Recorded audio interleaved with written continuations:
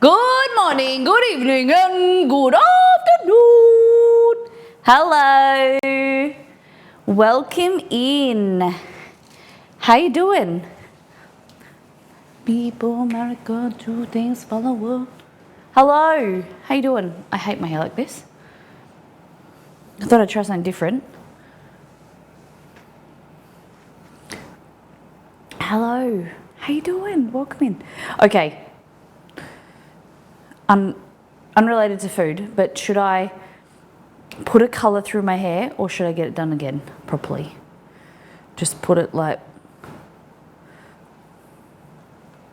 Alright, hold on.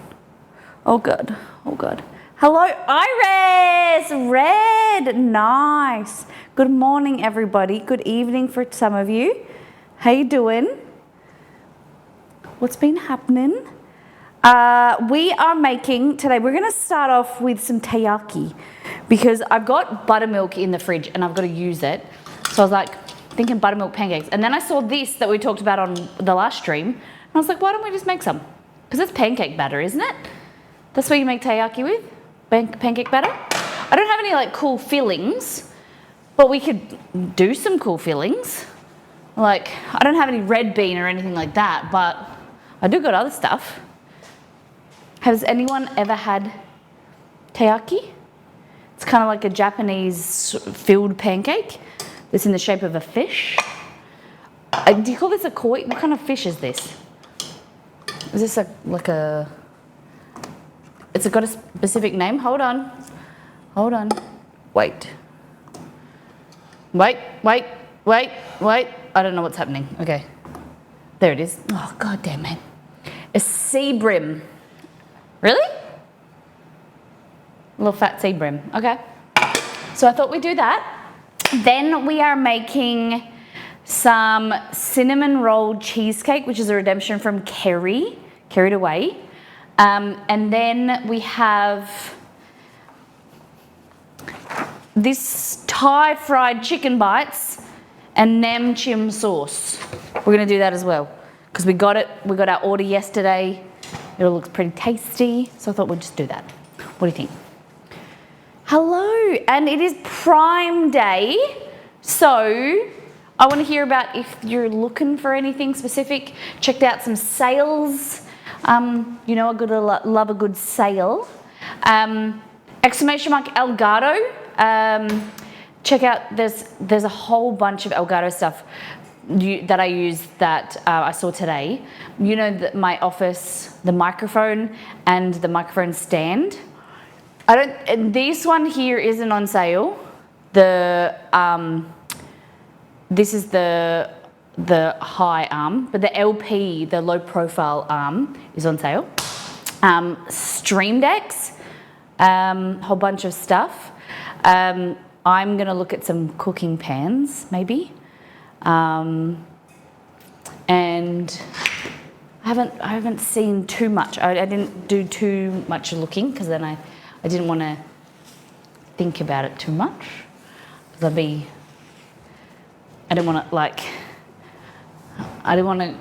look too hard because I didn't want to be putting pressure on myself to be like, ooh, let's get that. But I did screw it through a little bit. No, what am I saying? Like, you know what I mean? Like, you know when it's better to not look to then spend money. You just keep away. But but I'm torn because I also do want to see if there's anything that we need or that we wanted in the past. But it's like this kind of like hot and cold situation. You're like a little bit torn. You want to look because you want to sell, but then you also don't want to spend money. And then put pressure on yourself to, like, you know what I mean? I'm gonna drink some coffee. I'm probably talking baffle. Pretty sure Mr. B spent $300 on a Lego. Which set? That's so exciting. I didn't know he was into Lego. What a hair. Where is it? There it is. Before we continue, let's go back to last time on show. We did on the last stream. We did a rice paper rolls, all things rice paper rolls, and a tired Molly. Exceed wrote that. We made some funny rice paper rolls.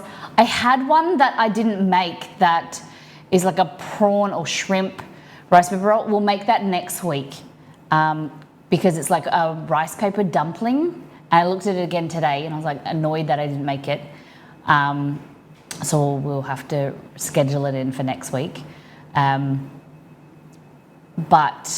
thank you for those that had hung around. It was a bit of a weird stream on Monday. I was a bit tired, but also a bit distracted. Both our dogs have been unwell. Chess is, and so he's got an upset stomach still, but he's kind of back to normal and happy and good. Romy has a full-blown ear infection. I took him to the vet Monday. He was uncooperative. So Rome he's a beautiful dog. And when he's in his like home and he's comfortable, he's beautiful. Like with Exceed and I, he is just lovely. He just doesn't like to do what Romy doesn't want to do. And so he doesn't like people touching his paws, touching him where he doesn't want to be touched. And he will snap at you, but he doesn't like the vet.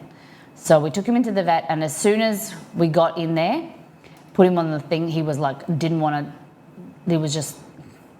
anyone to be near him. And so we tried to get a muzzle on him. The vet was it's a new vet, like at our normal vet clinic. And he was like, didn't even touch Romeo. I just said to him, I walked in, because like, what the hell, what are you meant to say? I walked in and I said, just letting you know, he's not going to be cooperative. And the guy was like, oh, like if this dog is this big, like we've never had an issue before, but he like didn't touch Rome.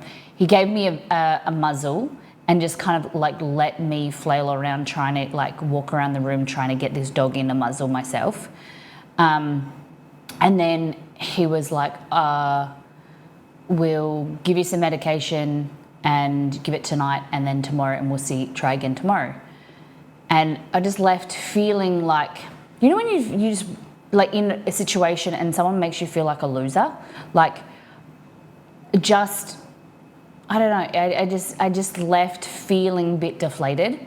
And yeah, I don't know, but then hey, welcome in. Good morning, Margot. So gave Romeo some trazodone, like 2 tablets, as well as some gabapentin the night before, and then in the morning 2 hours before the appointment. And so he was like drowsy. So gabapentin is for like nerve, they give it for like epilepsy. It's kind of like a relaxant type thing, and trazodone is for dogs. It's for like anti-anxiety. So Rome was just like, he was pretty drowsy, but I tried to sit on the floor at home and try to put the muzzle on him. Even when I just showed it to him, like, and we were trying to distract him, couldn't get it on. I rang the vet. They said, bring him in anyway, we'll try.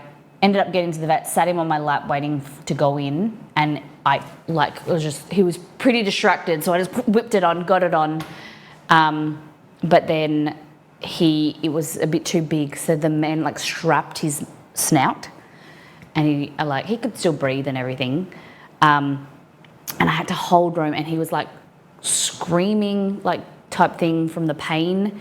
And this man was like shoving like stuff in his ear to try and clean it. He was a bit rough, but I understand that he had to like clean it out. And poor Rome was like squealing and just so stressed. But then also it made it worse because he was so drowsy, but like made him more anxious because he was like feeling all weird, I suppose. And we ended up cleaning it out. He put an antibiotic in there, a long-acting antibiotic. So he said like it will last a month, and ended up taking Rome. He's been sleepy, drowsy, but the infected ear looks like worse than it did yesterday. But yeah, so that was my experience yesterday. Luckily, I'm very grateful that he didn't charge me for the first appointment. Just the medication, and then we just paid like the $200 yesterday. but it's not a fun experience. Like, I don't think, other than like lately with Chester, like it's been better, but I've never had a good experience with the vet. You always feel like you're getting, sorry, my French, but fucked. Like, they're either treat you as though like you're dumb or that you don't care for your dog or your animal. They don't explain things, and then you get charged an exorbitant amount for it and you don't understand, and then you query it and they act as though like it's an inconvenience to explain what. Yeah, I don't know, it's never a good experience with vets. And I know that they're under pressure and nurses and, you know, they're underpaid or whatever, but it's like, it's hard to feel that they're underpaid when you're getting such a huge fee. And I don't know, it just never a good experience leaving. You feel like a bad pet owner. I don't know if you guys feel the same, but just the experience that I've had. Luckily, with Chester, we have a beautiful vet that is very sweet and very just wonderful. But she's a specialty vet for his leukemia. But yeah, that was my day. Sorry to it's probably a little bit too much information and a bit of I don't want to say like trauma dump, but like a just, you know, a bit heavy. My vet isn't like that. I'm lucky my local one is amazing. Yeah. Are we talking about chicken nuggets or chook nuggets? So yeah, that's been our day. But good news is, what I always say to Exceed is you give he always asks me, he's like, I got some good news and some bad news. He goes, what do you want first? Always have the bad news and then you finish up. The last taste in your mouth is the good news. So that's what I like to do with people and I like to hear. You have a great vet as well. Oh my God. Well, maybe just the vets in Perth and Melbourne. The ones that we went to were crappy. But I'm glad there's more good vets out there. So good news is we have paid for the sample for our packaging, our shipping boxes and everything. So that is getting made and we should receive it in about 8 to 10 days, which is bloody exciting. We have had a really constructive meeting yesterday about ideas of websites, and I'm going to start developing the website today for this new site. It's a little bit tricky, which I'll explain tomorrow if you come to the stream, about the recipes and website types. You've got like a WooCommerce and then you've got a recipe site, and so themes have compatibility. And so the issue with how the recipes are now, we want, and SEO, like you want to keep them in one place because so Google knows where they are. Ideally, we would redirect them to like an offside site, like a recipes.missmollymakes or whatever, but then we lose all of the good juice that we've got, like the SEO. So it's a little bit involved. So we're just deciding what we do and how we do it. The SEO juice, that's what's called. It's called, like, you got juice and you get backlinks. You want to keep your SEO juice to yourself. You don't want it to be spreading to other people. And yeah, it's not from concentrate. I don't know. I'd like it to be concentrated. Keep the juice. Get as much as juice we can and store it. That would be good on the website. But yes, so good news is we're making some progress. We've put the new documentation in for the kitchen. Packaging sample is in production. So that was 110 Australian dollars for one sample, one box. It's kind of what it has to be to then get it shipped here. And so we $100 compared to and checking that over compared to spending $1,000 on boxes, get here and they're wrong or they're not what we expected. It's better to pay a little bit more to make sure that they're all right. So that should be in the next 2 weeks. Hopefully we get that. and then it's unfortunate, then it's delayed. It's like, hopefully we can okay it and then we get the new order straight away in production. But that's what's going to delay mainly the brownie production is the packaging. But I'm hoping by the end of August to be up and running so that we can, in time for Father's Day, in time for, you know, getting a new month of like September will be like the new subscription, like the new flavor of the month. We started a fresh new month. That would be really dope. So yes, keep your fingers crossed for us that it all goes well. And if you're interested in this type of stuff, have any ideas, jump into tomorrow's stream. That we're going to be doing some brownie stuff.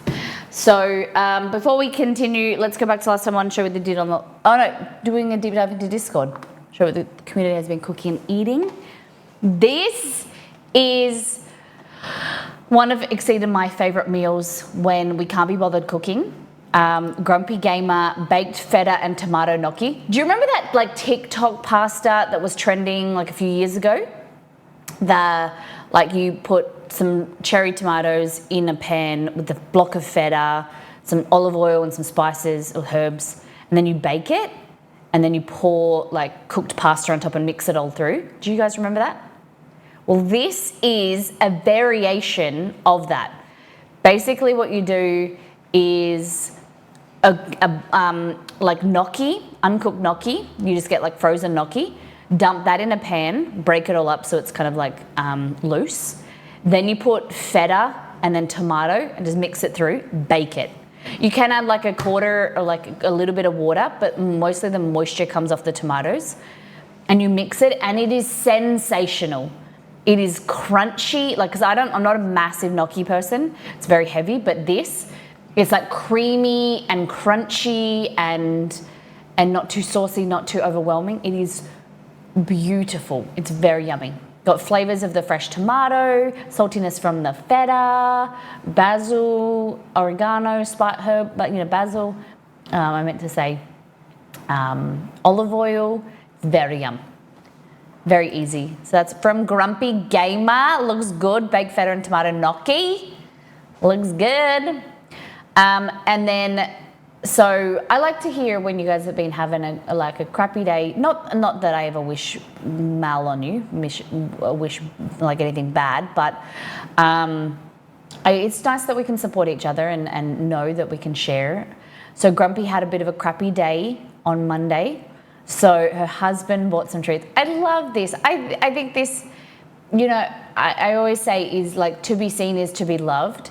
And this is the most beautiful way that you can show love. To me, that's my love language, is like gifting. But it's an act of kindness, and it shows that you've been in their thoughts and they want to do something for you, like an act of service. He bought her some chocolate, so we got some snack. Snack is like, it's a block of chocolate that it's filled, when you bite into each piece, it's kind of filled with like a gooey kind of filling. I don't know any way to explain it. Like, you know how you have like caramello, or caramel, you bite into it, it's got like a flavor, like a gooey flavor, like a gooey caramel. That's what snack is, but it's like, if I remember correctly, there's like fruity. I don't like it personally. It's like, I don't really like fruity flavors, but it's like strawberry. There's one that's pineapple. I don't know what else there is. Tim Tams double coat are the best, if not original. Rosalie, they're the only two flavors you should know. Double coat or regular Tim Tams original are the best. And then we've got strawberry bites, which are kind of like the snack, but just got strawberry inside. Hey Google, what is in Cadbury snack? On the website woolworths.com.au, they say, full cream milk, sugar, cocoa butter, cocoa mass, wheat glucose syrup, milk solids, invert sugar, sweetened condensed milk, golden syrup, strawberry conserve, emulsifiers, Soy Stop. lecithin, Hey Google, stop. 476. Coconut. Oh my God. Contains sulfites, vegetable fat, glacé pineapple, mixed citrus peel, food acids, Stop. 330, Hey Google, 331, stop. 260. Vegetable gum, 440. To find out more, look for the link in your Google Home or Google Assistant app. Rosalie, where are you ordering them from? Can't stop, won't stop. Google says no, so now you have to listen. But it wasn't making any sense. Hey Google, what is Cadbury snack? According to Wikipedia, a Cadbury snack is a shortcake biscuit square or 2 biscuits with chocolate Hey Google, filling, stop. covered with milk chocolate. Hey Google, stop. Thank you. Hey Google, what is Cadbury snack chocolate bar? According to Wikipedia, a Cadbury snack is a shortcake biscuit Hey, square Google, or stop. 2 biscuits with chocolate filling. Hey Google, stop. So can someone get me a snack? Description, please. There we go. The music will start again. It's funny that the button on my Stream Deck isn't working to pause and play the music, but I just have to tap my ear. I got all the control. This is going well, yeah. So Grumpy, I hope you have had a better week so far and it's getting better. She said she's curled up on the lounge. I said, sorry to hear that you had a bad day. Pour yourself a wine or a warm bevy and cuddle up on the couch and enjoy yourself enjoy yourself for the rest of the night. And she said, I'll have a glass of wine with some chocky. I like that. Kaz said, if you opened a restaurant that served anything and money was no object, what would you serve? I'd go for fried egg sandwiches like this one, English muffin arugula rocket, egg over easy, American cheese, bacon, pickles, onion, tomato, and mayo. Wow. I've never had anything like that before. English muffin, rocket, egg over easy, American cheese, bacon, pickle, egg. Wow, that's a lot. That's loaded. It would be good. Yum. I thought it was just going to be like rocket, egg, cheese, bacon. That's it. But pickles, onion, tomato, mayo. What would you do if you had a restaurant and time and money was no thing? What would you serve? I had a thought, and I like breakfast foods. I like serving breakfast foods like pancakes and English muffins, eggs Benedict. I love making eggs Benedict for people. Like breakfast that people wouldn't normally make themselves. Like shakshuka. Breakfast food's probably one of my fave things. Shakshuka, crepes, pancakes, like filled savory crepes with like mushroom and like a creamy mushroom thyme sauce, or eggs Benny with like a really fancy hollandaise. Now I'm getting into pizza sandwiches. We might do a pizza sandwich. What about you? A coffee house. I'd probably do breakfast brunch stuff during the mornings. What would you serve? Iris, what would your signature dish be? I still don't understand what these are. So I like to find unique snacks when I travel for work. Today in Chicago, I found these Michigan cherry barbecue potato chips. I'd love a review, Liz. I kind of want to make a rule that like if someone tries a new food, they have to give the review. Can we enforce that? You got to like tell us how they were, or like if you make something, tell us how it was. That's what I'm interested in, but I don't want to impress that on people.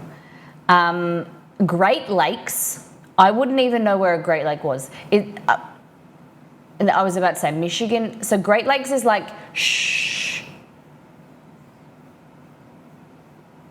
like Chicago, Michigan near Chicago? No. Or is Chicago got Lake Michigan? I'm getting confused. Michigan. Where is Michigan in the world? In the US world? Hey Google, where's Michigan?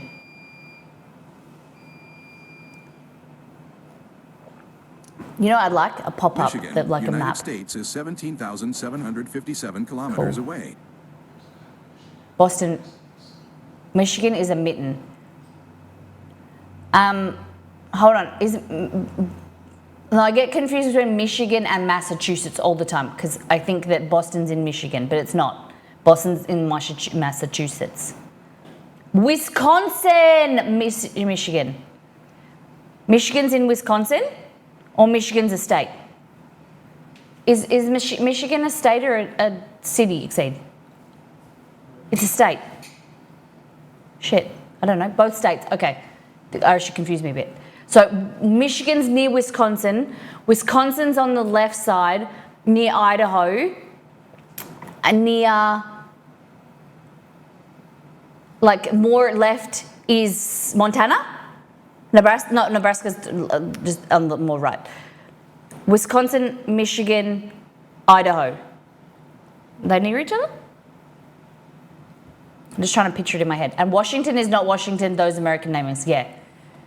That is so confusing. Washington State, and then you've got Washington, D.C., which is District of Columbia. Crazy. All right, we're still looking at these. Skin on goodness premium potatoes, cherry barbecue. I can imagine that would be good, sweet, smoky, but I've never had cherry barbecue flavor before.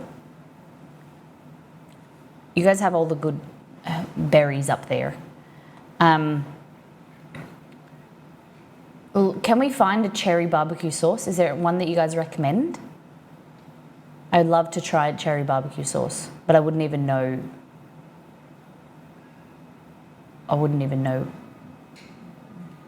a brand or where to start.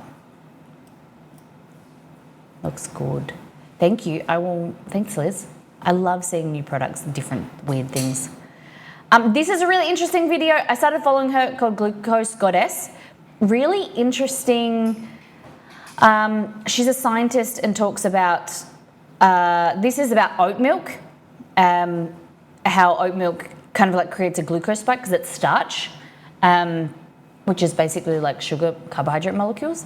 But I'm really interested following her on like, she talks about when you eat a meal to eat like vegetables first, then your proteins, and then your carbohydrates or sugars last. Or if you're going to have a piece of chocolate cake, you should, or something that is really carbohydrate or sugar heavy, you should wrap your carbs with like a protein. So like if you're having like a chocolate cake, to have it with some Greek yogurt or a handful of almonds, because it's good fats and it's protein. Because it doesn't take the calories away, but what it does is it lowers the sugar spike. So eating protein with carbohydrates lowers the spike of glucose. Very interesting stuff.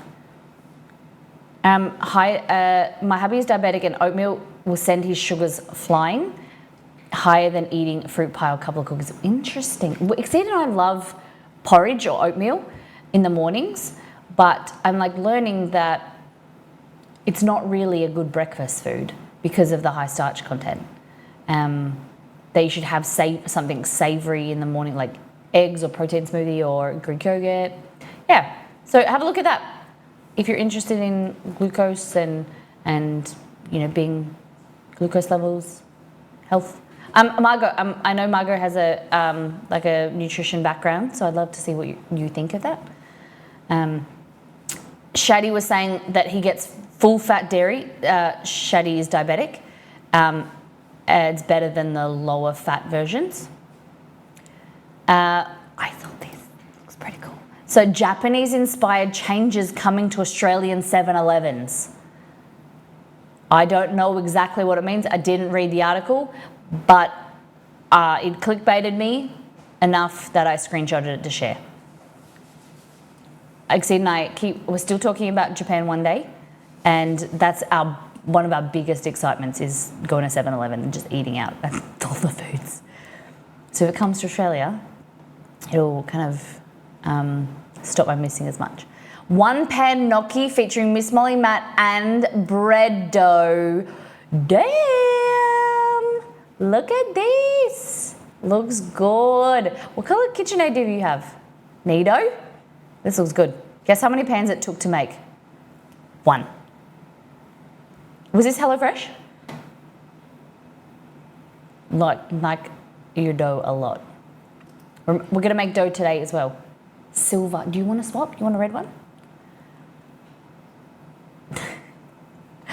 More pizza. Tried the Vegemite and cheese one. It's extra crispy, probably due to the fat in the cheese. Yeah, ours went as well, exactly the same, booger. The cheese made it extra crispy, which I think ruined it. I would have liked it a bit softer for the Vegemite and cheese. So this is it. What was your review? Vegemite and cheese pizza. Did you do the hot honey or nah? Looks good though. And then this one is pepperoni and olive. Ooh. Yeah, it was good. No hot honey. I think the hot honey ruined it, so I wouldn't do it again. I would do more cheese, cooked for like less time, so it wasn't crispy, like a thicker base probably, and just Vegemite and cheese. Looks good. Thank you for sharing. Oh, I pressed the wrong button, didn't I? I did. Okay. So the things we have to do on today's stream are, we have to make pizza dough for Friday. So we're gonna make a poolish, which is basically like a really sticky wet dough. We're gonna ferment that for 24 hours. Then tomorrow I'll make the rest of the dough and just add the ingredients, give it a knead. So we'll need to make that. We need to make half a focaccia dough for making the grandma style pizza from the website. Then we are making fried chicken bites here, and cheesecake. We're making not Chinese, cinnamon cheesecake for Kerry. So we're gonna make a smaller portion. I'm gonna try and halve the recipe because there's no way that Exceed and I need to eat a whole cheesecake. But cinnamon roll cheesecake, has anyone ever had it, heard of it? Because I had never heard of it. And it does look good. I'm not a big fan of cinnamon rolls, but I do like cinnamon in general. So I think that it's gonna be tasty. We're gonna use Nilla wafers that were sent to us by Rosella Rita, our Puerto Rican princess. And so that's gonna be amazing that we have Nilla wafers as the base. I love dessert, therefore I am a fan, okay? Would you like to make taiyaki? Okay, we put a poll in chat, taiyaki or regular pancakes? I have some buttermilk that I want to use up. So would you like taiyaki or regular pancakes today? You have the exact pan? Nice. You can teach me how to use it then. I've never used it. I'm a little bit worried. So poll up, please. Before we get into that, we're going to make this poolish. Look at that. These mods. Oh my goodness. This laptop is... It must not like being put on the side. I put it in a cookbook holder, like this, on the side, and it's like overheating. Yeah, I can understand. Okay, so the poolish dough, this is a recipe that came from Vido, YouTuber, that we're gonna try out. So we're adding 300 mils of water, 300 grams of flour, 5 grams of yeast, and 5 grams of honey. You can fill taiyaki with custard too. I like custard. That's a good idea. I can whip some custard up. So we'll make this, we're gonna go into the back and we'll get some ingredients.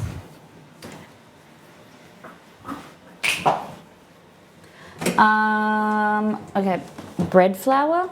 Oh God. Oh. We're gonna get some custard powder while we're here to make some custard because we're gonna blame it on Nido.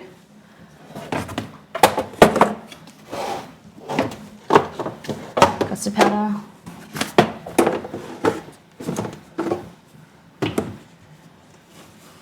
Over there. Okay. Custard powder. Pancake. We'll get the pancake ingredients out now anyway. Okay. All right. Pancakes.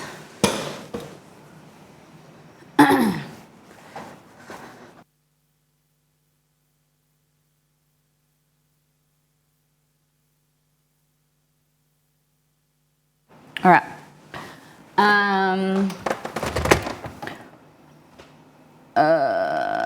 Why did I come into the fridge? Oh, yes.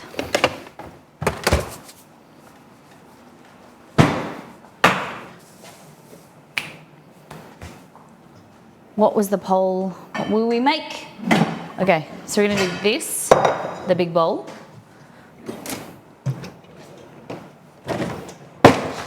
Okay, so into here we want 300 mils of water, which is basically 300 grams.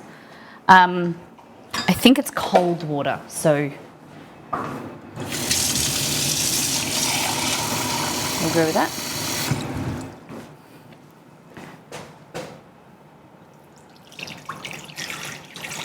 It doesn't say, it just says 300 grams of water, so I'm just going to do cold.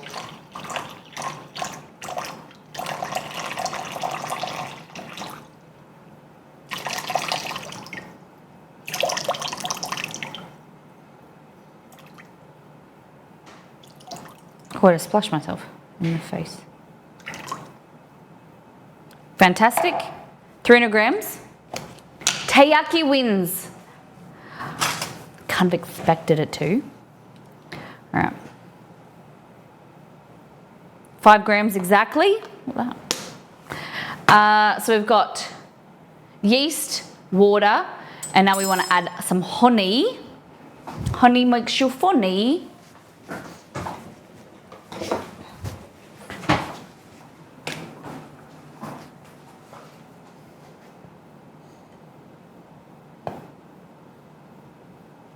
Fantastic. Give that a little swirly swirl.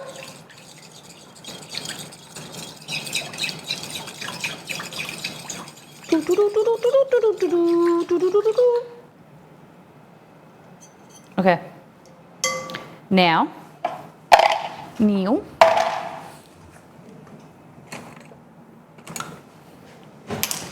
We're going to add 300 grams of flour. So it's going to be quite wet because we're doing 100% hydration.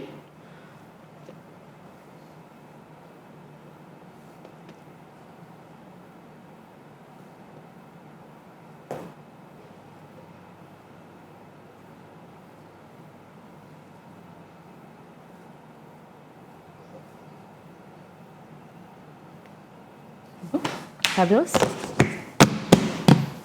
Like this.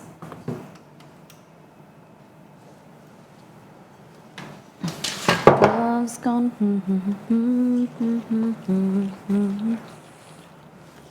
Okay. So we're gonna cover this and leave it on the bench for an hour.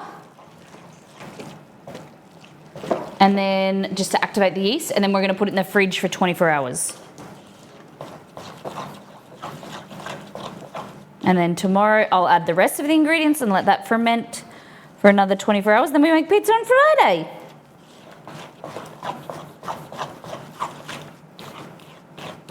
It's very wet.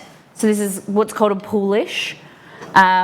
So when something's very wet like this, it helps the gluten form. It's like easier to move around. Delicious. Activates the yeast with the water. Miss Molly Grumpy. Cookie Heart. 33 months with a 33-month streak. Amazing. Thank you for being here. Thank you for being a wonderful person, an amazing mod. Thank you, thank you, thank you. Oh, I keep forgetting. I do remember, but I keep forgetting. We are going to pull out the draw on Friday for the Mario brownie. If it's in the US, some cookies as well. You just reminded me, beware. So for those that contributed to the community goal, all your names will go into a hat or a bowl, and then we're going to pull out a winner, and that person will win some brownies or a brownie and maybe some cookie. I'm just worried I don't want to send something to the US and you get like rotten, like moldy food. So you're going to get less brownies if you're in the US, but you're going to get some cookies as well, because I know cookies will at least get to you. All right. So that, ladies and gentlemen, is a Polish. Maybe Brookies. Like, do you mean, when you say Brookies, do you mean brownie cookies or cookie brownies? It's confusing, isn't it? Do you mean... I know that chocolate chunk cookies will get there, and sugar cookies, because I sent them to Dex. You're the boss. Okay. The unfortunate thing about this is, oh, why did I scrape it and put it back in there? The unfortunate thing about this is that I don't have a cover, like I don't have a cover that will go over top of it, so you have to use cling wrap. I am the boss, Nito, and you've got to remember that. This stuff isn't available in regular grocery stores, I'm pretty sure. It's still only available at Woolies. Press and seal. The Americans think I'm crazy, but because I only just discovered it a few years ago, it is fantastic. You haven't tried press and seal? It's like Glad Wrap on crack. Oh my God, you've not been able to find it? It's so good. Costco, baby. Unfortunately, the little tab things on the side have come out, so I can't pull it out. What else is there to buy? It's only got to be press and seal, right? Glad Wrap is basic. There we go. Love me some press and seal. It came in a pack of 3. We bought, I use it sparingly, because now I use shower caps, but I bought this in a 3-pack when Costco first opened in 2020. 4 years, and I've got this much left, just a little bit. Never heard of this. It's like Glad Wrap. It's thicker, but it only sticks on one side and it doesn't stick to itself. It's really good.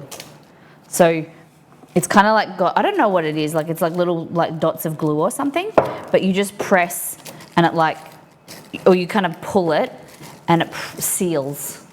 It's really good. Love it. And it's like sticks to the bowl. It's amazing. So, hey Google, set timer for 1 hour. 1 hour, and we're starting now. Okay. The next thing we're making is my focaccia loaf, focaccia dough. We're going to make half a batch for...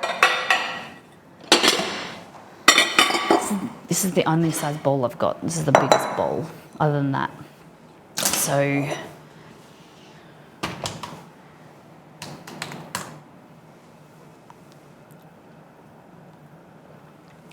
I wonder if there's any other products that we don't have in the US, that we don't have in Australia that Americans take for granted. What do you think? Or like have just come to Australia. You know what you guys take for granted? Pillsbury, like that rollout dough that you guys have. You guys don't appreciate that. We don't have anything like that in Australia. And you should start appreciating it, or you should send it to us. The dough that comes with like the biscuits and you just pop open, that is the one thing that I was so excited, well, one of the many things that I was excited for when we came to the US. I'd seen it everywhere, my first trip to the US, or like before on like social media, like biscuit dough or like roll out Pillsbury, like puff pastry or whatever. And the second time Exceed and I went to the US together, we got an Airbnb for a week just so that we could go to the grocery store and try American foods. I found press and seal on Amazon. Is it Prime Deal? That would be good. Yeah, so we baked. I think I made s'more. I got Hershey's and I got like jet puffed, two like things that aren't really available in Australia. Or they are now, but and then I made like scrolls and things with the Pillsbury dough. It was so good. I know it's crazy for a lot of you, like, huh? But they're just one of those products that you see all the time, and you can't get it in Australia really because it's like refrigerated. It might be available at USA Foods, but we definitely don't have it available like to buy online, like to ship to here. Okay, I am looking for MissMollyMakes.com. We're going to go to the focaccia dough recipe. So this doubles as a pizza base. So you take one focaccia, a thick focaccia, and then split it into two pans, or use the halve function, and it makes amazing Detroit style pizza, or we're going to make grandma style pizza. Delicious. Hello. How you doing, Beanie Weenies? Come on in. Zeph, how you been?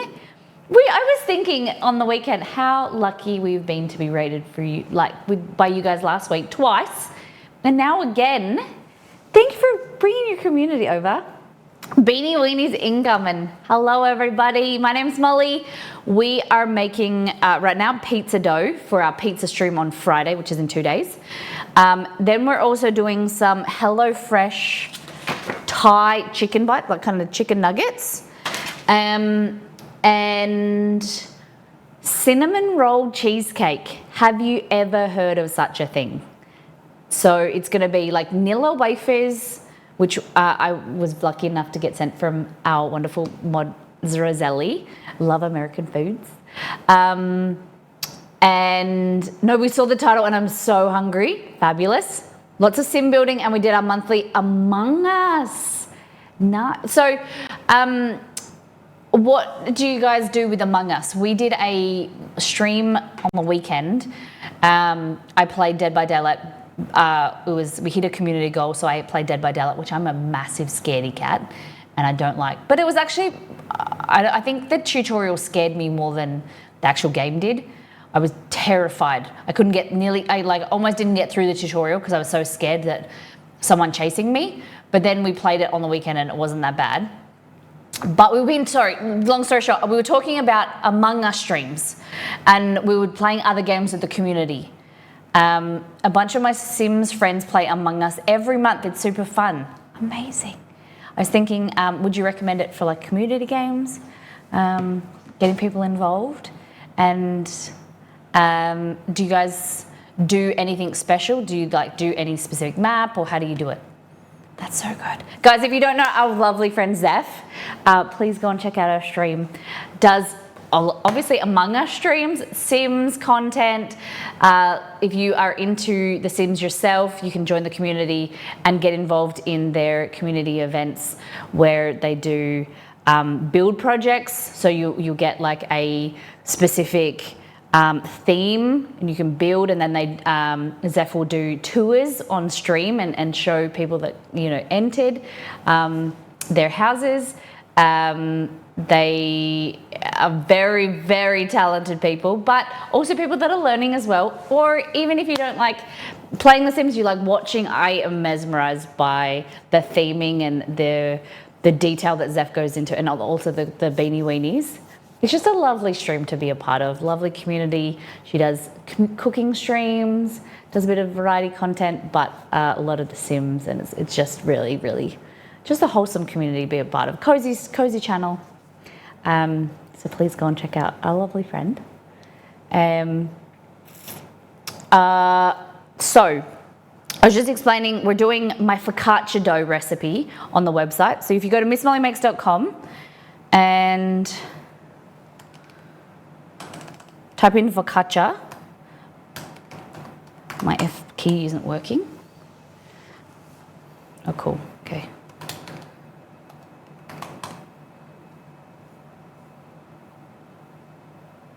Cool, man. It's just saying. So, this is my site. At the moment, it's gonna have a big change, but you've got a whole bunch of recipes, brioche donuts, some cocktails and mocktails. Hold on. Is that better? Spinach and cheese chunks. They're probably the most popular recipe on the website currently. Bagels, we're looking for focaccia. Aussie classic recipes. American biscuits, my take on American biscuits.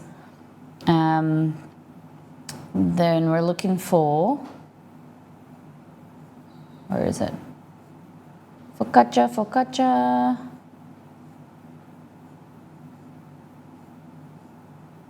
Where is it?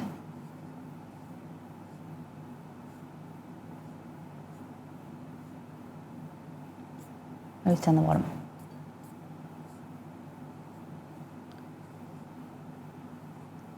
It's no need focaccia. Can't find it. No need. Word of warning, you shouldn't use the laptop in the kitchen, okay? It doesn't end well because you get sugar under your keys and then you can't really type very well. Okay, this is what we're making, but we're gonna turn this into pizza, like a kind of like a deeper dish pizza, Detroit style or grandma style pizza. So that's the dough. It's no knead, so you literally just mix it, pop it in the fridge for a day or two, and it comes out beautiful. Nice air bubbles. So if you go up to the top, and all you need to do, these are just tips and tricks. No life story, no fluff. It's just tips and tricks of making it. Jump to recipe, bang. And then here, we don't want to make the whole one because it makes either 2 pizza bases or a really thick focaccia. So what you can do is just press this button here and that halves the recipe. So all of the quantities are halved. And then you make deliciousness. Can confirm the focaccia is 11 out of 10. Okay, so the things we're gonna need today are water, instant yeast, honey, bread flour, or you can use plain flour, some salt, olive oil, okay? So into this bowl here, every one of Molly's recipes that I've tried have been a huge hit with me and the family and friends. Focaccia is so yum. Thank you, and Tamina. Love that. Okay, so we're gonna add in this. We're gonna add some water. So water, yeast, honey, all 3. So we want 312 grams, or about 1 1/4 cups. Hey, Grumpy.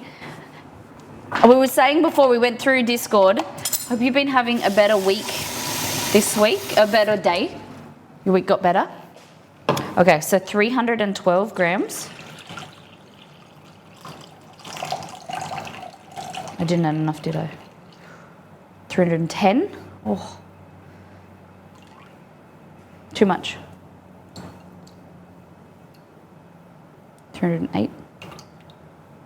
There we go. Okay, into there, we're also going to add,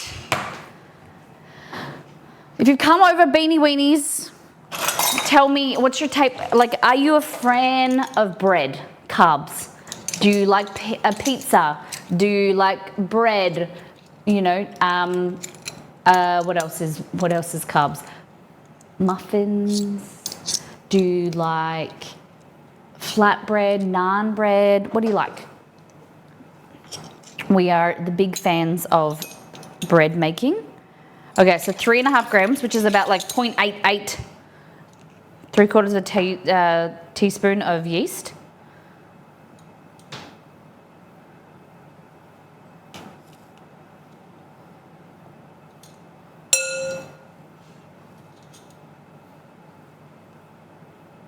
There we go.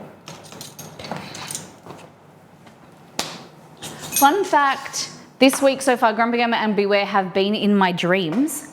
Ooh. Do you have a dream about me?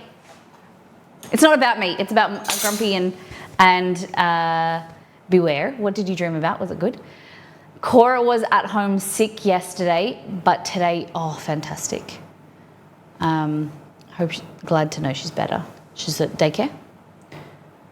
Do tell. Oh, and Potso, you like the Parmesan crumb chicken cutlets? Yes, that's a good recipe. Parmesan crusted chicken, very good from the side. Okay, into here we need some, it says low. I need some batteries. No, it won't turn on at all. Okay, so half a tablespoon of honey. Okay.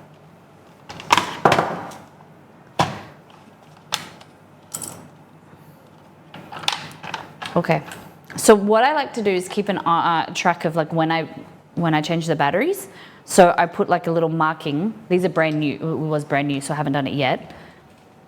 Can you put batteries in the bin? I like to put like the date. So I get a little bit of paper, like this.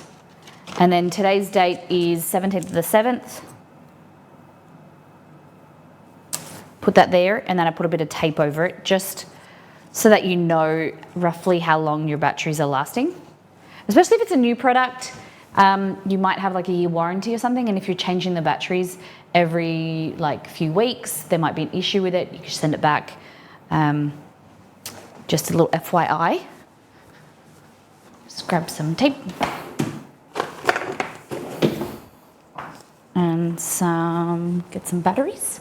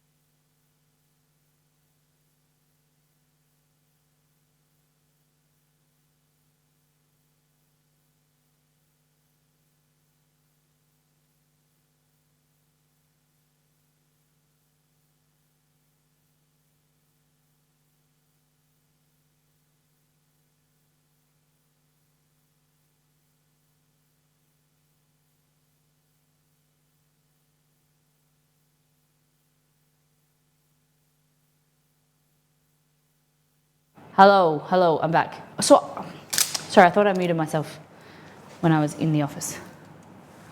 You heard me getting batteries out? What I was saying is that reading Grumpy saying that she was napping, I said you probably needed it. If you aren't sick, it's still tiring looking after a sick bub. Okay. So into here we're having 375 grams of flour.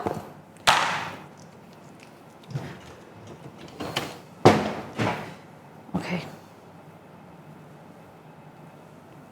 This is cold water, so it's going to activate slower. You can wait for it to be bubbly, but I never really do because it's instant yeast. 375.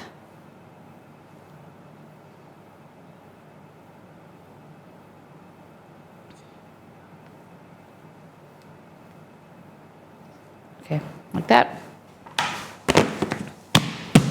We had a 4 a.m. start. Oh! So it was good to squeeze 40 minutes in, yeah. 4 a.m. start because Cora woke up.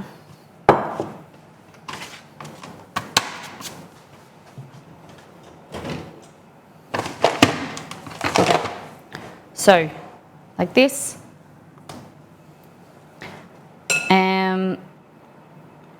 We're going to add in our salt and then our oil. So we're doing 5.5 grams.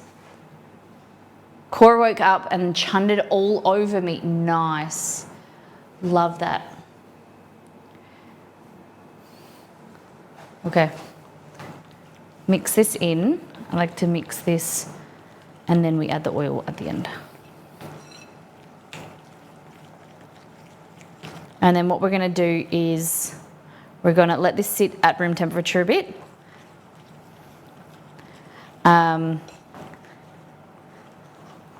And just to activate the yeast so it warms up, activate, and then we're going to put it in the fridge for 48 hours.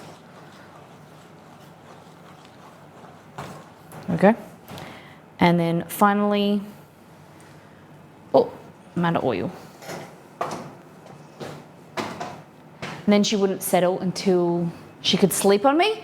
So then you were like, let me just change my shirt, have a shower, and then, gross. Well,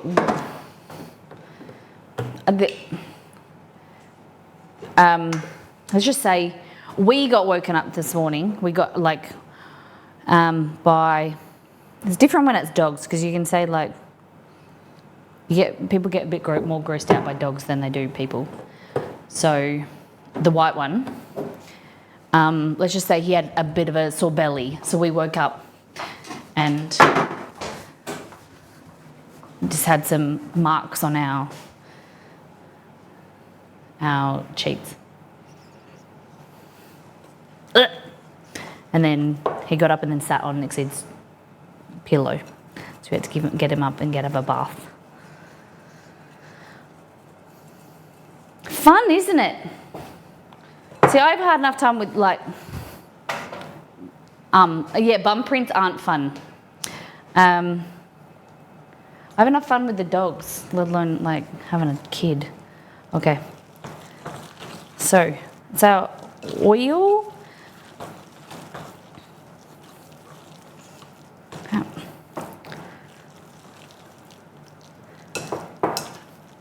Beautiful.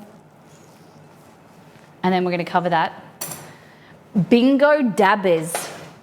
Bingo, what?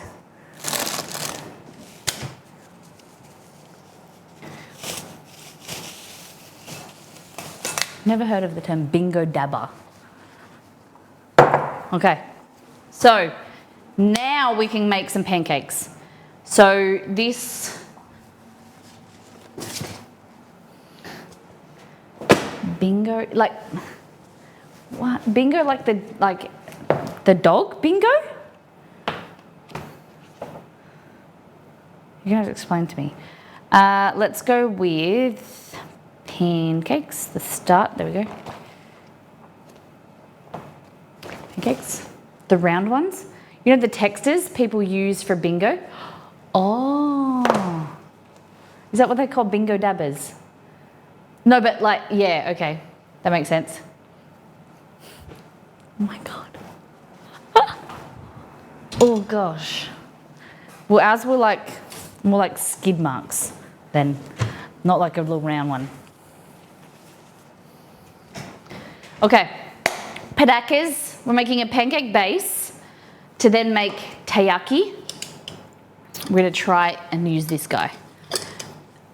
You're gonna have to wish me luck. So, the things you're gonna need are flour, plain flour, baking powder, salt, sugar, milk, egg, melted butter. Super easy. Instead of milk, we're gonna use buttermilk, and we're gonna reduce the baking powder because I bought this to make fried chicken a few weeks ago, and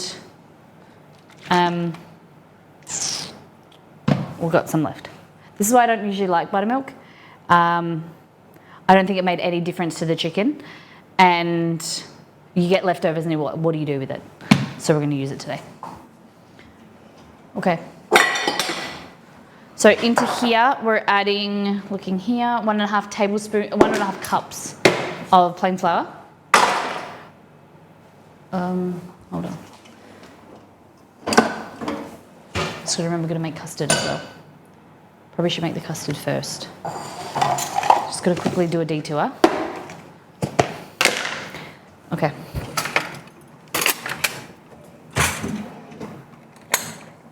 Just really quickly. Into here. This is the best custard you'll ever eat. 2 tablespoons custard powder. This is my grandma's secret recipe. Just nurses Nurse's custard powder. So 2 tablespoons of custard powder, 1 to 2 tablespoons of sugar, and then milk. Slowly add the milk until it thickens. I think it's like 2 cups of milk. So it's basically like a cornstarch, corn flour, but it's not corn flour, it's wheat corn flour, or wheat flour. I don't know how to explain. It's like corn flour but made with wheat. I don't exactly know, it's like wheat starch. I don't really understand it, never really looked into it. So that's why, you know, with some cornstarch, you have to check if it's actually corn, it's gluten-free, because people trick you. Okay. So we're just going to heat that up. And then into here, 1.5 cups of flour.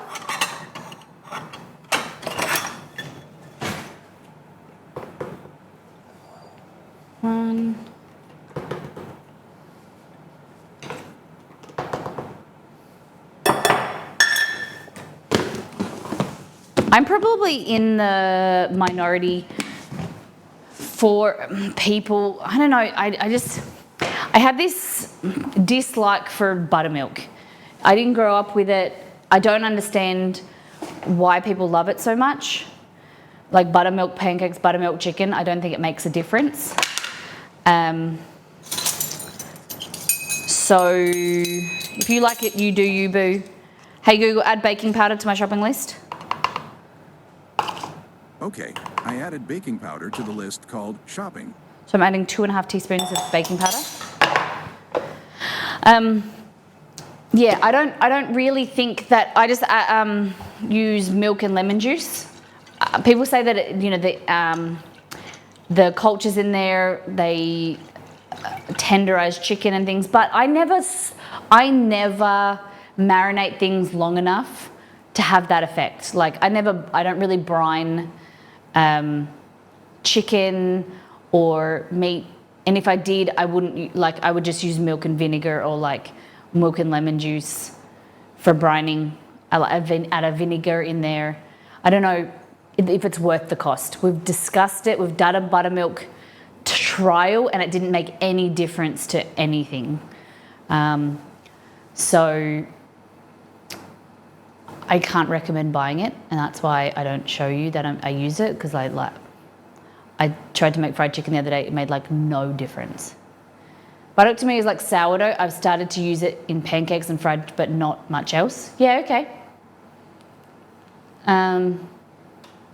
I do make my own with milk and lemon mainly though. Yeah. I think I've used buttermilk once to brine chicken. Like we made buttermilk biscuits, like scones. We made pancakes. We did fried chicken with it. And Exceed and I both tasted it, and we did like a test, and it made like no difference to none of it. You could change it didn't really change the texture in comparison to lemon juice and milk.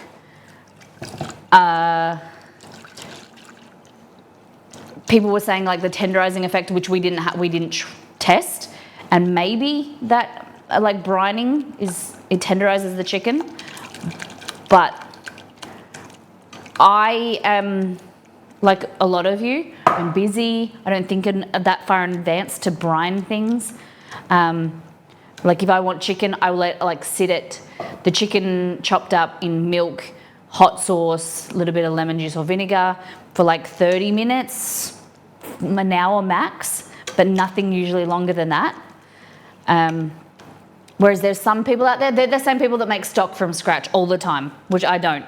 And if that makes me not a proper cook, then I don't care. Like I just do me. I'm not a buttermilk person. And if you love it and you've been using it, then that's fantastic. And tell me about it for sure. I'd love to hear that, you know, what you think it tastes better in, and maybe I'll have to try. But it's not part of our, I wouldn't say culture that I grew up with, like Australian culture. We don't use buttermilk very frequently. I do read some recipes too late that you're supposed to brine the meat overnight. Yeah. And, you know, there is contrasting information out there about marinating. Brining is a little bit different, like, but, you know, if it's worth it, especially if you're using like a chicken breast compared to a chicken thigh, like if brining's worth it. And for everyday cooks, like if you want to make something fancy, yeah, you might brine, for smoking or slow cooking, whatever. But for me, I just never really, like I'm more of a person that like thinks of something, gets up, cooks it in, you know, like an hour or so. I don't think, oh my God, like it's hard enough thinking about what pizza I'm gonna make a week in advance. Because like my like cravings change so regularly that like I like to change up the menu for streams. I don't know, are you guys the same? Do you think about and plan your meals in advance? Or do you like to do multi-day recipes? Because I'd love to know. Okay. So here we've got baking powder, flour. We're gonna add some salt and butter. We're gonna melt this butter. Hey, not now. Excuse me. Okay. We use this butter dish for everything. There's got to be a few crumbs on it, but that's okay. Not going to hurt anybody. All right, butter. Who likes buttermilk? Who uses it frequently?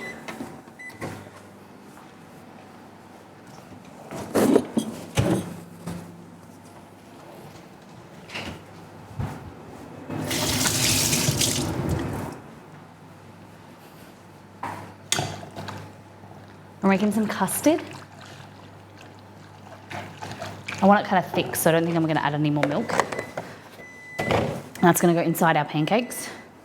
Okay, I'm going to turn the heat down for a bit. I'm going to go fill up my sugar container in the pantry. Is buttermilk worth it to you? What have you found that you like it in? Give me some recommendations. I'll have to try it out.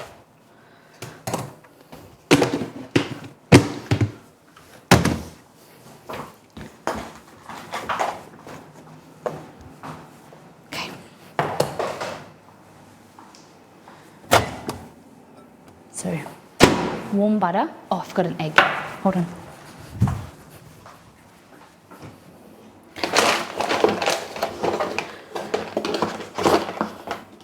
One egg.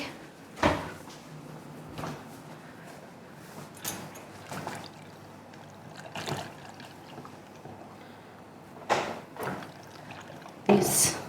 Add some vanilla bean paste.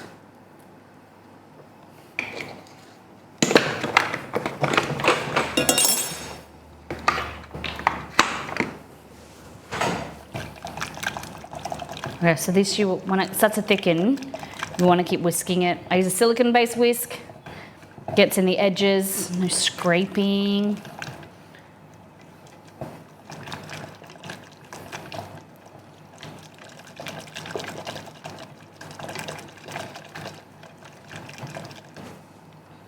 A little taste. There's more sugar.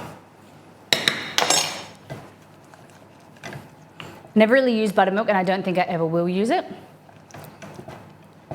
How much does it cost in the US? Or in your country? Can you guys do a little search for me? How much does buttermilk cost? Compared to milk, like a regular milk you buy, and then a buttermilk, please. How many of you, I know there's some people that make buttermilk, make butter and then use the buttermilk themselves. That makes sense? Like get milk, get cream, and then they make butter and then they use the buttermilk.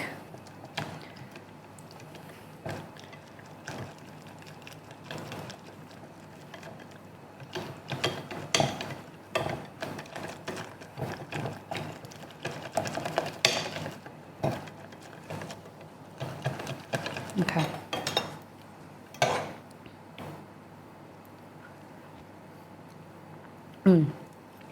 Yum. It's not much more expensive. Planet Kenya? No? That custard looks yummy. It's so good. Nurse's custard powder with milk, a little bit of sugar, vanilla powder. Vanilla. $2.57, a quart of buttermilk. Thank you, Roselli. Maybe like $2 or more at the most. Hey Google, what is a quart in litres? Like nearly a litre, right? 1 quart is equivalent to 0.946 liters. Okay, yeah, so it's nearly a litre. The problem is more what you were talking about earlier. What do you use it for after? Totally. You're gonna be making a lot of butter, a lot of like pancakes or stuff with it. Delicious. Hey Maddie, welcome in. 600 mils is $3, so like a $9 a litre. Yeah, there we go. So for us, it is more expensive. So like this here, crap.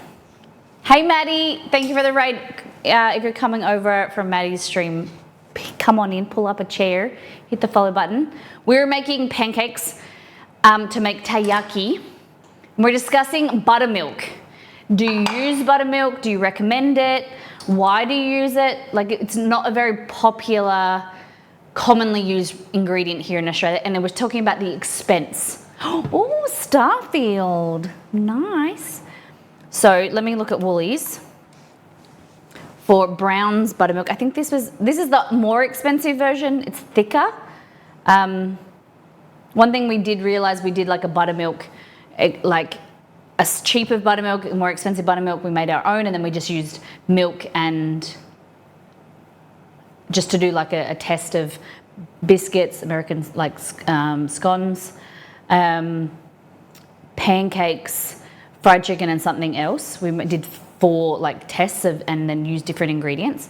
And we definitely found that if you're going to use buttermilk, the better quality one is thicker, and it gives like a better result, especially for pancakes.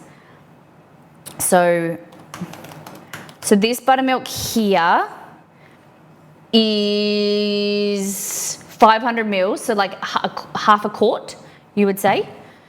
That is $3.20 for this. So then that would be $6.40 for a quart. The home brand one is $2.50. So that's $5 for a quart. That's the home brand Woolies version, $2.50 or $3.20. So it is a bit more expensive. Delicious. Love me a pancake and chicken nuggies. Yes, come on in. Tay, thank you for 29 months with a 29-month streak. Thank you for your support. Thank you for being a wonderful community member. Oh my goodness, that has been such a long time. Thank you very much.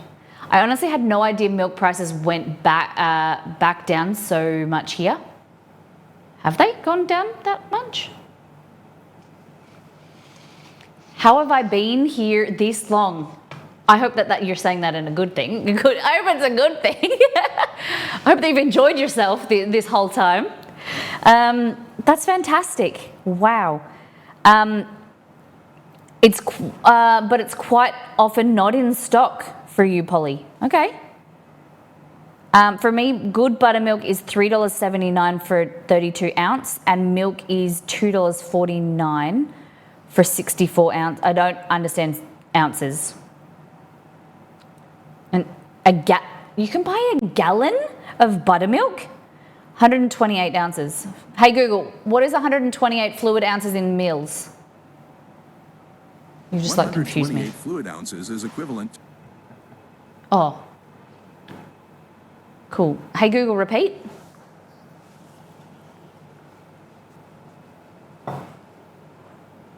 Cool. Adding an egg? Sure. 128 fluid ounces is equivalent to 2.31 times 10 to the 11,000ths of an inch. Thanks. They got high for us in Northeast US because during COVID. Okay. They don't give me the metric numbers on the grocery website. That's okay. Hey Google, what is 128 fluid ounces in milliliters?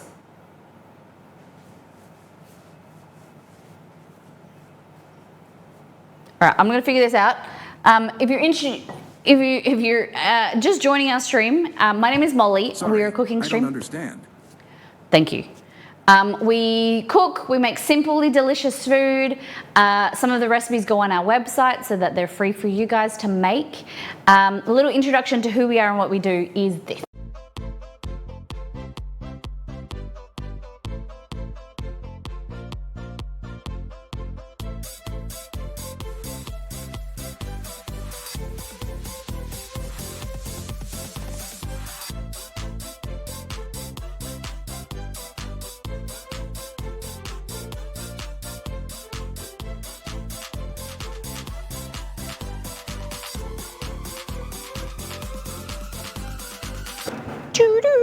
Welcome in, welcome in. Okay. Hello, welcome back. So it's 3.7, yeah, thank you, Josh. 3.7 litres is a gallon. I don't know why you would ever need that much. Unless you're like cooking up for like a family of 50. It's a lot of buttermilk. And how much did you say that was? How much is a gallon? So milk, I buy like the generic brand. I was buying a fancy milk, but I think 2 litres of milk. That was regular milk. Oh, you're talking about regular milk. Not you can't buy buttermilk in gallons. Now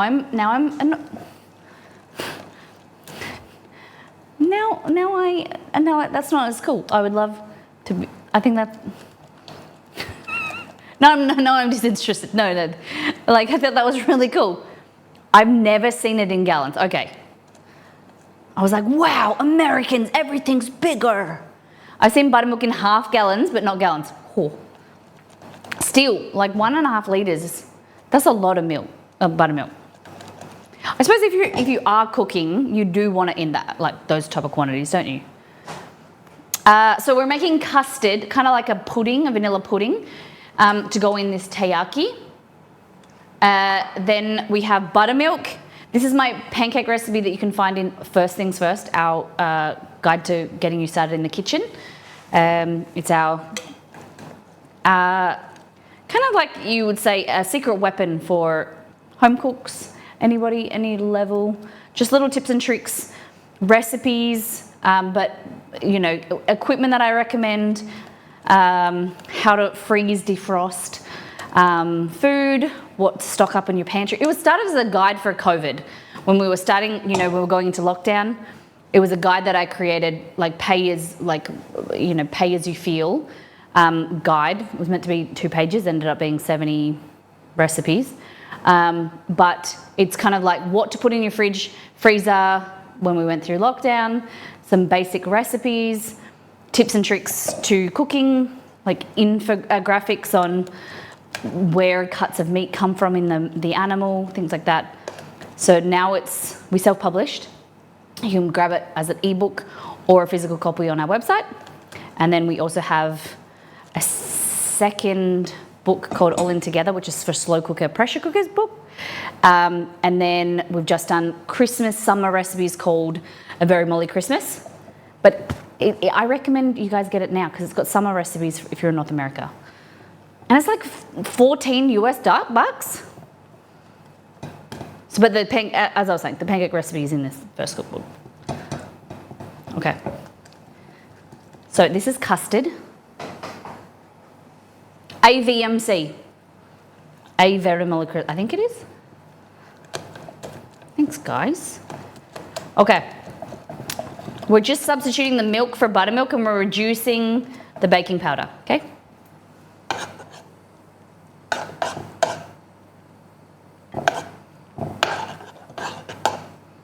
Just having a taste. Yum. We're just cooking off the excess cornstarch. So what's happening is when you put cornstarch or corn flour in a recipe, you need to heat it to nearly boiling point because that's when you activate the thickening, the starch to swell and it absorbs all the moisture. So you need to heat it up and continue heating it for a few minutes while stirring So that's like to make it thicken. If you don't, then the cornstarch or the corn flour stays raw. It's the same with flour. And then it can upset your tummy, and then it won't have the thickening property. So while we're whisking, like that.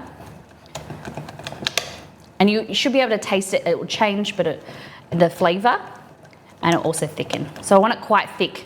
So when we put it in our teriyaki, it kind of stays still. When this cools down, it will thicken even further. Like that. Looks good. Take that off the heat. Lovely.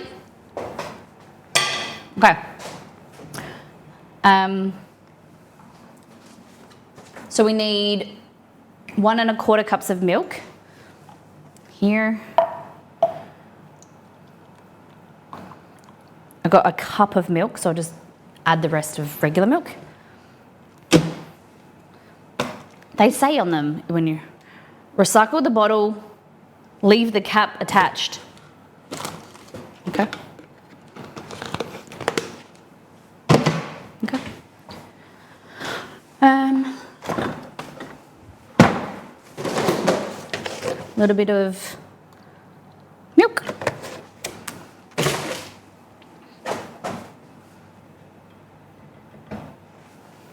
So how many of you, if you've just joined us or you haven't answered before, how many of you use buttermilk regularly? And what do you make with it?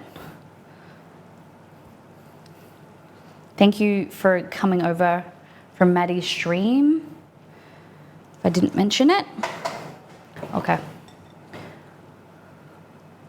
Slowly incorporating. As you mix, it kind of pulls in from the sides. I like to get it really thick because then it kind of beats out the lumps like this, and then add the rest of the milk.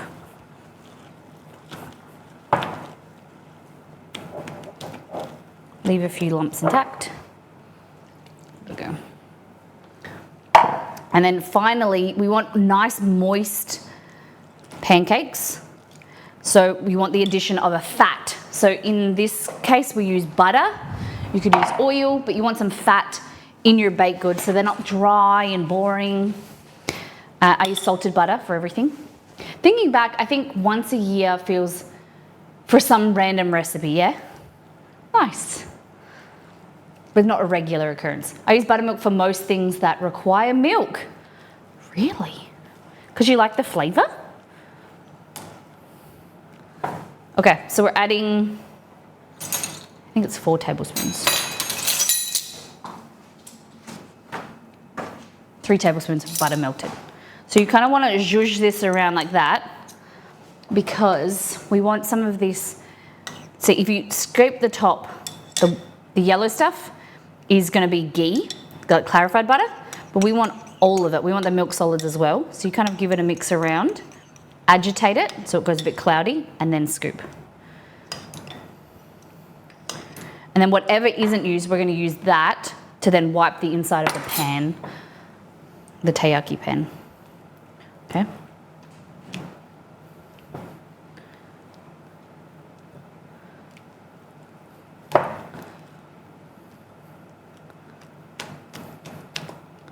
Beautiful. Look at that. Maybe have some small lumps in there, but it's not a huge issue. You like to put in your cereal. Good probiotics, I suppose. Okay.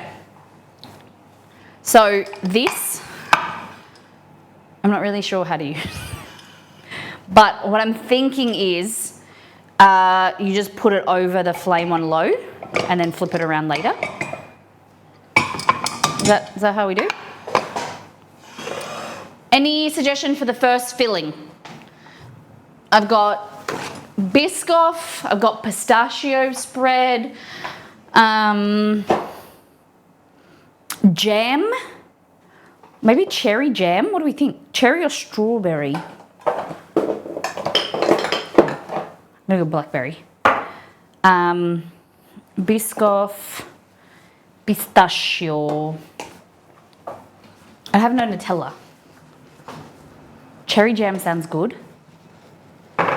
I got blackberry instead, is that okay? And then custard. So, paper towel. Pistachio. We've got some pistachio puppy.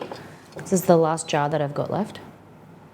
It's kind of like a white chocolate pistachio spread. Okay, so we're just using a little bit of a paper towel dipped in some butter. And we're just gonna wipe this down just to help it not stick. It's brand new, so I assume that it's got some non-stick properties, but better to be safe than sorry. Okay, get in there.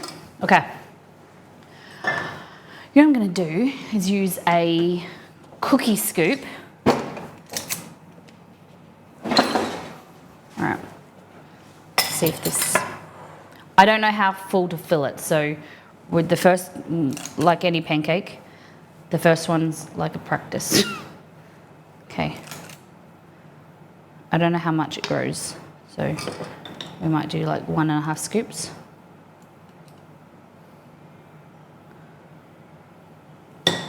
We'll grab a little spoon. We might need a few. I think one of the best used pieces of equipment in the kitchen is definitely spoons. Like small spoons are the most commonly used item in my kitchen. You need a lot of them, just for taste testing, scooping. Would you agree? Okay, go all the way to the tail, like that. I'm gonna scoop a little bit out of at this stage and then put more on top. I just realized. First pancake is always a sacrifice. Okay. So what we're gonna do first is blackberry jam. Okay. I like these without the iron, more like stuffed pancakes. Maple syrup and crispy bacon. Oh, okay. All right. So this is jam, like jelly, blackberry.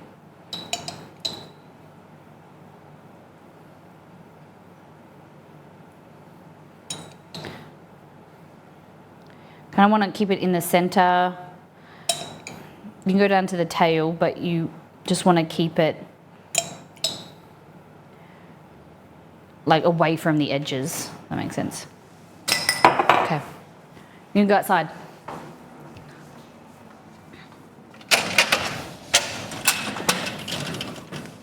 Here you go. Delicious. Delicious Flussinator. Thank you for 27 months. Thank you for being here, part of the community. How's your day been? All right, that was a little bit too much. I think we overfilled before. Okay, this is not looking very good.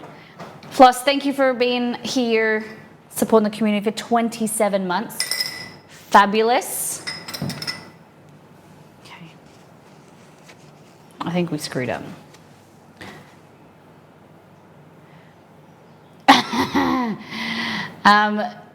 Grumpy said the first pancake is like the first child. They always come out a little weird. I'll tell Jeff on his 21st birthday. I'm the third child, so you know the first one. You know it's always that like you got to perfect the recipe, right? Your parents kept trying until they got a good one. All right, I think we screwed up there. The jam shouldn't poke through, but whatever. We're gonna shut, we're gonna lock. And my golly, we are going to hope and pray. All right, so we're gonna go on low for a wok burner. I'm gonna scrape the edge. Oh, I'm really nervous. I think we screwed up.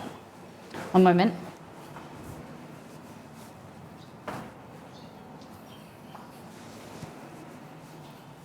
Okay. It's already started coming out the sides. Now that's done. Please work, please work, please work. All right. Oh. Okay. I think we're pretty booked in this one. So, a lot of excess. We got a lot of excess. We got a lot of excess. We got a lot of excess. As long as it doesn't go into the burner, I'll be fine. I'll be happy with that. Supposed to let that excess, hold on. You're supposed to let that excess stuff crisp up and pick it off the sides and eat that separately. Yeah, but it's coming out pretty rapidly and it's gonna burn. I don't know if I'm agitating it. Oh my God. Whose idea was this?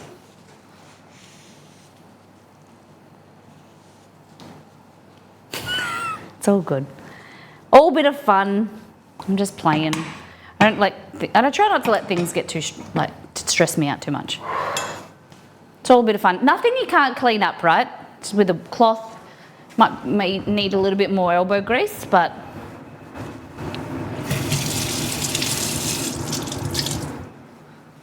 it's gonna make a mess. That's what we're about here. Food, fun, fumbles, mess making. Miss Molly makes mess. Everything is a teaching moment. That's it. And if you're not learning, you're not growing. And it's like the first waffle too. Yeah, I made waffles the other day. I was afraid of this happening. I just had to remember puffs up, so use less. That's what I thought. I only used filled half of the bottom, but obviously they puff more than I was expecting. We got a little bit of burning happening just from the edge. I don't know when I should flip over. Just play around. Bad thing is it doesn't really fit on the grate. Okay.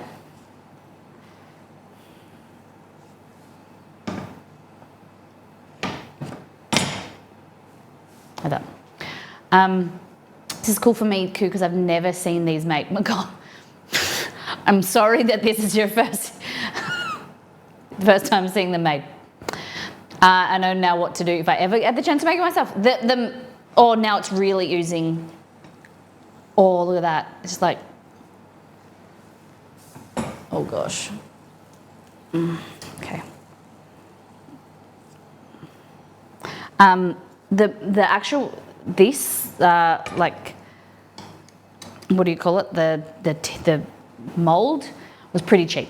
So if you want to make them yourself, learn from me. That's what I always say. Like, let me be, like with appliances or products and things, let me try them so then you don't need to, and we'll figure out if they're good. Way less batter. Way less batter. Yep. Way less batter. Messiness is a sign of quality. Bigger disaster, the better it's going to be. Hope so. I think you kind of psychologically, like if you screw up, you've got to justify itself to yourself that it was worth it. So then I think you like it more.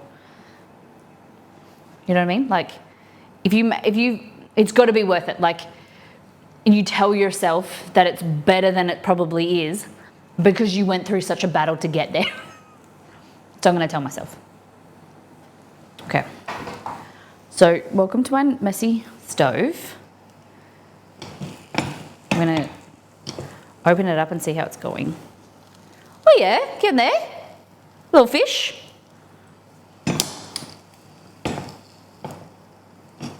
My son.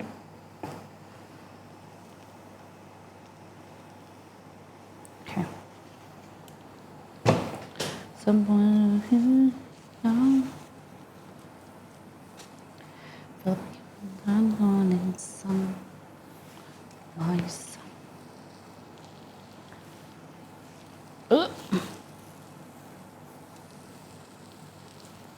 Okay.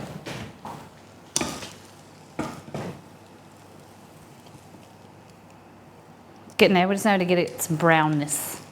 It didn't stick. If it's got one thing going for it, it didn't stick. Does this pan come in any other shapes? I'm not sure. This is a traditional Japanese taiyaki. which is like a stuffed pancake served in Japan, traditionally for different festivals. But no doubt that you can find stuffed or filled pancake pans in other shapes.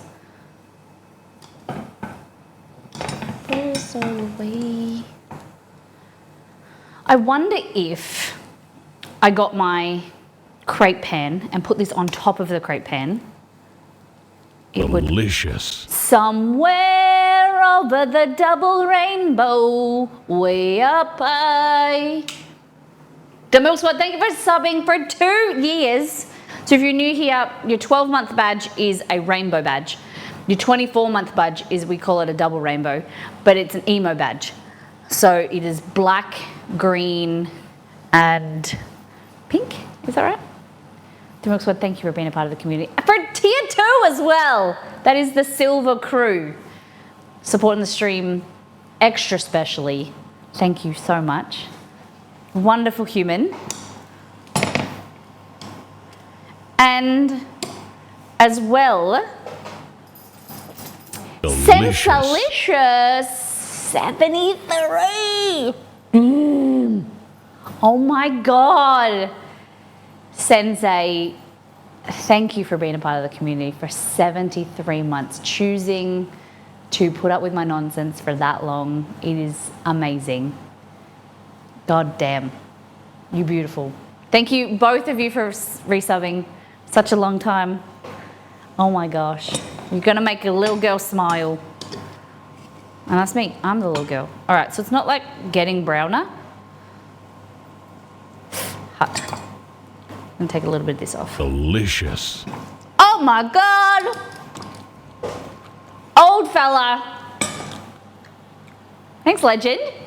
Thanks for the 300 bits. That goes into my pocket for groceries this week. Thank you very much.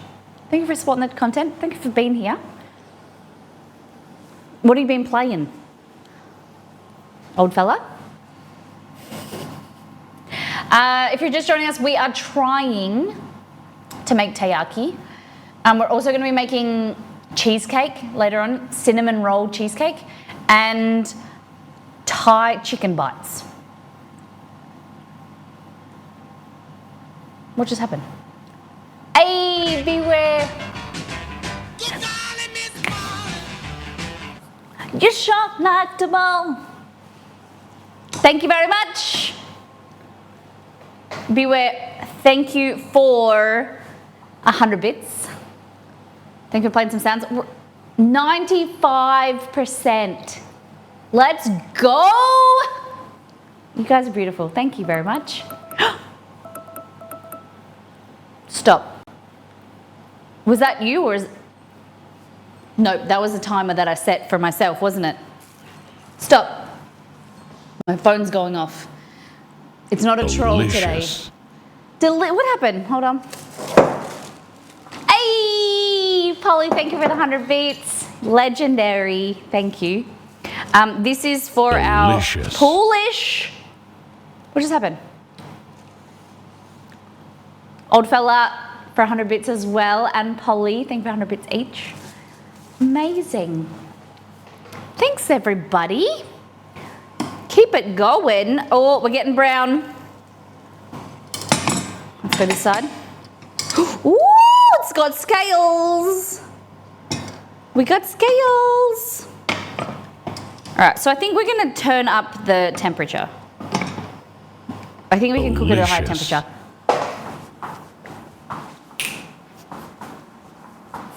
Thank you, Grumpy, for the 100 bits. Rasputin, lover of the Russian queen. Let's go.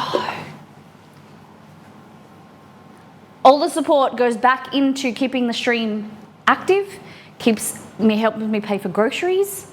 So we get paid out once a month, and then that money goes into our kitty, and then that helps us pay for groceries. So thank you for supporting the stream. The biggest expense is groceries. Especially now we're doing pizza streams every week. We're doing funky pizza flavors and toppings, and it is a lot of fun to be here 5 days a week. And so thank you for contributing. So you can subscribe, cheer, tip. It all helps out. Look at that. You should do a chicken bacon ranch pizza. You should put it in Discord, baby. Buying your flour in bulk yet? Been doing that for ages.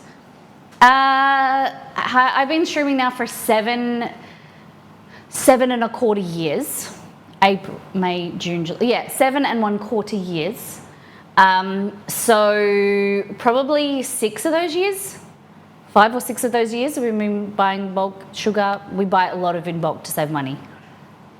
25 kilos, 55 pounds. It's the best. And especially now with starting a brownie business, a lot of stuff in bulk. It's good. It's a great way to save money, isn't it? All right, this is still not active yet, so we'll leave it for another hour. Okay, I think we're ready. I think this has taken way too long, way longer than I was expecting. I think it's good. What do you think? Does anyone want to name the fish?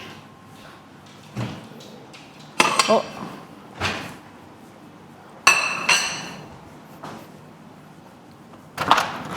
Would you like to come inside, sir? Good morning. You want to say hello to the people? Okay. Are you ready? Hi.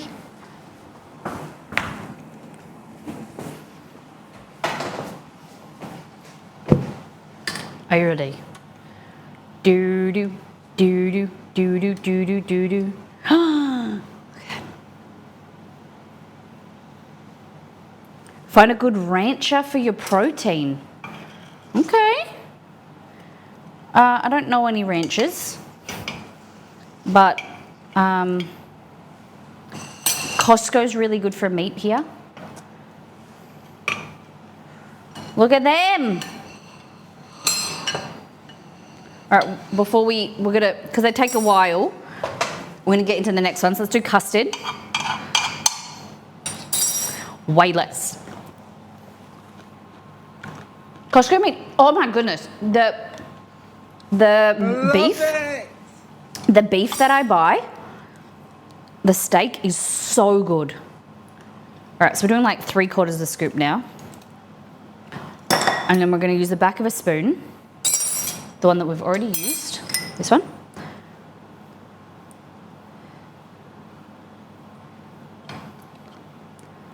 Okay, like that. And just, because it's warm, it's kind of like cooking, creating like a skin, which we love. Okay. Fantastic. Now, custard. Yeah, the beef. Thank you for the hype train. Thank you for the hype, guys. Thank you for the support. What was I saying?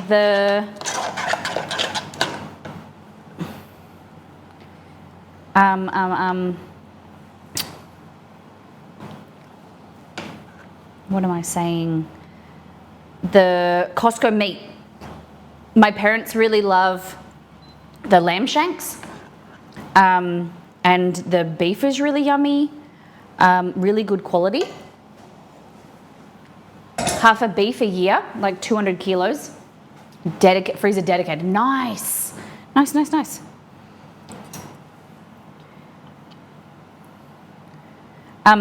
If we ate more lamb, we could get lamb, but we don't really eat much, honestly. Like, I got a lamb for my grandma, killed a few months, like just before Christmas, because they eat like a lot of roast lamb. Okay, I think we may have slightly overfilled again, but it's not as bad. You just want to make sure that like the custard is like encased like that. We're just learning. Like, this one will be better than the last one, and then we'll just keep getting better. Okay. Get a pig every 6 months. Okay. I grew up on a farm, so we would we bred lambs, and we would eat a lot of lamb. I think that's. I don't mind it, but he doesn't really eat much lamb, so like I like lamb shoulder, or I eat it at Christmas really, but I don't love it as much as I used to. I feel like lamb has changed flavour. Like it's changed in the last few years. It's not as good as it used to be. I don't know if that's just my taste buds or like lambs have changed, like sheep have changed with what they eat, and they don't have as much flavour as they used to. Okay, look at this. My first taiyaki.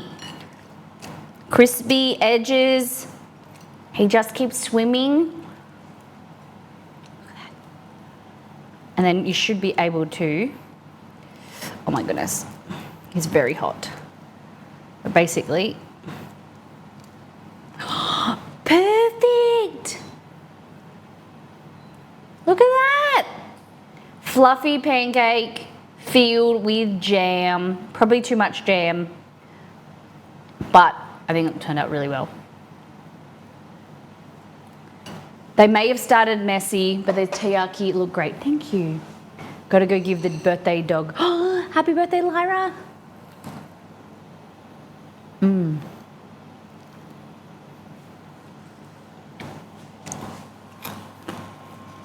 Okay. Turn the heat down a little bit, but oh, this is good. You know what's even better? You just get your butter from before and just dip it in the butter like that. Instead of like putting like melted butter on top, just have it like that. Have a taste. Ah!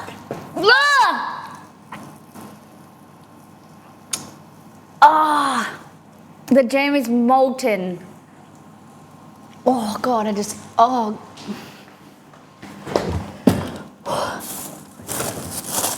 Oh. Oh. Oh. Oh.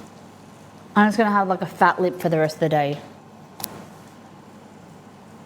Oh God. Lucky it didn't dribble down my face, it's just hit my lip here.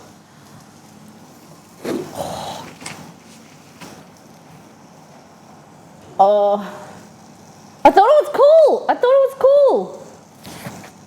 Except I didn't realise how filled the centre bit was. That's cool.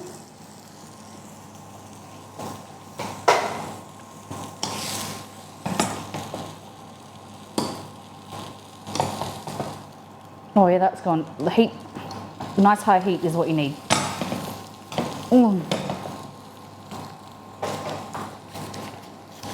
Going back for seconds like a pro. Because you're going to have ice cream all day. I think it'll be alright. We'll just talk like this so you guys can hear me in the microphone.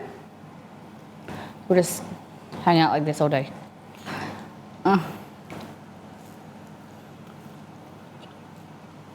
Now that the really hot jam is on the bench, the inside's cooled down.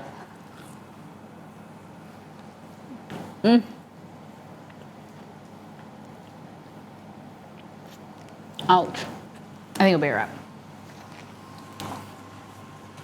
Oh, we're good. Hello, Fairy Chaos. Yeah, can you see that? Just there. It's got the big lips. Ouch. Do you have lidocaine? Lidocaine. It's called lignocaine in Australia. You've been watching too many Australian, American movies. I do have some lignocaine actually. I don't know if I should put it. I got burn cream. You know like nappy rash cream, like Sudocrem, is that for burns?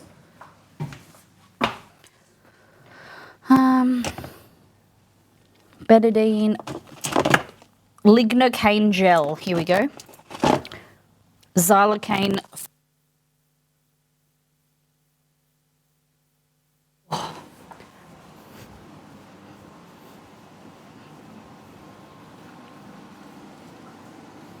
I don't think Sudocrem would work, but Panther might.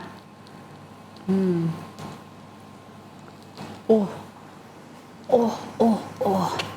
So yeah, little fun fact for you, it's called lidocaine in the US, but it's called xylocaine, lignocaine. Shit. Is there anywhere I can find this recipe? Yes! Yes! First things first. So if you do FTF, it's a guide, it's a cookbook. There's an ebook and a physical book that you can buy. There's only, I think, 18 to 20 of these left, physical books. But if you buy the physical, you get an ebook as well until it's shipped to you. Yeah, check out our website, our store. !store as well. But yeah, it's a very simple recipe. You can, it's just a pancake recipe that we're using in this format. There we go, it's getting there. Sorry, everybody. This stuff tastes bad. I'm gonna not. Probably the stuff you have is better than our lidocaine.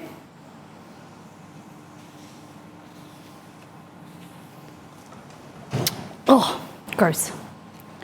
All right, we'll just take the tail. Oh, the tail's got jam in it too. Look at that.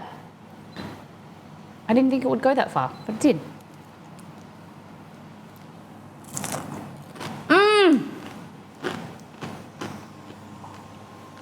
Great. So turn up the heat really high. Oh, perfect.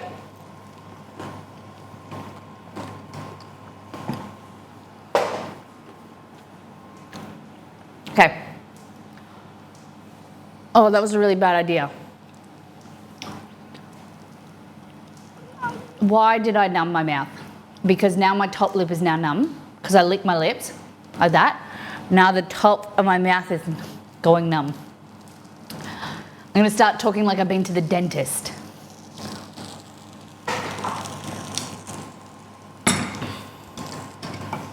Hey, look at that. Molly started drooling. So, fun fact, you know, when I had braces when I was really young, and I was year 6, so I was 11, 10 or 11, 11, and I had braces, and they give you numbing cream to put in your mouth, like on the inside of your mouth where it rubs your, the way they used to numb your mouth so that it wouldn't hurt, because when you get your braces done, it rubs the inside of your mouth. It's the most excruciating, but like it's so painful. So I took it to school and it was like a numbing gel. And the boys at school used to ask me, and I used to just give it to them. And this one boy, I remember, his name was Stephen. He put so much gel in his mouth that it made all his mouth numb. And he was just sat there in computer class. This is where we used to go to computer class with the PCs.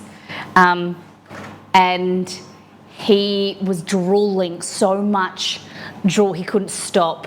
And he just had like tissues like this. And it went on for like maybe an hour and a half. And he just like so much drool everywhere. And it just, every time I think about like numbing dentists, it just reminds me, I can't get that picture out of my head. I don't know, did I give you numbing gel these days? Yeah, that was his yearbook photo. Yeah. Okay. Those turned out really well. I don't know, you can see that the custard has come out the sides, but I don't know how much. We'll let them cool down slightly, but in the meantime, we'll refill. We're going to do 1 pistachio and 1 Biscoff, okay? So,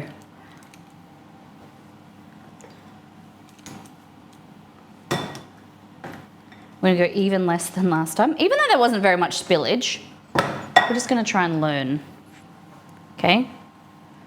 It's doing a really good job of not sticking because of the non-stick coating. All right. Yeah. Michael just scared the... You came into your office?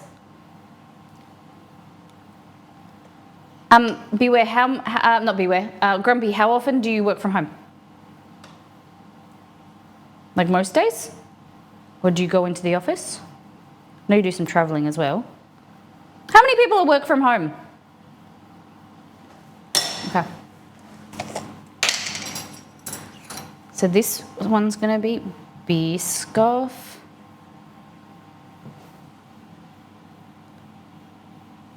Like that. A little bit in his tail as well. Like that. And this one, he's got a little bit too much in his tummy.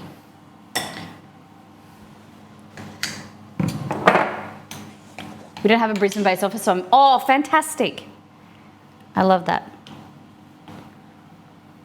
But then sometimes you need to go down, that's why you need to travel. That's the best. Exceed works from home full-time, but he just goes into the office on every second Thursday at current time. You do, Margot does, the Milk Squad. I don't have any Nutella, unfortunately. Okay. There we go.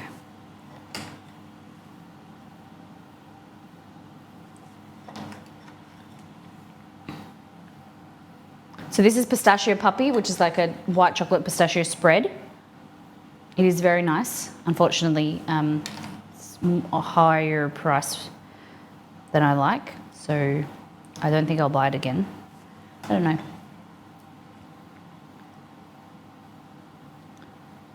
Oh, I think we're gonna have an issue here.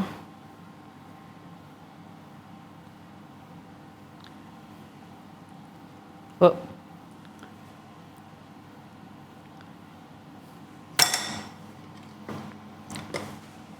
We do have a WeWork space.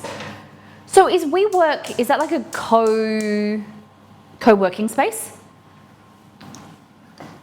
I've seen the WeWork buildings, but I wasn't sure. For some reason, I thought WeWork was like, I don't know, for some reason I thought it was like a MLM, like a, what's that product that, not like Tupperware, but like the first kind of like MLM company that, oh, do you know what I'm thinking of? I think they did cleaning products. And they had like physical locations. Not Pampered Chef. I thought Pampered Chef was a food blogger, so I didn't even know that was that. Maybe it wasn't cleaning products. But they had physical locations. I thought WeWork was like that. Let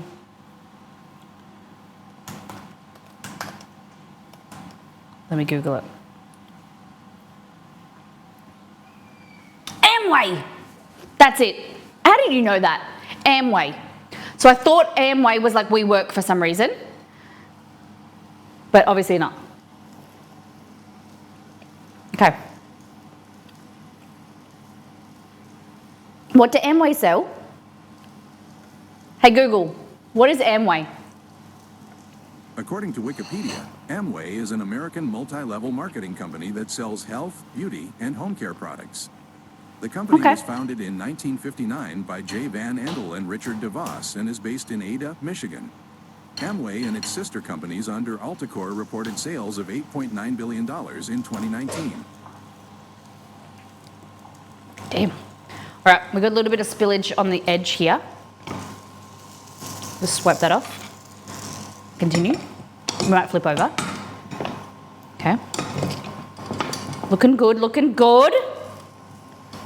Okay. Now, let's get some custard. Don't say it out loud, they'll hear you and never leave you alone. Oh, yes. Look at that. Look at that. Custard or vanilla pudding, you guys call it, some of you. Look at that looks good. You're welcome. Let me try it first. I'm scared. I've got like a numb mouth and I'm scared of burning myself. It's okay.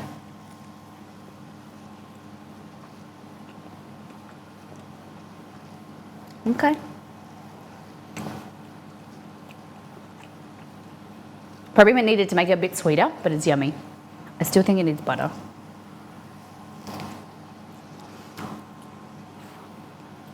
Good recovery. It didn't end up being as hot as it needed.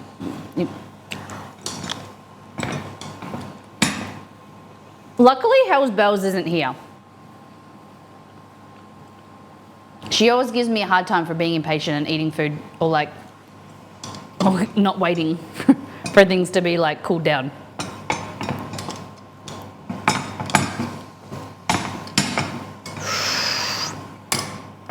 So I found that works better on a high heat. Browns way quicker. Okay. Oh.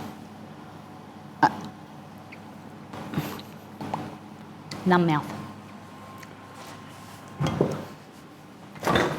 So, can I ask the question again? What are y'all buying for Prime Day? If you got Prime, you know what you got, a Prime sub as well. But what are you buying for Prime? They are big chicken nuggets. Look. Blah, blah, blah, blah. Glad wrap, yes. Not Glad wrap, press and seal.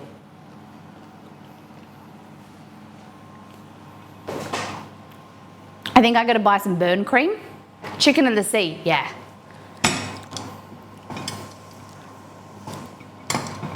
And flip it over.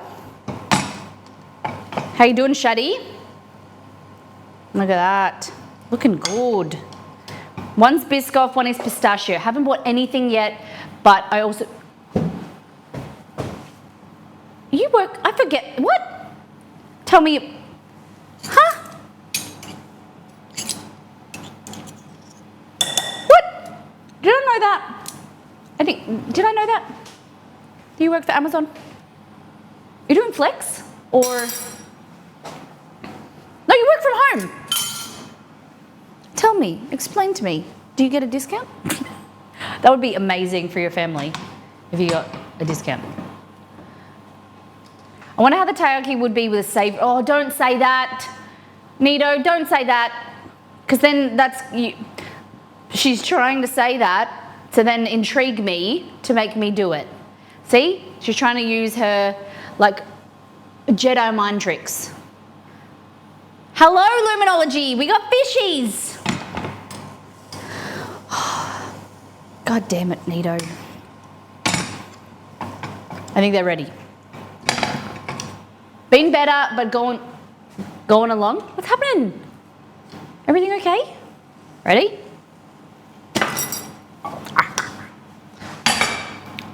Well, I was going to do some chicken nuggets. Just letting you know, they're really hot when they come out. And for like 20 minutes after. Cheesecake filled. Thalicos. It's on my neck. Ah! God damn it.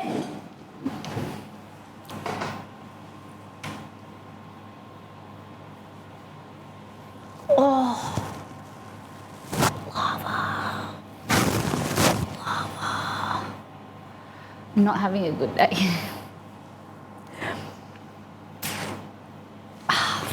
Because Because I knew if I touched it, like I was going to wipe it off straight away, but then that would make it worse. I'd burn my finger and I would like wipe the burn. These fishies are not liking me.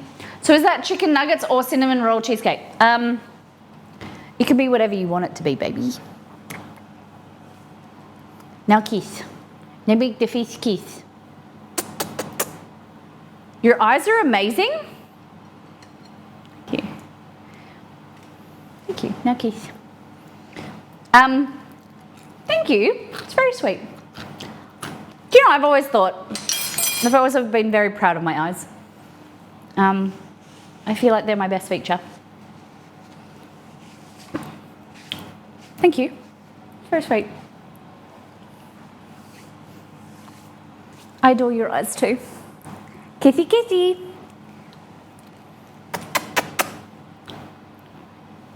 See, but if they kiss, then they'll be sweet and sweet. We make a sweet and savoury.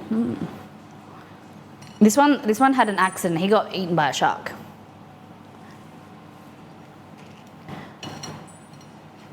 We got 4.5 fish in the bed, and the little one said, "Give me the Chester." I can't feed you. You can only eat ziwi for this week. You've got a sore belly. You got a sore belly. You had a shitnado in our bed, so you don't get any. No carbs for you.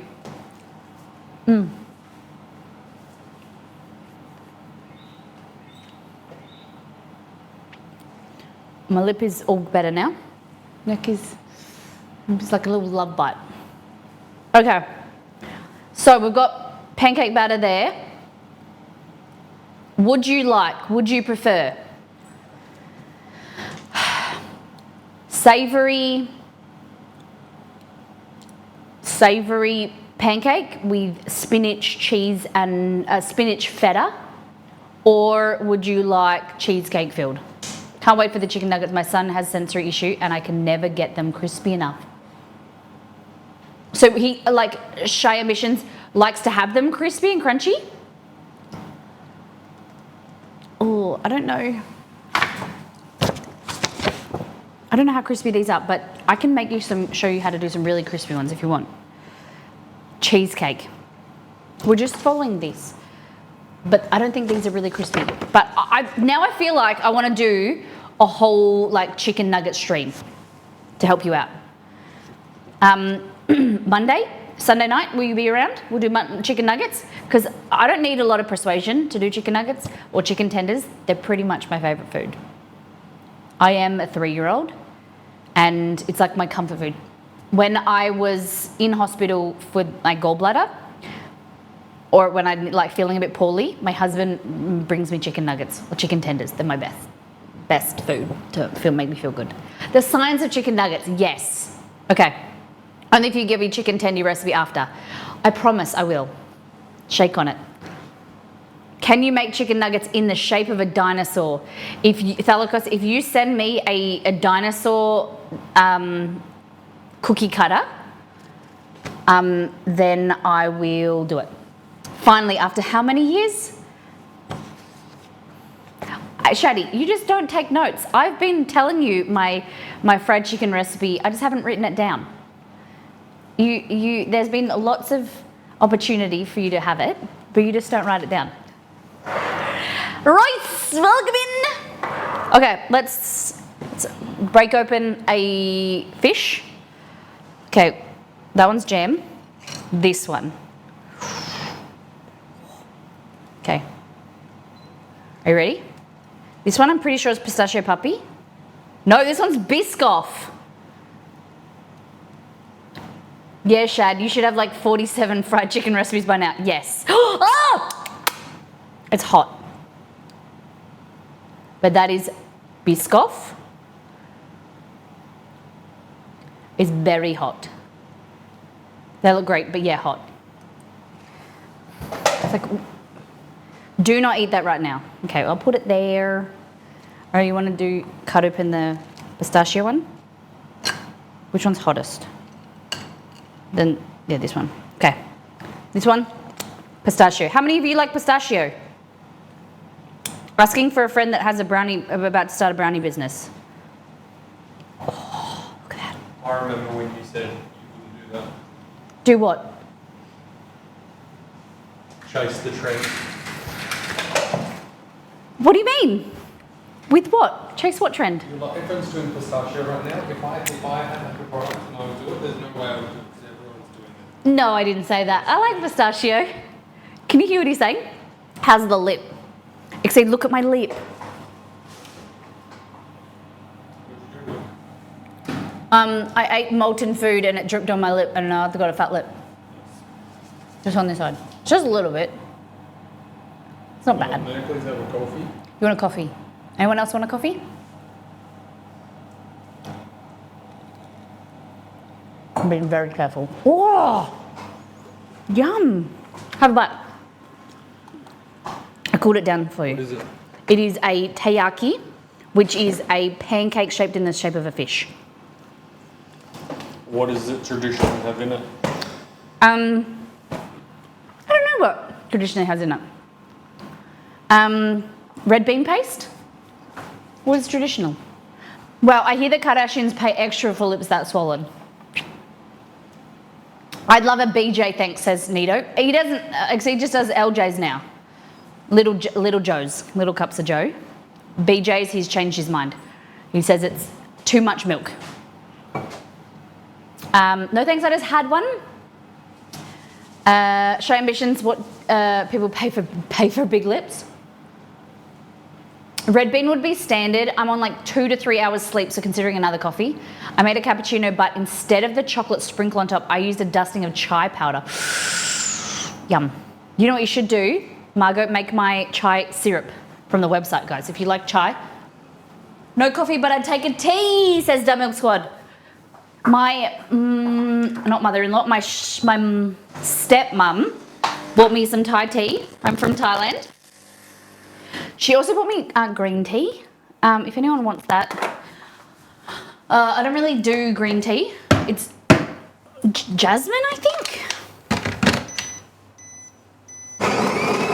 Oh, no coffee and beans, okay. It's green tea, jasmine, I don't really know. Okay, he's having caffeinated today. Where is it? Milk green tea. I'm a little bit confused. So it's green tea powder, jasmine flavor. I hate the smell of jasmine, the plant. So I can't imagine I'll like this. Oh shit. Stop. But I love Thai tea. This one's got vanilla, the gold one's vanilla. It's so good. So my dad and stepmom, when they go to Thailand and they come back, they bring me tea. It's so good. I made the chai syrup before, so good, hard to sprinkle that though. But you can just get a little bit of spices that go on there, nutmeg, cinnamon, cardamom. Yum. Yeah, so extra gold Thai tea. I didn't realize it has sugar in it. It's got 4% sugar, but it comes in like these little tiny tea bags, like that. They're kind of big tea bags, but very nice tea. So I would make you one of those.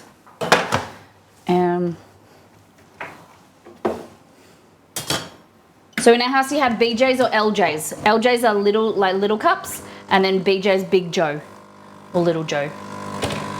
Don't you put your adult mind into it. It is Joe for a cup of Joe. Big jug, little jug.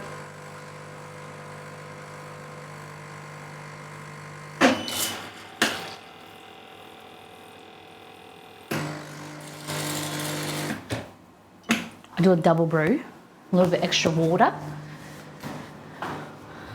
I'm too late, I'm sorry, so good. Too late. I'm so confused, but went with adult mind or teenage mind? Well, teenage, yeah. But you're all mind. All your minds are stuck in the teenage years when it comes to naughty things.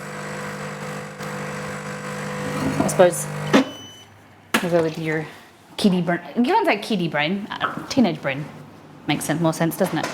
Okay, so there we go. Coffee for Exceed. Coffee up. And then, that's all right. Would you like a cookie? Got a macadamia white chocolate cookie there, or do you want some more taiyaki? Okay. All right, let's taste this one now. What would you prefer? Pistachio, Biscoff, jam or jelly, or custard?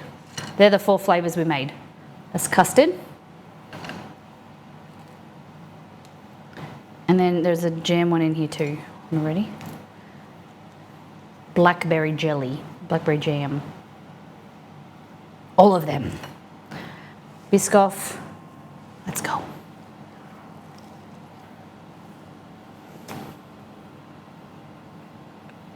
Is it normal for coffee to hurt your stomach? Like tummy pains? Usually if you're having it on an empty stomach, coffee has, it's kind of the acidity of coffee, but also the caffeine. It's kind of got a diuretic effect. So it wants to your body wants it out of you as quick as possible from either like pee-pee or poo-poo. So it usually will disrupt your stomach. The older you get, the more coffee will give you the runs.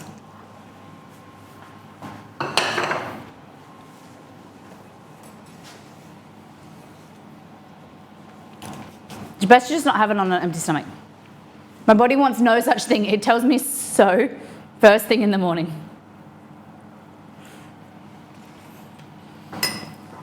Oh wow, thank you. That's okay. But yeah, you can counteract it by drinking it with some people with milk, or sometimes milk will give you the same effect. For some people, if you're lactose intolerant.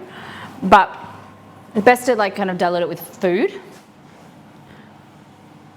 The morning brown.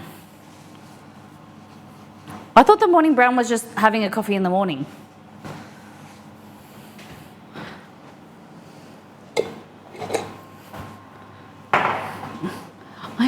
I always thought, like, Auntie Donna, isn't it the morning brown?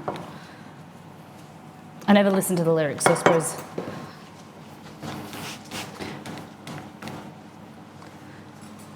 All right, now we're all cleaned up. Isn't morning brown a poop? I didn't know that. I always thought the morning brown was an Auntie Donna skit about coffee in the morning. But okay, maybe it's both. Is implied for a result of coffee. Okay, there we go. So, we're gonna make these now. No, we're not. We're gonna make the cheesecake first. And then we're gonna make the chicken bites. But Monday's stream will be chicken nuggets. Okay? Monday's stream will be all things chicken nuggets. Dipping sauces, chicken tendies, chicken nugs. We might do battered as well as crumbed. Tell me what kind of chicken nuggets you like.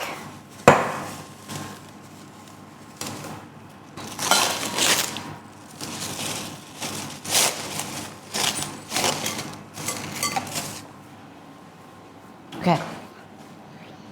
I've noticed if I don't use creamer nowadays, I get gut rot. Interesting word, gut rot. I thought it was coffee poop, so both. Okay. I love the discussions we have on stream. Isn't it just so diverse and usually about some type of poop? It's just keeping everybody on their toes that comes in and looks for a food stream. We just, better out than in.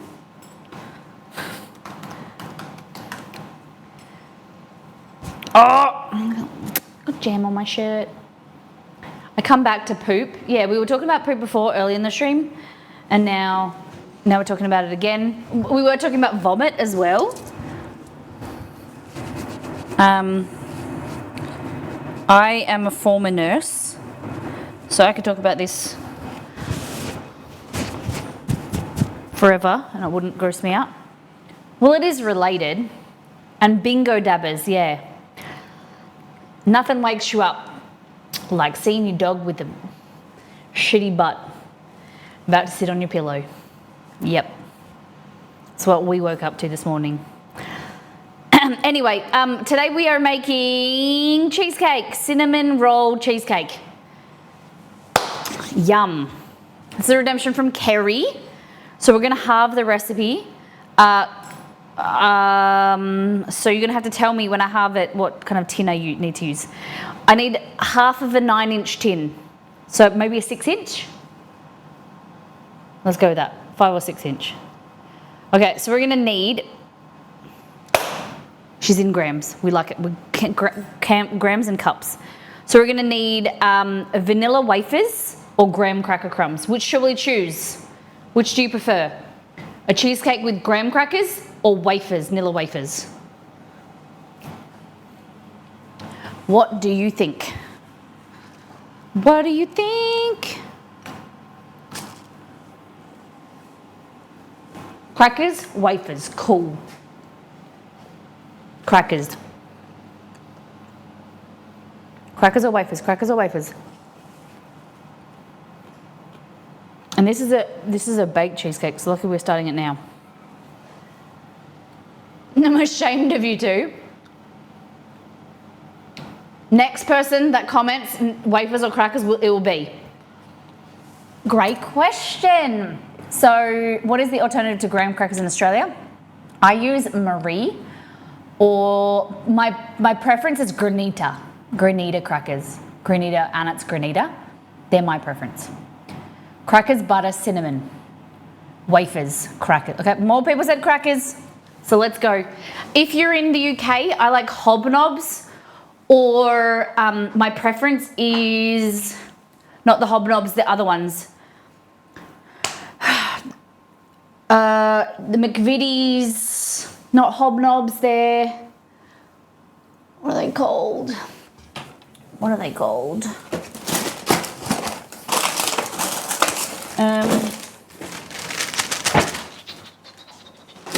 They're called McVitie's something. You can get them with milk chocolate or you can get them plain.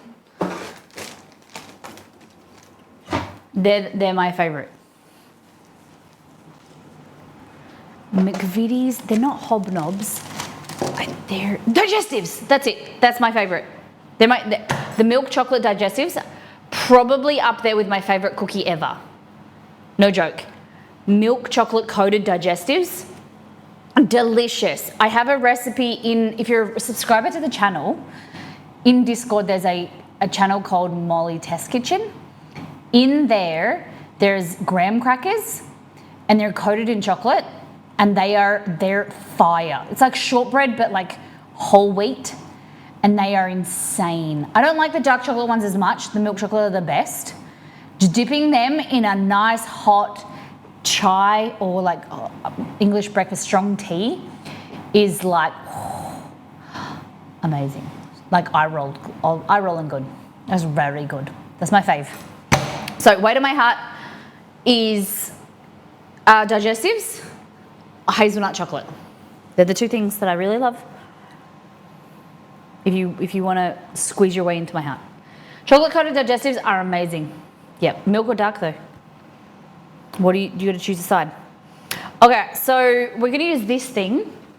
Oh, maybe can someone look for me? Amazon. I'm looking for a new immersion blender with the chopper, because this one is like on its way out. It's cracked. Oh, it's got a big crack in it. So if anyone can recommend a brand, I want it to be screw off, but then also have an attachment for a chopper. Prime Day deals. If you have a brand that you like, let me know. That's it there. This is my favorite. If I recommend one piece of equipment, you don't need a stand mixer, possibly a hand mixer, but an immersion blender that like breaks apart. Nutribullet has one for $79.96. Good reviews. Okay. I have a question, but entirely unrelated. Well, we're not answering. We're not going to say it out loud then.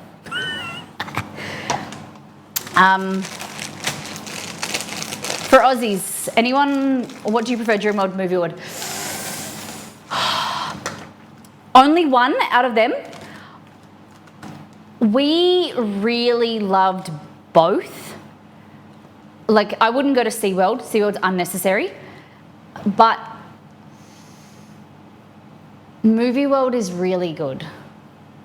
Movie World had really good rides. I like Dream World, but some of the stuff was for kiddies. Movie World's really good, especially you've got to go to the cop show, if they still do that. Like the theatre about, like, I think it's like cops and criminals.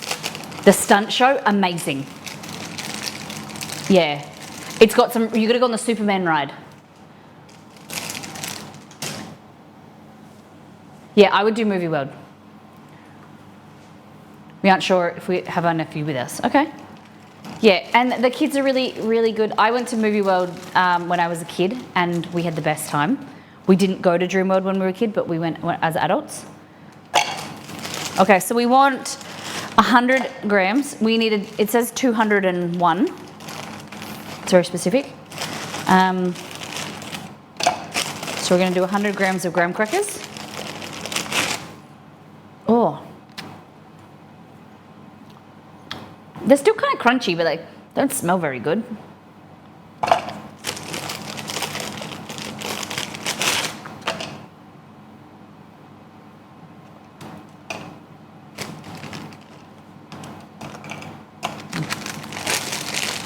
Whereas SeaWorld and Movie World are close together, yeah. That's what the issue we had. But we decided not to go to SeaWorld because we went to SeaWorld in the US. It's better. Okay, that, and then we're gonna add a little bit of sugar, cinnamon, and butter.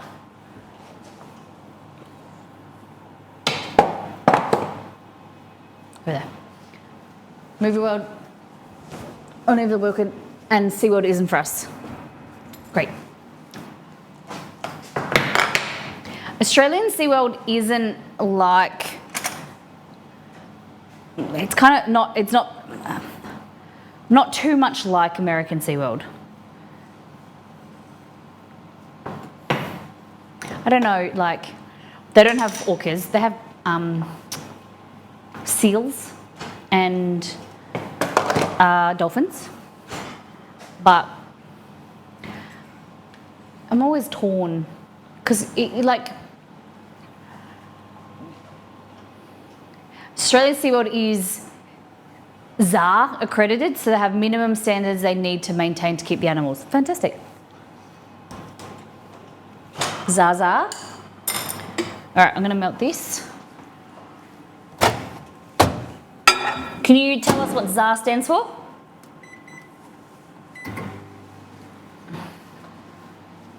All right, so we've got sugar. You could add, I really think that you need to add sugar, really, but I'm just following the recipe. Graham crackers are sweet enough. It's one of those things, the more you cook, you learn what you like and what you don't like. Following recipes specifically that come from America are often too sweet for me, so I reduce the sugar, unless it's like a baked good. And if you're making like a cake or a muffin or something, the sugar's in there for a reason most of the time, and it will affect how the cake bakes up. Something like this, reducing the sugar won't make any difference. So that's our breadcrumbs. We're gonna add a little bit of cinnamon in there. Aussie cookies, how you doing? They have rescued seals and dolphins or babies that were saved from their mother's pub. Oh, I love that. It's very sweet. Zoo and Aquarium Association. Is that a international body? Other the ISA, International Zoo and Association? I'm good, thank you. Very good. Okay. So 5 tablespoons, 70 grams. We're halving that. Put this there. And then we're going to go Give it a mix again. Remember, milk solids at the bottom, we need to incorporate them. We're just adding 35 grams.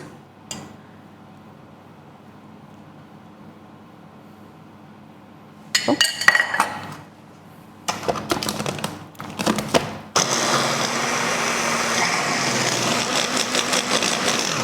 Beautiful. Love it. Okay. Let's grab this and just make sure you get into the corners or edges. It's a circle, so it doesn't really have corners. No, it's an Australian body. They are part of the WAZA, World Association of Zoos and Aquariums. Okay.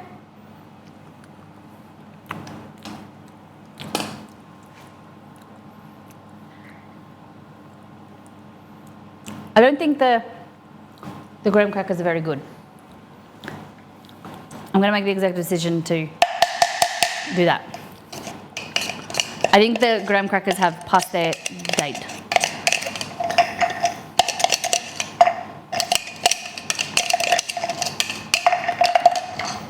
Oh, yeah. They smelled bad, and I was like, we'll just keep going, we'll just try. Where are they? This is the unfortunate thing, is that I throw the packet out and then I have labels on them. Okay, so we have a new packet.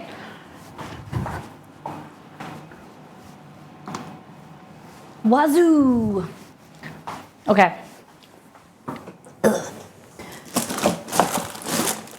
So I think these are different. These are newer, maybe.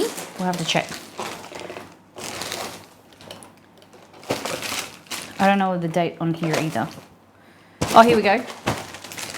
Best before 2024. Yeah, 2nd of February 2024. That means I'll be all right.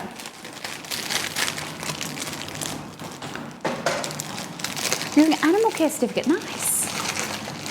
And do you make cookies in your part-time? Oh yeah, these better. $1,000,000 better. Okay. So I'm just gonna wipe this out. See, when in doubt, trust your nose. Like, they didn't smell good, and I should have trusted that. And now I wasted butter, but you live, you learn. Okay. That 100 grams.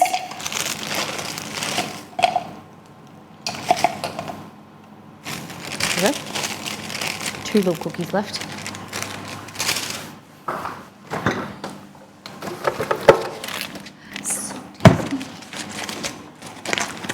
I was thinking of you last time I was at Costco and ended up buying a box of grams. Nice. And you were like, I'm going to buy these because Molly can't.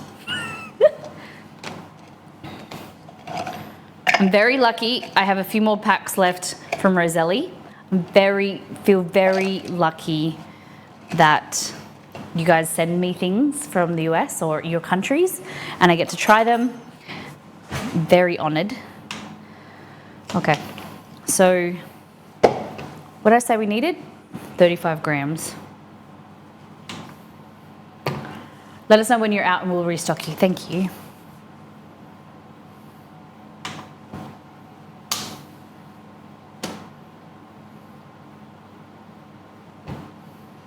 Cool. Just gonna melt this again. If you'd ever like to send me anything,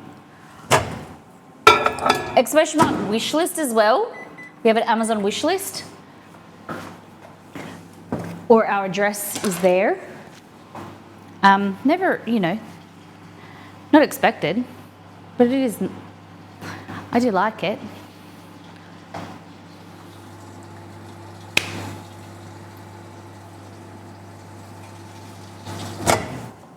No.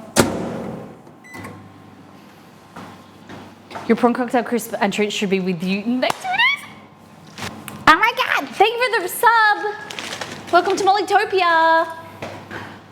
We're just joining, if you're just joining, we're making cheesecake for Kerry. Kerry's a bit of a menace, but we love him and he has good redemptions.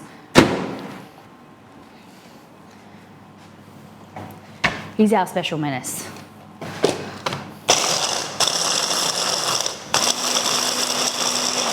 So, Grumpy, I missed it. You said the Ninja brand one has good reviews. Does anyone have an immersion blender that they recommend? It has to have like a blending attachment like this. Yeah, it does. Thank you. I love this. This was from Target. This is my second one in 6 years. But the issue is, like, this part works fine, but the immersion blender, this thing is broken. So anytime you use it, it like breaks off. Thank you. Okay. Pop that there. 0. Okay, it's a bit hot.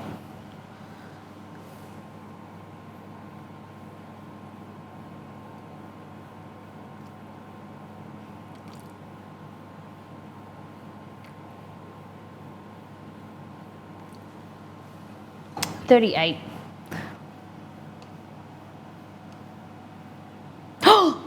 It's better. Ideally, you should put it in there, but whatever. Okay.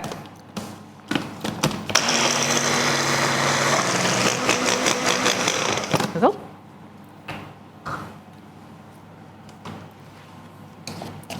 So, let's try this again.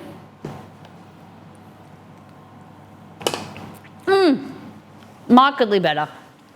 Okay.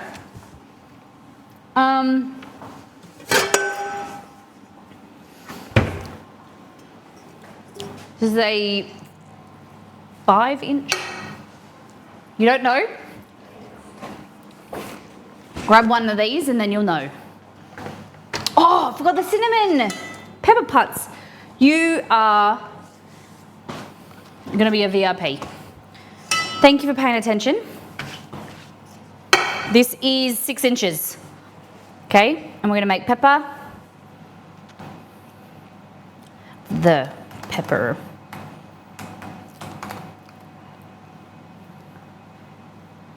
You got a chili as your. Now, write something in chat to see if that was you. Confirm with me.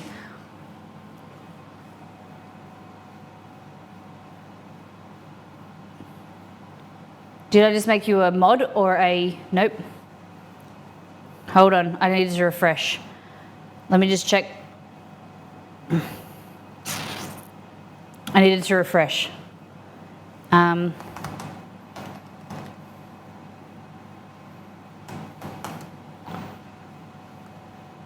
PUTTZ. Not a moderator, a VIP. Now go. Now's your time to shine.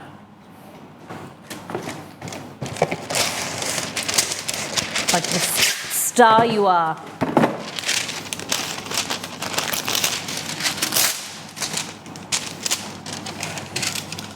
There we go.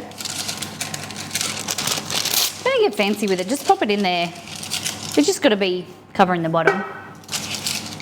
Okay. Grab this. Hey! There we go. Ooh, ah.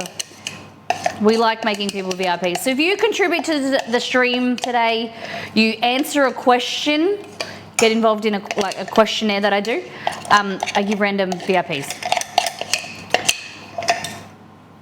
You get a special perks for the day. Okay. So I have this recipe. It is coming to you from Life, Love and Sugar. This is the recipe in chat. Hold on. That is the recipe in chat. If it's just popped up, that's the recipe I'm using. Okay, so we get this. It's actually a third of a cup that the handle broke off.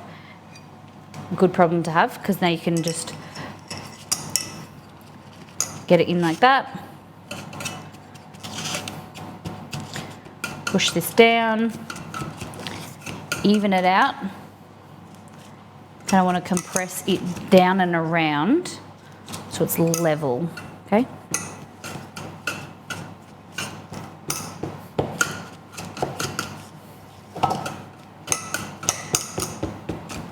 Like that, and then just run your finger around the edges just to really compress.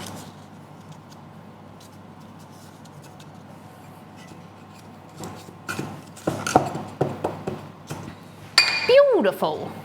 Okay, so the recipe's seared. Are we gonna bake that?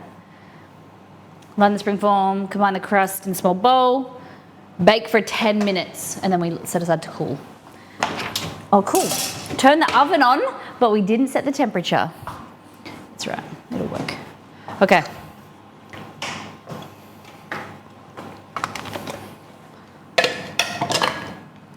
There. And then you don't need to wash this or anything. If it's got any like gunk on it, wipe it off. But then it just goes there, and then that goes in the dishwasher. Yeah. Cool? But no, we're gonna use it. Don't do that. What is the purpose of baking the biscuit base? Perfect question. So what it does is it kind of solidifies the crust. So the butter will melt more, separate the milk fat and the fat from the water. The water will kind of wet and moisten the cookies, and then it will bake it in place. It just kind of sets it so that it's not too crumbly. You don't have to, but it just kind of creates like a more of an impermeable layer when you put the topping on top. When you're baking a cheesecake, the filling is going to be baked compared to a non-baked cheesecake, because when the filling, the cream cheese filling, warms up in the oven, it goes looser, like you know when you heat something, say for instance like cream cheese, how it's really solid at room temperature even, but you warm it up, it goes loose, like it softens. That's what happens with the cheesecake in the oven. If it softens, it absorbs into the base and the base goes soft.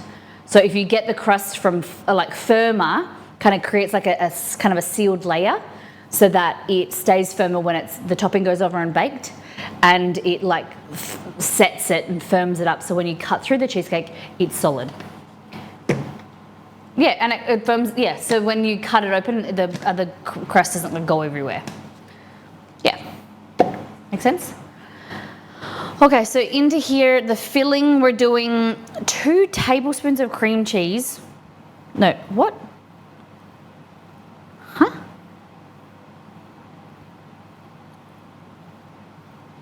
What? 2 tablespoons of cream cheese? Oh wait, there's a cheesecake filling and a cinnamon filling and a cream cheese frosting. Okay, I was confused. Okay, so you want 24 ounces, 678 grams. So we want 335, 339, is that right?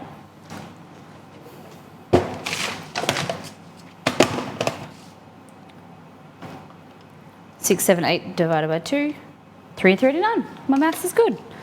So 339 grams of cream cheese, half a cup of sugar, 1.5 tablespoons of plain flour, half a cup of sour cream, and 2 eggs.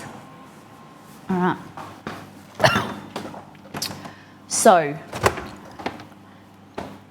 luckily I convinced Exceed when we were at the Costco the other day. I said to him, we need to buy a 6-pack of cream cheese. He's like, why? He's like, we don't need that much cream cheese. I'm like, yeah, we do. It lasts forever and we eat a lot of it. And he said, yes, ma'am. So, sour cream, got 2 eggs there.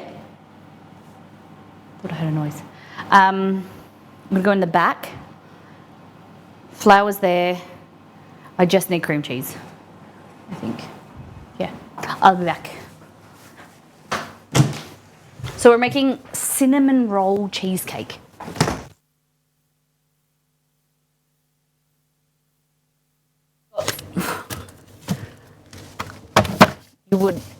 you would die. We've got 4 3-packs of salted butter. I went hard at Costco. And we've got 6-pack of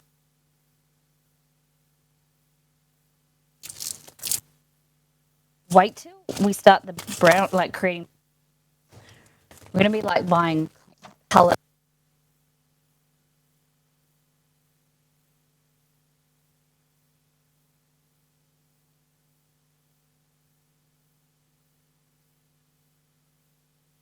Corn pizza, so I'll use the rest then. My keeps cutting out, sorry. What did you hear? What didn't you hear? What I was saying is we have 12 packs. You didn't hear much. That's all right. I shouldn't have talked out there. I have 4 3-packs of butter and 6 of Philadelphia cream cheese. And that's not going to be much because when we start making brownies, we're going to be like buying like pallets of butter. Okay. The easiest way to do this is just pop everything in a food processor or like a blender like this, put it all in there and then blend.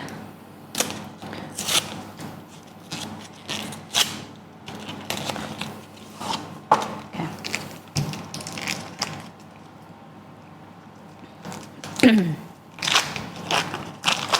Softened if possible. You can always like that.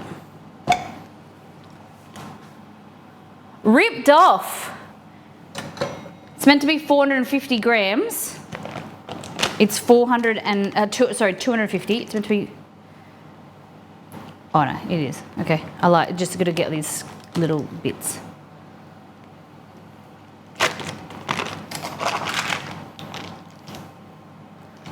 $448 grams. Close enough. Everything you guys have down there is completely different to what we have here. So it's kind of weirding me out to see Philadelphia cream cheese.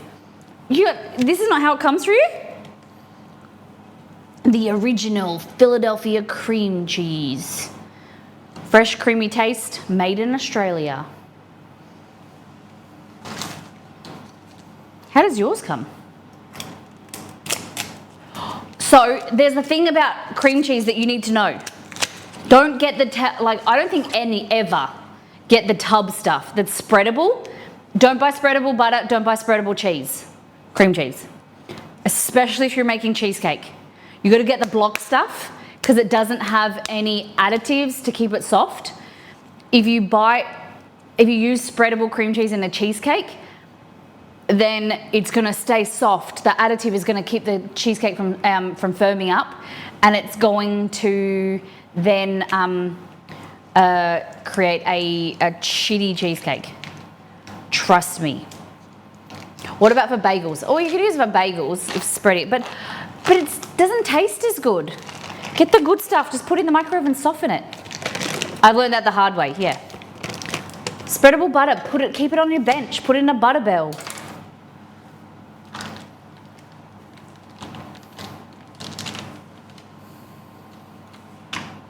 All right, so we want, how much did I say? 300 and what? 330, 39, 38.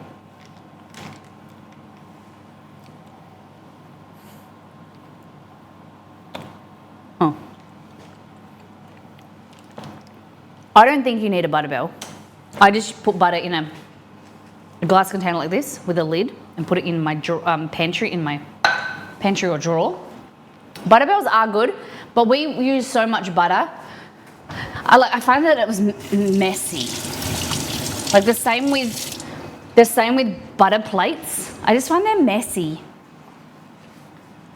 Where I live, it's have too hot to have butter out. Sometimes in summer, our butter goes softer, but if you use it regularly, salted butter, you should always buy salted butter, but that's another talk for another day. Then put it in a drawer or a cupboard.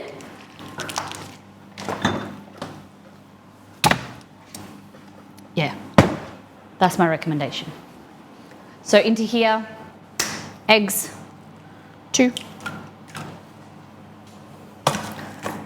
Yeah, butterbells are pretty cool. I've got one, but it was just messy. So basically a butterbell is like it's like a vessel like that, usually has like a holder that you fill with butter and then you put it inside another vessel like this and it's submerged in water. The water might be good for you on Potsdam. The butter insulates it from getting too hot and it keeps it cooler. And because it's butter, it's like, it's fat, so it doesn't like mix with the water. And you just got to keep replacing the water every day or every few days. And it just keeps your butter fresher for longer. And spreadable. Okay, so we want sour cream, 115 grams.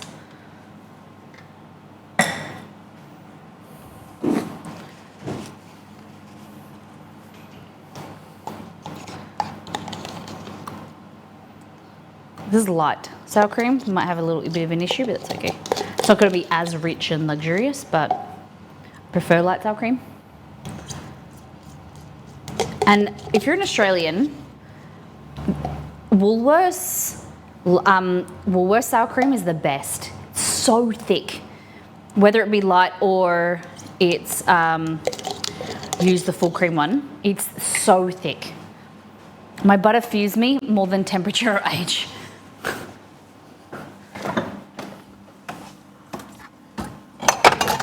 Whoop.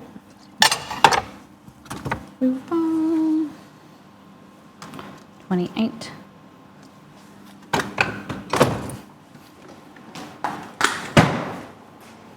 Now the Devondale one is the best. We don't have Devondale here. We only have Brown's sour cream or this one. Oh, 69. Oh, damn it, I zeroed it accidentally. So we're getting 115. So 70, 30, what's that? 40, 45 grams. There we go. Do Masters do sour cream? No. Not that I know of. Masters just really do milk these days. And you don't see them very frequently. Like you only see really Masters flavored milk. Okay, vanilla extract, cinnamon. We don't have it out. Hey Google, add ground cinnamon to my shopping list.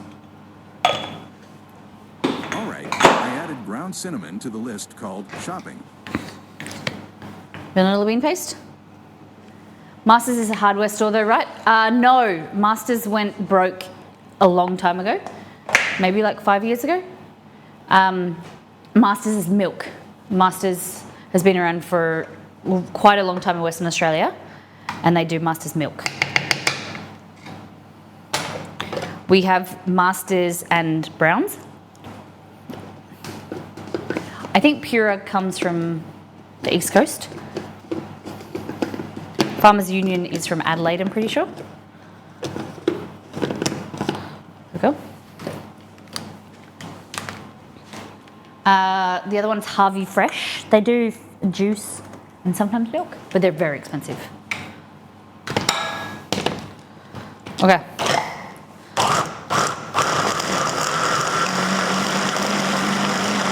So this is your cheesecake filling. I didn't add sugar yet. I was like, it's not going to be very sweet. I should put that in there. Okay.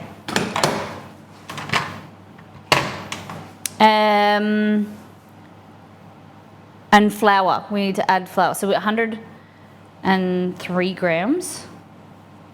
So sweet. Oh my God. I'm not going to add this much.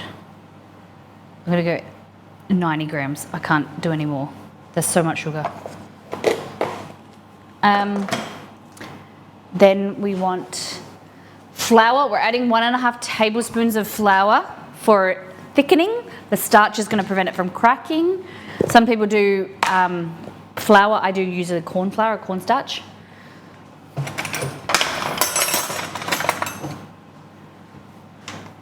Okay.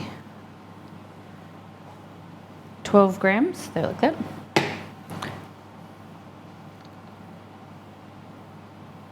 Yeah, interesting. So they've put 24 grams as 3 tablespoons. I put like less than a tablespoon and it's 15 grams.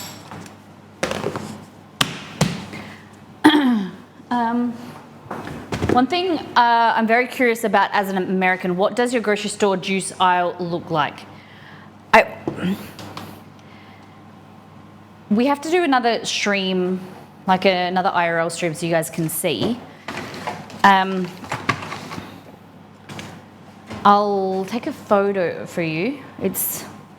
Every store's different, but what do you mean? What, like, do you think, like, you guys have a lot of juice or? I'll see if I can find it. You have 2. So you have cold juice in the refrigerator section, and then you have a whole aisle of room temperature bottles as well. My brother-in-law works at Poles or Bulla. He said there's sometimes get milk all the way from WA to process. Nice. I was gonna say, is he in WA? Can he get me some free milk? We have a whole aisle as well as a cooler or fresh. So we have like a third, like half an aisle. But you get juice. It's like your drink aisle. Like on one side is like soft drink and the other side is half of its juice, I would say.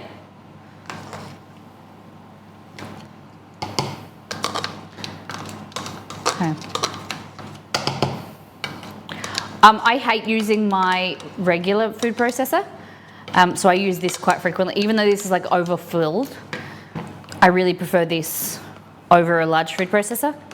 It's just so hard to clean, and it's not really for dishwasher safe. I have a Kenwood Multi-Pro XL or something like that.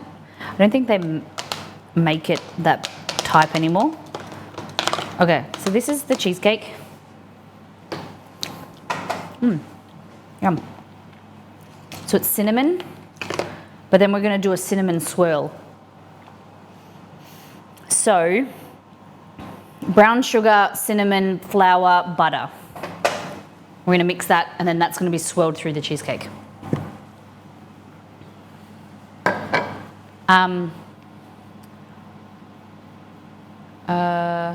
We have whole, oh yeah, oh, see if I can find my phone. In the meantime, I've got to get out that.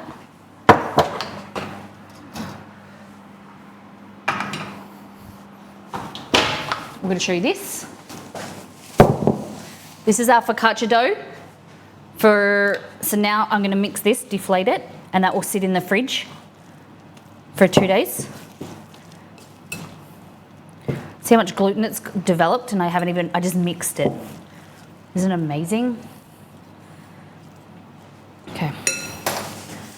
Put that in the fridge. And then we got our Polish that I'll add the rest of the flour tomorrow. Nice bubbles. Look at that. Again, just mixed. Look how much gluten it's got in it. The development, beautiful. So this will kind of, the lactobacillus in there, the natural yeast and the natural bacteria from the flour will create like sourness, add more flavor, add the gluten development. Well, then we'll build on tomorrow when we make our dough. So, yum. So it gets better structure and better flavor the longer you ferment it in the fridge. So you're doing what's called retarding the dough, which is like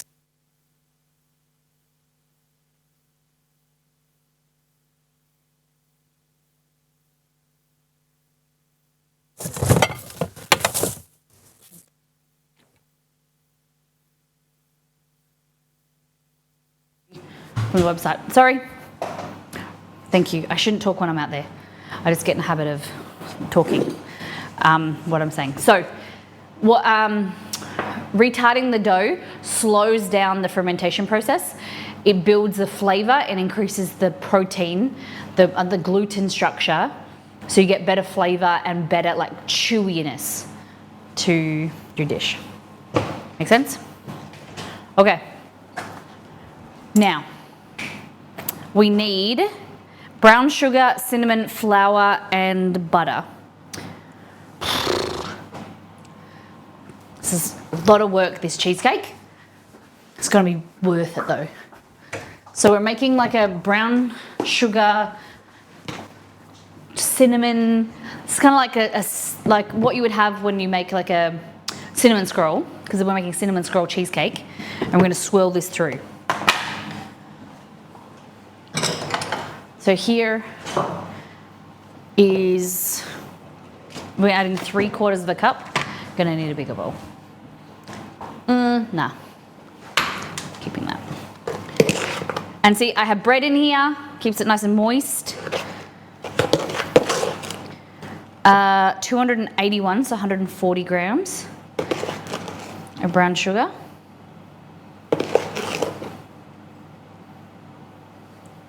A little bit up.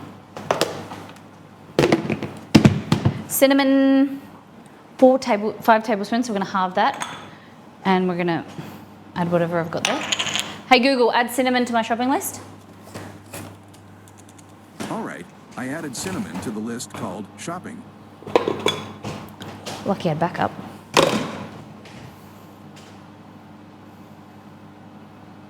There we go. A little bit of salt.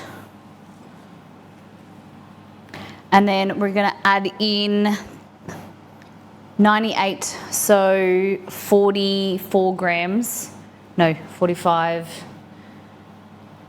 49 grams of plain flour. It's bread flour. Move it this way.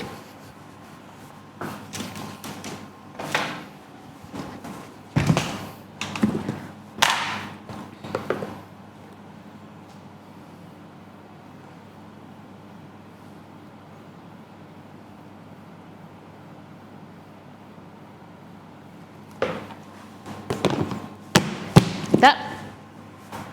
And then we need butter. So when you think that you're using a vessel too small, stick with the thought and get a bigger bowl.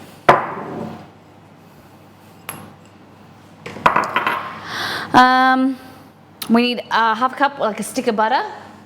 We don't do that, so we're gonna get more butter.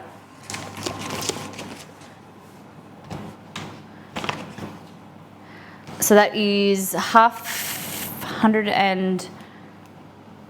56 grams.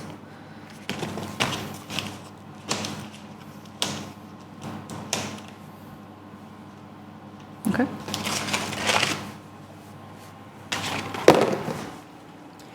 How many of you like cheesecake? And what flavor, if you could have one flavor of cheesecake, what would it be? Mine, choc chip cookie dough. Or like New York style, sour with like a cherry or like a raspberry compote on top. Good. But yeah, secondary would be my choc chip cookie dough.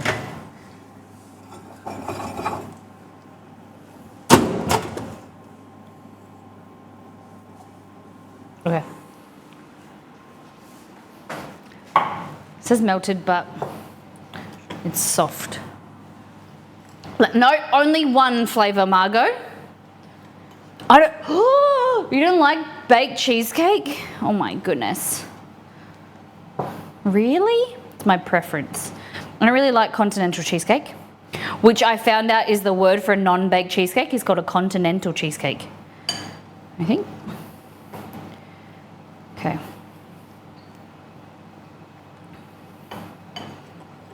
So just breaking these clumps.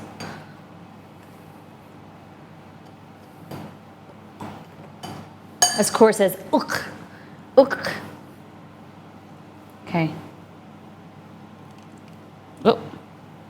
Okay.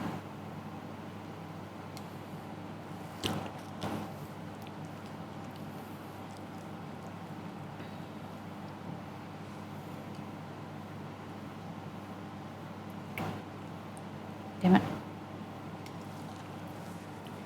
Oh, didn't need all that butter. Okay. So the way that this says to do it, okay, cover the outsides with the melon. We don't need to do it in a water bath because the pan is so small. Okay, make the cheesecake filling. Blah, blah, blah, blah. Sprinkle about a quarter of this into the pan. How do you sprinkle it? Oh yeah, it's firming up.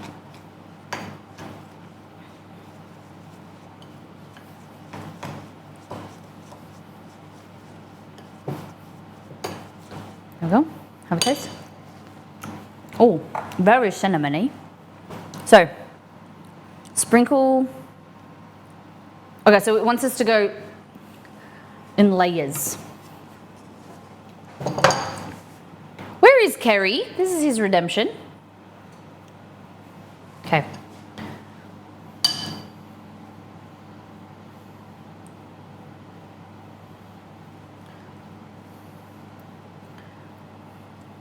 Little chunks like this. You don't want them too small. Make them a bit bigger. There we go. You kind of want it to look like spot. Plain baked cheesecake, happily eat the others too. Okay.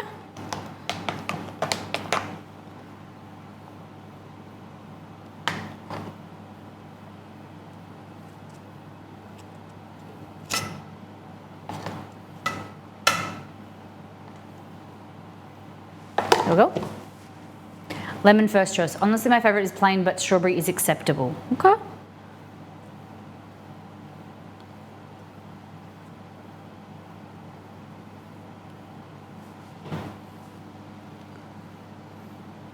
I have a favorite flavour, yeah, but also cheesecake is cheesecake. What does that mean? Does it like all cheesecake taste the same, or?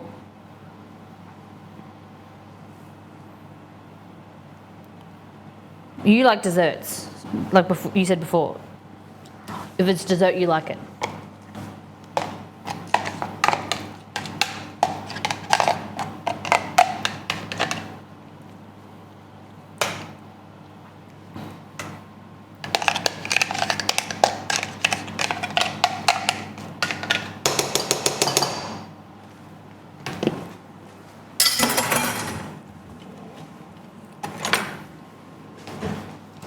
I'm glad I have this.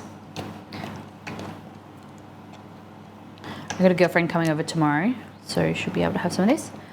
She's vegetarian, so we're making some lentil curry tomorrow with her baby.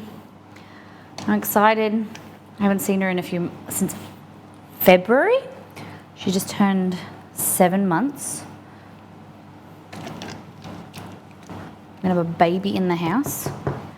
And I said, because Exceed works from home, if she starts making noise, then we might need to go across to the park.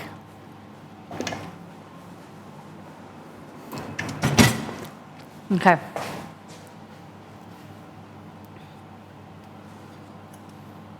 I feel like I've not been putting enough of this.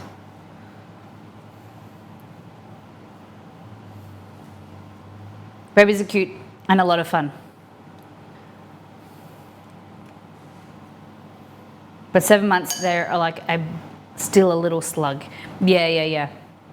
Totally. I think my nephew comes over in December and he'll be a year and a half. He's at a good age where you can he wants to do stuff. He'll be walking by then. I think the best age is like two onwards. Like 2 to 4, I think, is like a really good. I remember my cousins, and they can kind of start, when they start to kind of grasp the world and, know what animals are, you can take them to the zoo and things. And they have like that kind of more of an attention span. All right, so I'm just gonna plonk these in here like this. Kind of break it up a little bit.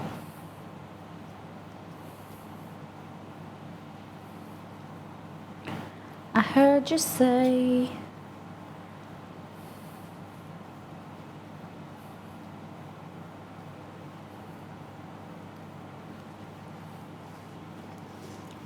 When they turn 2, that's when you forget the newborn stage and then you want another one. Do you think you'll have another one, Grumpy? You 2 and done?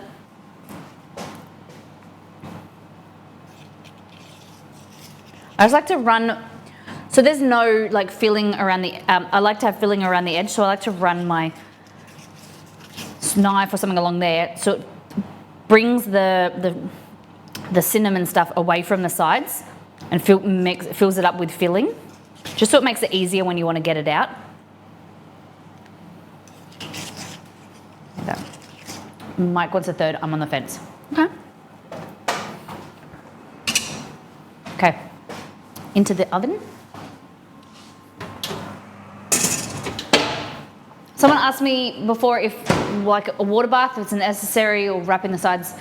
With a smaller cheesecake like this, I usually lower the temperature and it cooks more evenly, whereas a large wide cheesecake, because it's got more surface area, it usually cooks a bit quicker on the outside and less in the middle, whereas this, it's less surface area, it cooks a bit slower. You need like a lower time and a slower oven. Lower oven, slower time. And I don't find that I need a water bath. Okay. Let's do some chicken bits. All right. Best thing about this, guys, like that, no mess. Can you do it? Of course. Cheesecake in a slow cooker. There's a recipe and all in together.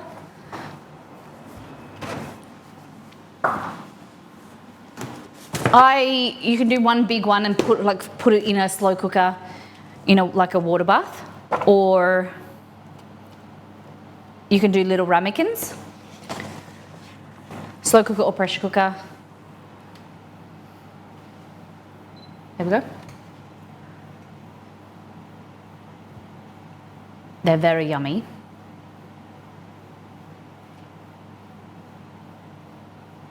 Look at them. This is kind of like your New York style cheesecake, but you can add mix-ins. And I usually use like a topping. I like to make it plain, and then people add the toppings that they like. Like some people like caramel toppings, some people like lemon or berry. Doesn't want to stand up. Okay.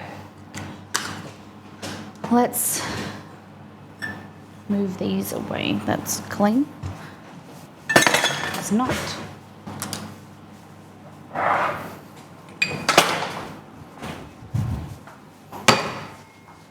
Okay.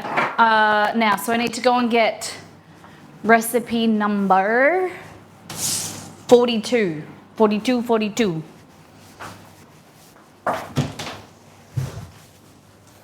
I did.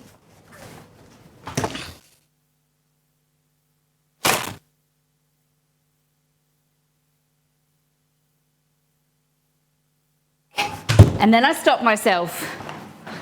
I was like, Grumpy's gonna say that the mic cut out again. Okay. Okay, the things we have. Some type of lettuce, salad wrap, some chicken thighs, coriander, rice, sauce, fish sauce and rice vinegar. Molly's gonna get sick of Grumpy, never. Satay seasoning, corn flour, cornstarch, sweet chili sauce. This is the same company that comes with the Marley spoon, Birch and Waite. They do Marley spoon. They're not owned by the same people, are they? Marley spoon and HelloFresh.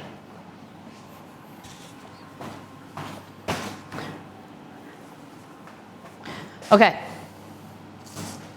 So we need garlic. The garlic came at the bottom of the box, so it's here.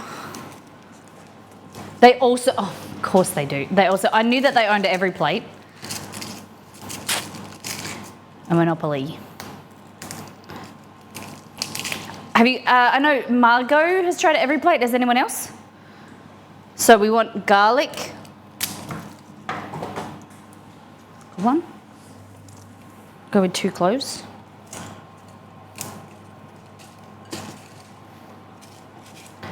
Oh my God, I just dropped it. Okay. We did every plate. It was okay, but I think I can make nicer things, yeah. I've been impressed. More impressed, I think, the HelloFresh meals compared to Marley Spoon. I don't know. I thought it was HelloFresh owned every plate and Marley Spoon owned Dinnerly. Oh, okay. I think I prefer a range of meals on Marley, but the flavour has been better with HelloFresh. Every plate is very budget, stripped back, way back, okay? So, garlic, rice, carrot, cucumber, lemon, ooh, baby lemon, coriander or cilantro, chili, green, nice, chicken thigh here, corn flour there, satay seasoning, chili sauce, salad leaves, bonza. The only ingredients you need are olive oil, butter, white sugar, egg. I can't order from HelloFresh until I pay our outstanding every plate amount.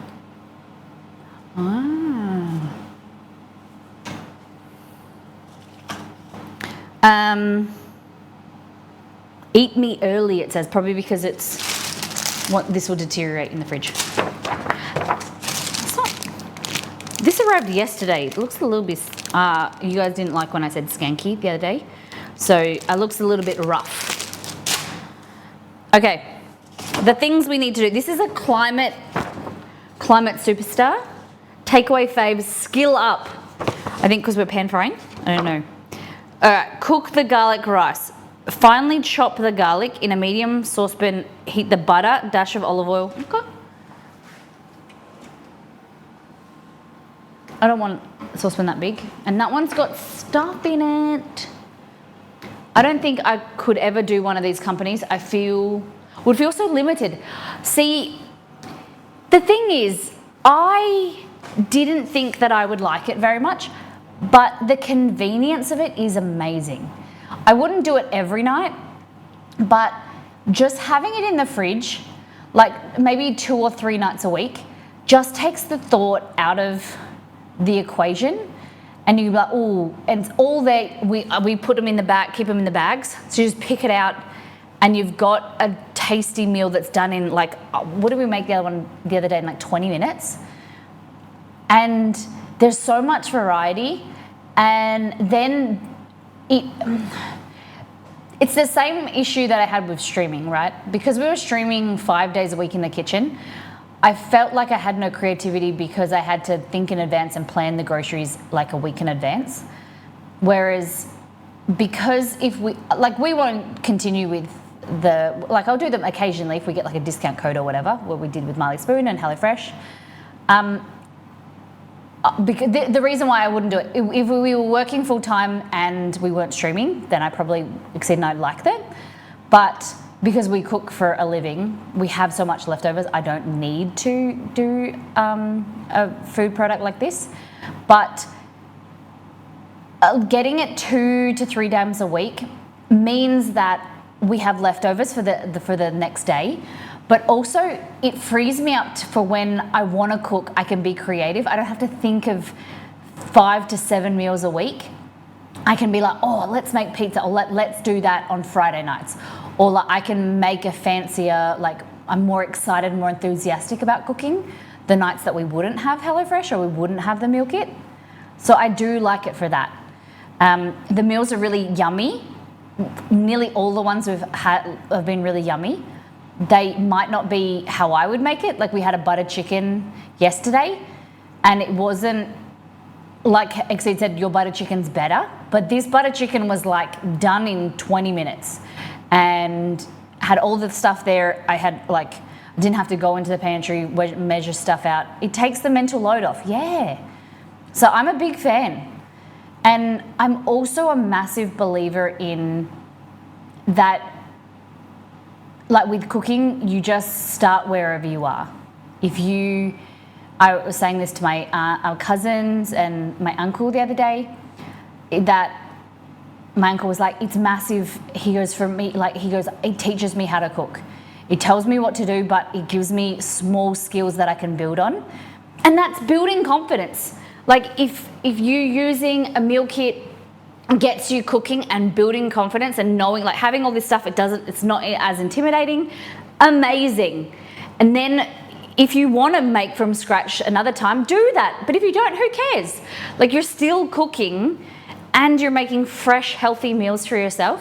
I'm all about it. I try not to, and please tell me if I do, but I love that it is getting people in the kitchen and building their confidence and empowering them, and I'm all for that. I don't always make things from scratch.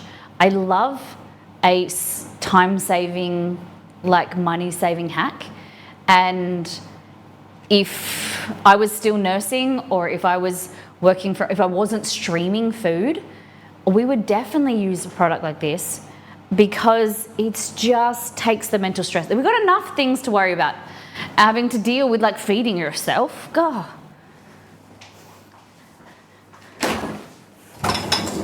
And also like with a family. Like I was talking to a girlfriend yesterday and she was saying that like she's vegetarian and her husband works nights, like evenings. And so it's just her and the baby, and she kind of doesn't know what to like feed her, just herself. So she eats like salad wraps most night because it's quick and easy. And if I was in that situation, I would get something like this just to have a meal for yourself and then have leftovers like the next day. I have a whole host of 10-minute prep Instapot recipes for my humdrum standard days. My relationship is rather complex. I'm incapable of feeling hungry or full, so it's rather inconvenient to make something I generally will forego eating. Wow, okay. And you know what like works, and you just getting the food into you for nutrition. Yeah, good on you for doing that. Just when you know, do you like schedule it out, like meal times and things like that? I'm at the stage where I want to make meals in bulk and freeze. I like to do that, but then if I know that they're there, we eat them the next day. We've been very bad at that the last few times. Like I'll make butter chicken, and I'll make bulk, and then Exie was like, "Oh, we'll just eat it out of the freezer." I'm like, "No, that's there for when we don't want to cook or can't cook or whatever." It's like I'll make you something fresh now. Okay, so we're making some rice. We need butter. Heat the butter. So the recipe's here. It says 20 grams. You should just be tablespoons, but I'm not going to argue with them. Like that, that'll do. A tablespoon. All right, it says garlic. We're just going to use a mincer. I've had to form a habit of selecting from a list of standard recipes I can throw together. Super, super quick in the mornings and then done by the evening. The bad part about never being hungry, nothing ever sounds good, so you don't have that craving. I get that. Is that something that you like have had your whole life, or is it something recently, medication or whatnot?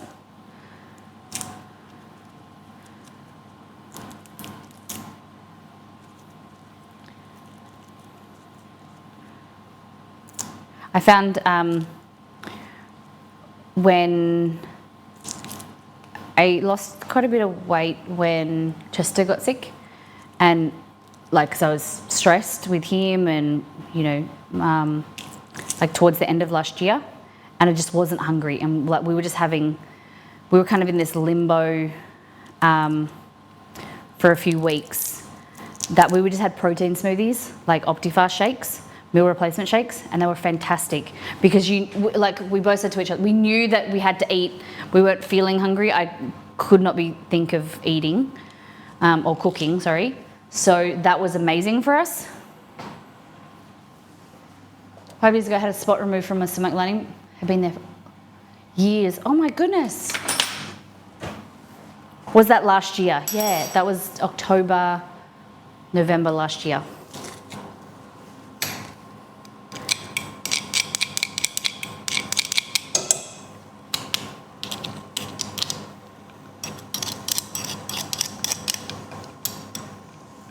Okay, so it wants me to cook the garlic and the butter like this, and then cook until fragrant, add a pinch of salt, bring to the boil. Oh wait, add water. So it wants me to add 1 1/4 cups of water.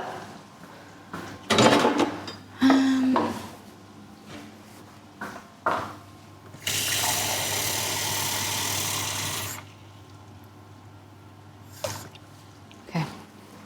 Time flies, doesn't it? You know, we count our time in like extra time, bonus time with chess, and it's been 9 months. 9 months extra. We had a little bit of a scare, like on Monday. He was really unwell, but I think it was food poisoning or something. He was quite unwell, but fingers crossed he's turned a corner now. 9 months of extra cuddles. That's it. And you know, when we early in the week, they are getting better. Chester's had still a bit of a sore stomach, but he's eating, he's wagging his tail again. Rome's got an ear infection, so he went to the vet yesterday. I just did my tax and I feel sick. Get a bill? I haven't done mine yet. Miracle boy, yeah. I love that instruction, cook until fragrant, basically cook till it smells good. It wants me to bring this to the boil, the water. I've never really done that before. Yeah, and then Rome, so I took Rome to the vet on Monday. He wouldn't let me put a muzzle on him, and the vet wasn't very helpful. Came back yesterday, he was sedated with a medication, gabapentin and some trazodone. Still flopping around, it was hard to get a muzzle on. Finally got it on at the vet, and then the vet's strapped his mouth, his snout closed, and we ended up. It's so hard. I have to hold. It's like when I can imagine when you take your kid in to get vaccinations. He was squirming and he was crying because he was had to clean out his ear with earwax and an infection, and they put drops in. It's $80 it costs for a gel antibiotic that lasts a month, and that will make his ear better. But it just made me feel sick holding him down, and he was crying, but he should be better now. I wouldn't have pictured Romeo as a grumpy boy. He is beautiful when he's around Exceed and I, we know how to handle him.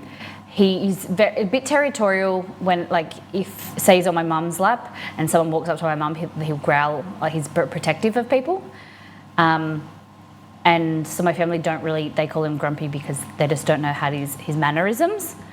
But he doesn't like people touching his feet or him intimately, ears, touching his mouth, or mainly his paws is a big issue at the groomer. But usually he's beautiful. But yes, it wasn't at the vet, so it was very stressful. Chester is the best patient, and he'll sit up there and you can manhandle him, you poke and prod him, whatever, and he'll just love you. But yeah, Rome's a bit different. This is the first year I had to pay more than what they already take out. I was shocked since I usually get a refund. It's not like I make much more than I did. Yeah, okay. I earned too much interest in my bank despite that being from selling my mum's house. Sorry, Mito. It was in 2000. Yeah, I thought it was a few years ago. But yeah, so it's hard, like pulling the pin and making that decision to sell the house. All right, so this is just white rice, it says. Last one was jasmine rice.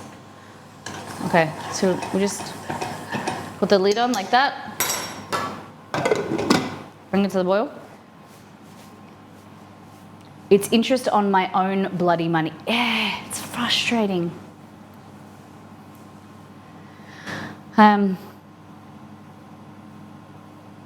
It's like the whole, like, I don't know if we have it in Australia, inheritance tax, or like a family member putting it, like the house, you know, like selling a house or putting a house in someone else's name, their family member's name or whatever, like paying stamp duty on death tax. Oh. Yeah, like inheritance tax, if you inherit something from a family member, they gift you money, you have to pay tax on it. It's just so crazy.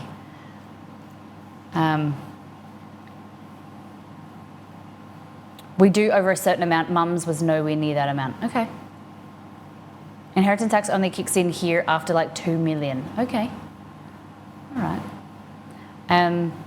The other, my stepdad and I were talking about it the other day, is that luxury car tax. I don't know too much about it, but luxury car tax used to be in Australia because we had like Holden, we had car factories in Australia. So they used to tax you for importing a car that wasn't made in Australia, like, like a Mercedes, BMW, all the cars that aren't made in Australia, you're basically importing them. So it's a luxury car tax over a certain threshold you have to pay on top of the exorbitant fee that, to pay the car. But now we don't have Holden. My stepdad was saying that it was like we don't have anything to protect anymore, that luxury car tax should be abolished. So I'm not too familiar, but I can kind of understand that. Mike had to pay $100,000 out of his father's estate because he didn't pay tax for 10 years. So the lesson is pay your own taxes. Yes, definitely. With Exceed, before any issues with his mum, like, with siblings and things like that, she all transferred it like into his name, stuff into his name before she passed. And that solved a lot of issues, like,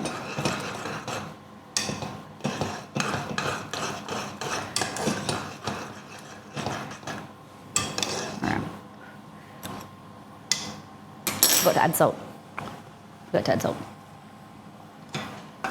Okay. I was told something that made me feel a little bit better about owning tax though.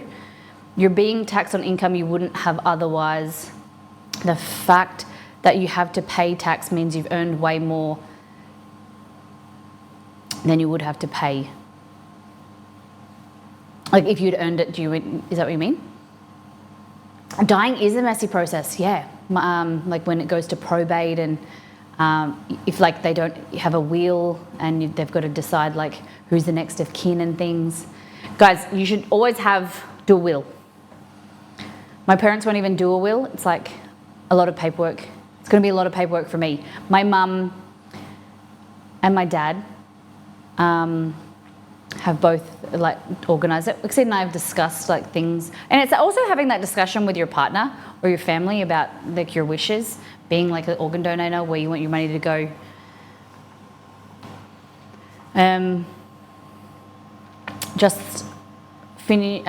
Just wish we were better at taxing big companies though. I do agree with Margot. I see that technically did earn income that offsets it, but it still sucks to get nothing. Yeah.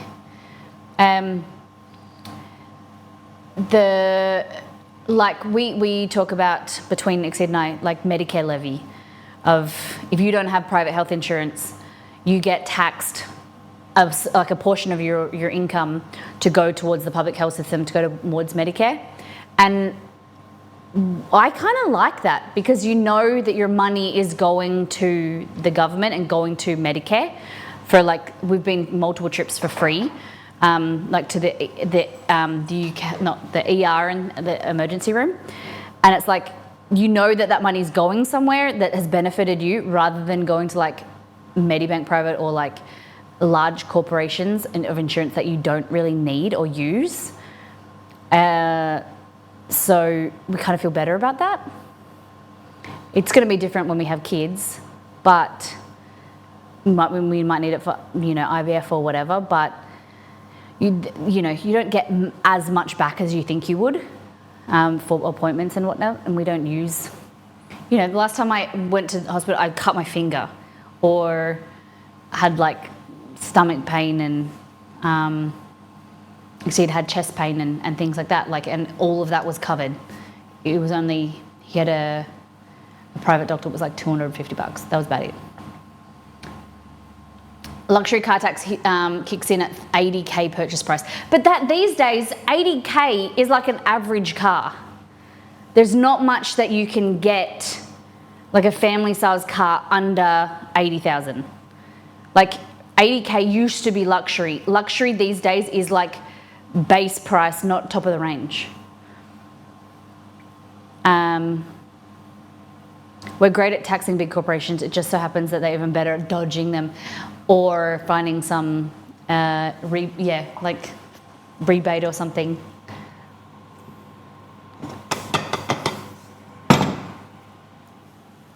Then they add another 33% of the purchase price in tax. Yeah, if you were to upgrade to a 7-seater, the starting price is $60K. Yeah, so ours was 5-seat, and that is around the same price.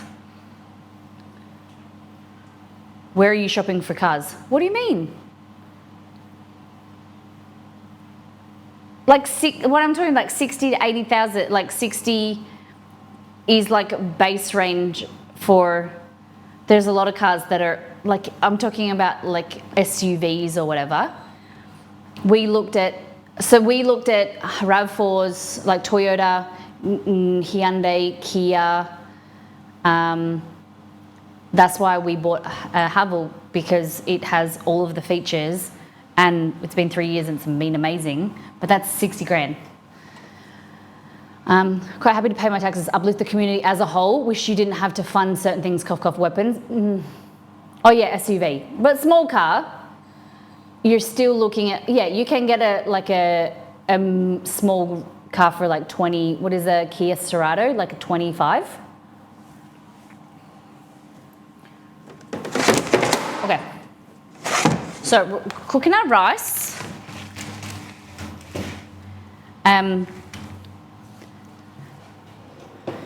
And the unfortunate thing is, the more expensive car you get, the more your add-ons and things you got to add individually.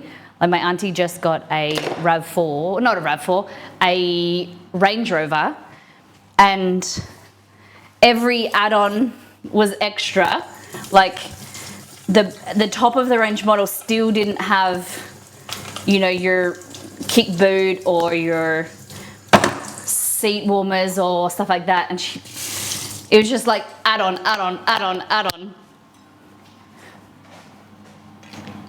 Range Rovers are expensive and unreliable. She's had her other one for, I think, like 8 years, and it's been really good. And so she just got a new one.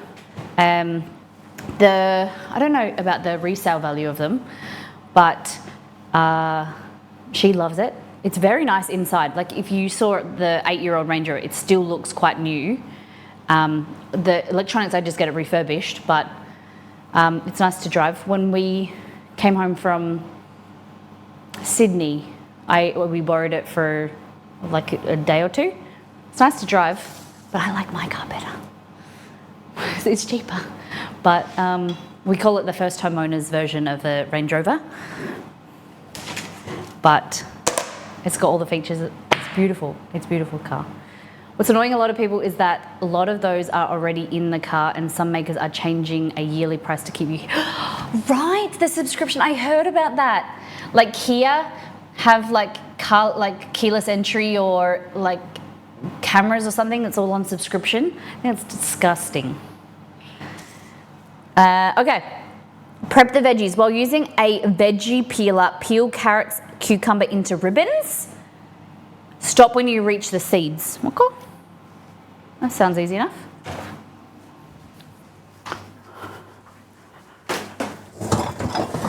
So we only have one car because we both work from home.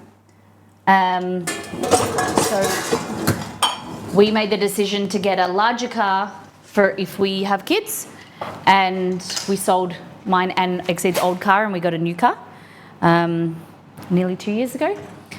And because we don't need a second car.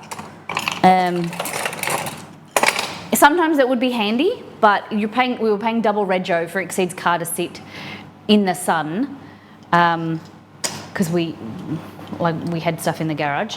So it was really unnecessary, and we haven't looked back. If we do need a second car, my family live nearby. I like a seat warmer. Very nice. I like the steering wheel warmer. Damn. Okay, so peeler. This one's just like a serrated grater.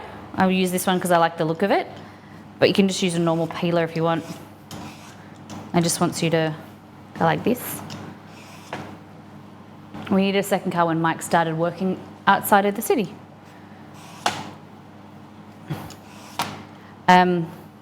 But I had a Ford Focus hatchback, loved it, it was so whippy. And then when the cost of fuel went up, I switched and started driving Exceed's Prius. It took him some convincing because it was his mum's old car. And then we ended up selling my car, then we sold his car, and then we got a new car. And it's so nice. Mr. B doesn't have his license, so it works. Yeah. And like one day, if Exceed ever starts, like I take him to the train station on Thursdays. Other than that, we never really need two cars. It's only like if I'm going to my parents' house or whatever, or one day I went up into the city to work. We can usually work it out, another car, but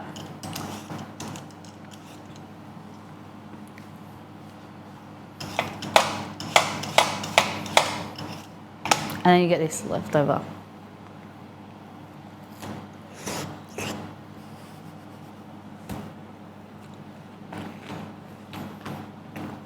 Sorry.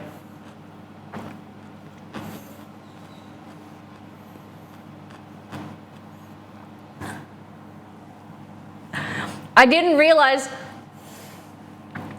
that it would fall on my mouth like that.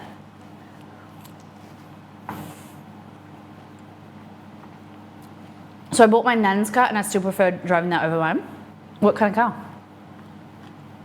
Dip it in some yogurt.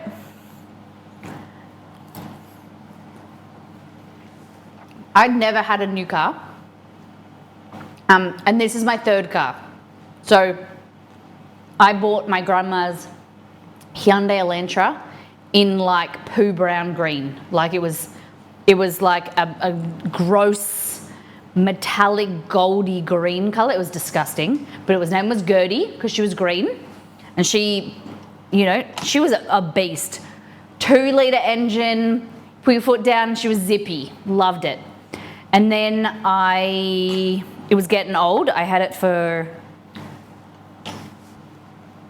6 years. I think 6 years. And then my parents sold their business. They had a business car, which was like a little Ford Focus. It was a 1.6-litre engine. It didn't have as much go when you put your foot down, but it was still like had more room as a, what do you call it, hatchback. And then from there, I had that car for another 5 years. And then we bought this car. So, yeah.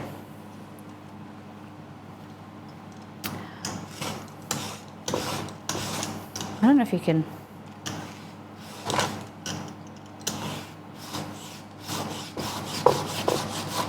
Yes, look at that.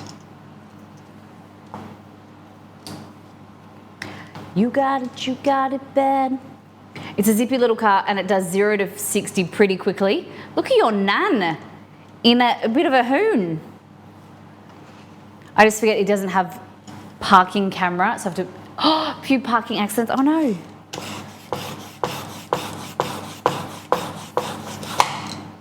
I don't use my parking cameras very much to actually park. Our car has what do you call it? Like if you press a button, it will park itself. But I just get really uneasy. I'd rather park it. It takes too long. One of the main reasons is the automatic parking takes too long. But I just don't like to be relying on it because you can have accidents for sure. Okay, where am I looking? Slice the lemon into wedges. Okay. Okay. So this is your salad. It's just basically carrot and cucumber.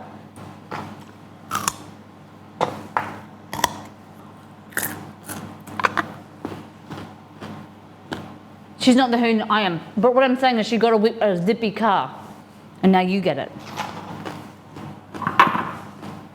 Okay.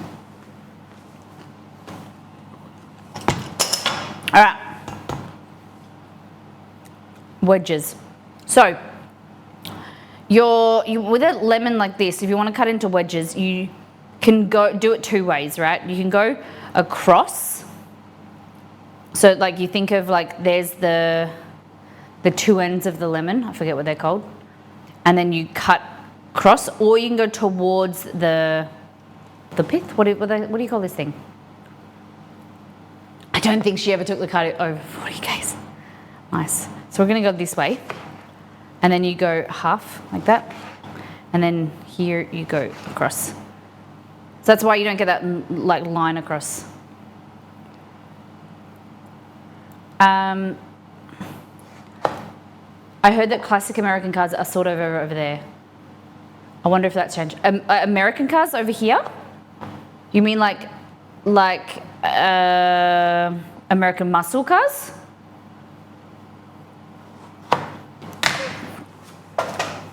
Do you know what? Do you know what I think? Australian isn't necessary. Those big Rams or F350s, we don't have the roads for them. I think that they're unnecessary. Just get a ute. Like, they don't even have that bigger, like a trailer, like a trailer pad. Like, unnecessary.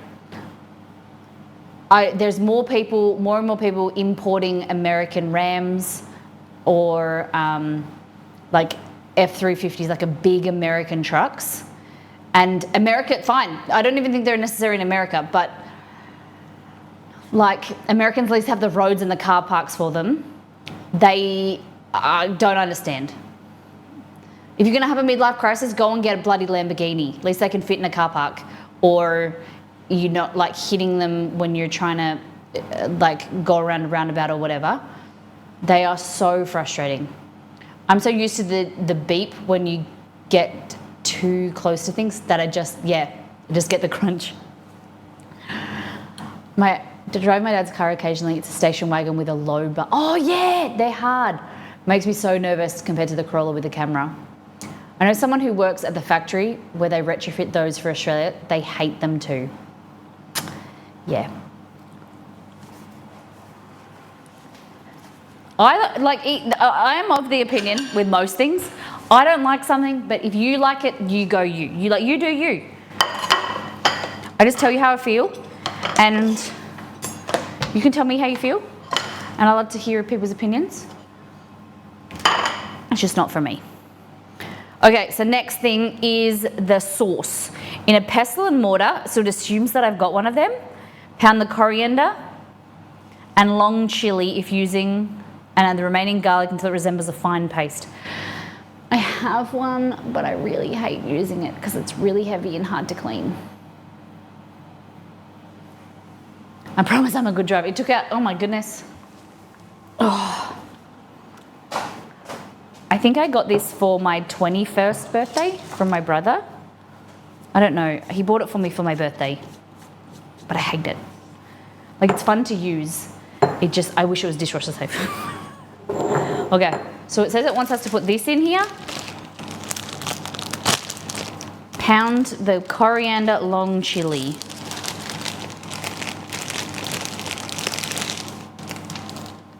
Okay. I have one of them as a bench decoration. That's what I like mine as. Okay, so I'm going to use 3/4 of this coriander. I'm going to keep a little bit, just for decoration. Okay. Like that. And then I think it's like, you know, like capsicum? Like, I don't like green capsicum. I don't really like green chilies. I was going to change it to red, but it's here. I might as well use it. I'm going to use half.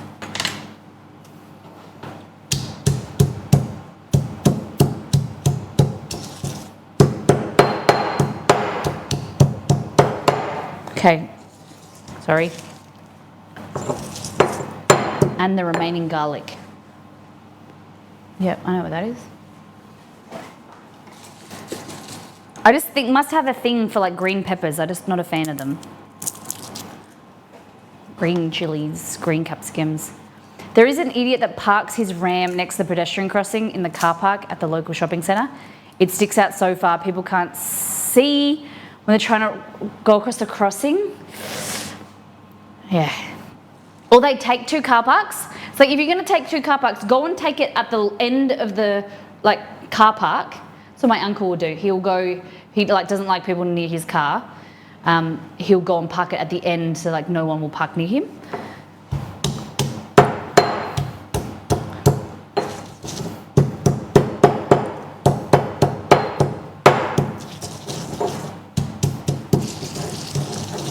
I hate green capsicum and coriander. Grumpy, here's the bin, you should jump in it. If you don't like coriander, it's fine with green capsicum, I agree with you there. But coriander is delicious.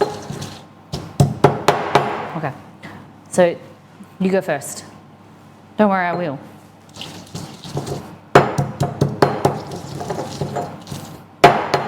I just don't like the noise as well. I think it's like a sensory thing.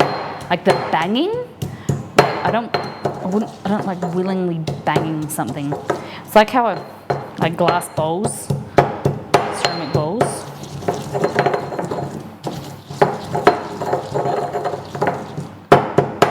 I think that's good. I think that's good. Okay. So, we're gonna add this stuff.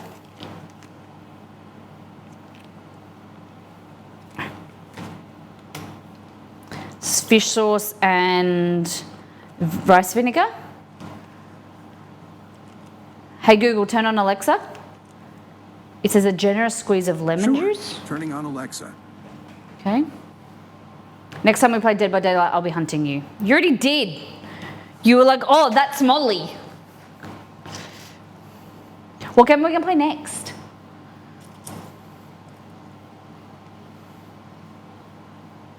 Okay.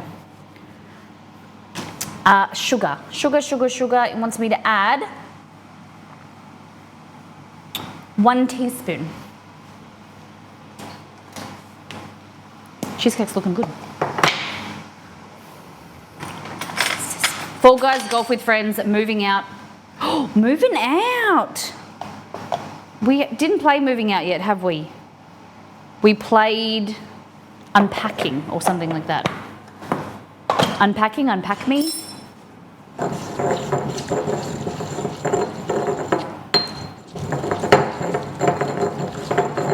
good. We just need to put some hot water in here, supposedly.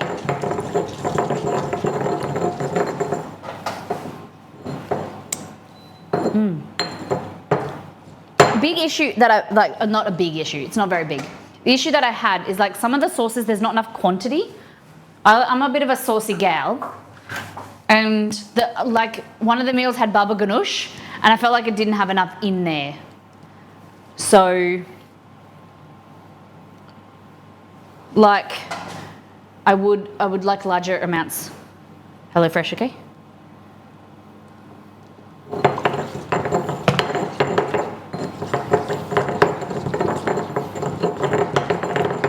Okay. Yeah. I'm thinking maybe like once a fortnight or once a month. Community games. I find the HelloFresh meals have too much sauce, really. But like this, I would like double as much to go with my chicken nuggets. I don't know. Maybe I haven't had enough experience making them then. Okay. So we're just gonna set that aside and let it do its thing. Some like it hot, but if you don't, just hold back on the chili. If you don't have a mortar and pestle, who says pestle and mortar? It's mortar and pestle. You can combine ingredients in a food processor. Okay. What was it the other day? You know how like you have like something like that, mortar and pestle, pestle and mortar. I forget what it was. Someone called something a name. We were watching a video on YouTube, and I'd said to it, like, no one says that. It was like saying like chips and fish. It's fish and chips. No one says chips and fish. What do you think? Is there anything out there that a word that you or like a saying that has to be in a certain order? Like salt and vinegar. It's not vinegar and salt. Mash and bangers.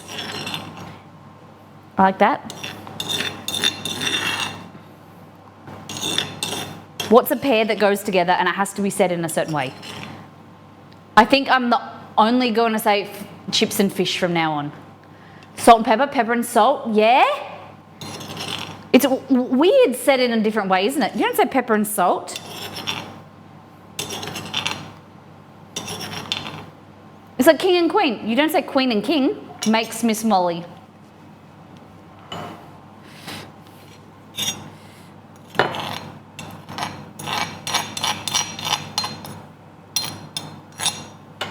All right.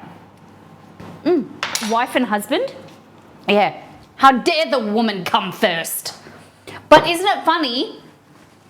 It's funny that on a wedding party, you say, welcome to Lauren and Troy's wedding. You don't say Troy and Lauren. You say the wife first. The wedding party of wife and husband. I don't know, it just seems to be, that's how most weddings I've been to, they put the woman first. Maybe because the woman organises it, I don't know.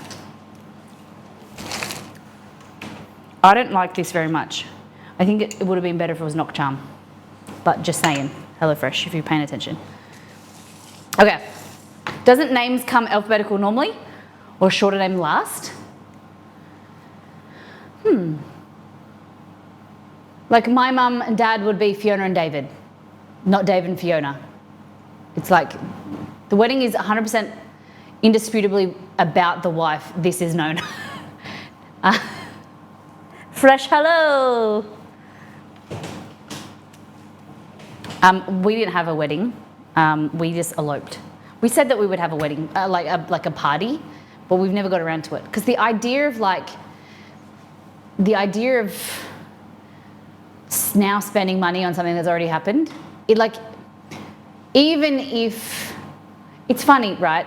Like if you eloped, people are less likely, because they didn't get to be there when you got married or whatever, like people are less likely to get enthused about coming to an elopement party. I don't know. Actually, no, I do put Mike's name first. Mike and Grumpy. Grumpy and Mike. Grumpy and Mike sounds better. Yeah, I say Lauren and Troy. Usually probably because I'm writing letters or something. Troy and Lauren. Troy and Molly. Exceed and Molly. Molly and Exceed. I say Molly and Exceed. I don't think the idea of having such an intimate, emotional moment in front of all those people, I don't like the idea. Yeah. I think like doing your vows and stuff, that's what we didn't do vows because we were going to have a party. So we haven't done vows yet. But we eloped. And I don't like the idea of, for me, I'm not a very big, like as much as I feel confident and comfortable here, I'm not very big in like things, the focus being, like that's probably one of the reasons why I don't want a wedding, is like to be, the focus to be on me. Like, I know that sounds really weird considering I'm a streamer, but I'm pretty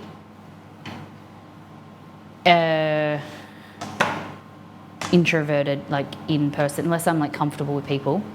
And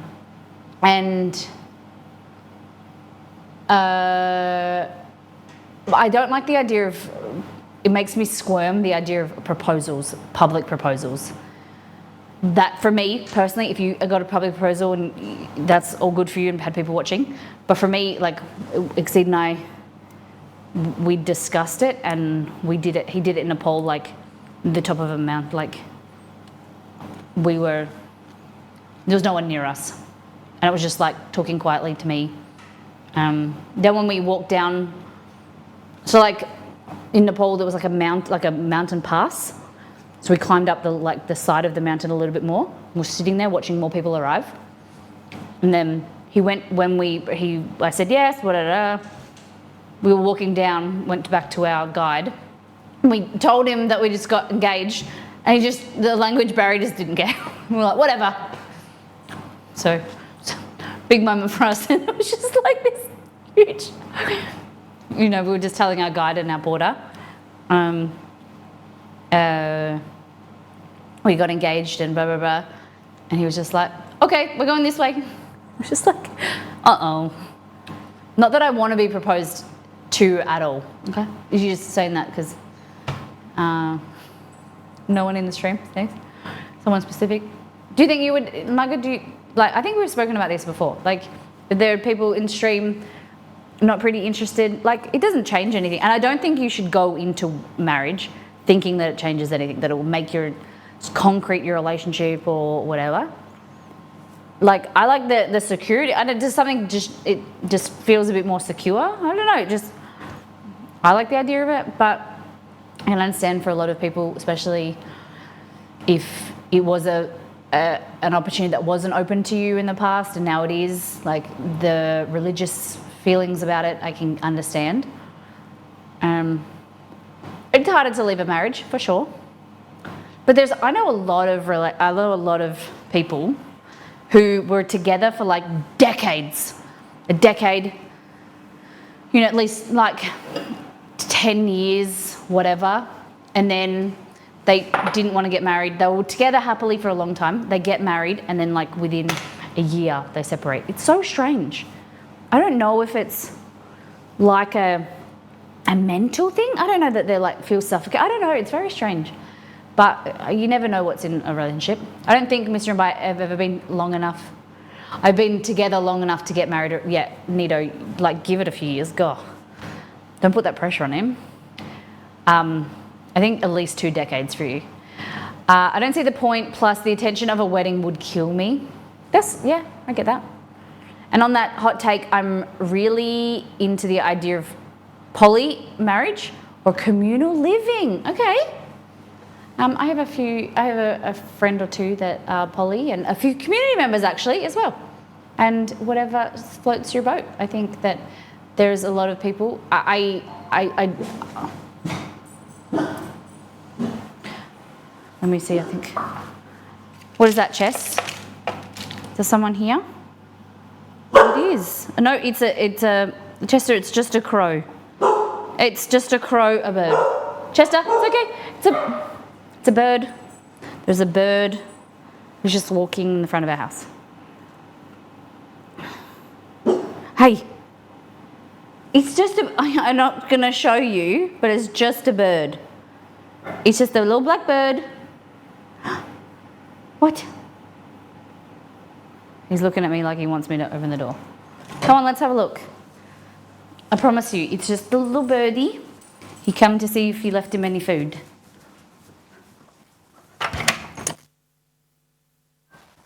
Look, no birds, no deliveries.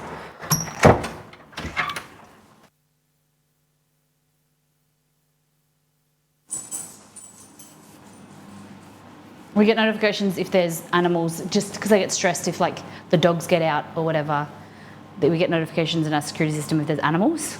So sometimes you'll see a cat at night time, especially at like 3 a.m, and then sometimes birds. My partner just wants to be married before her father passes, as he's seen his 3 other daughters get married already. That's sweet. I'd have a small registry office wedding quite happily. Yeah, that's what we had. It was beautiful. It was lovely. It was just us. It's just the memory that we have. And then we rang our parents, and then we streamed that evening. If you guys remember, we're in the US. We went to Cheesecake Factory and had food, and then we streamed in our hotel room. Yeah, it was a bit of fun. Okay, so cook the chicken. Cut the thigh into centimetre chunks. In medium bowl, add the cornflour, satay seasoning, egg. We need an egg? Okay, we need an egg.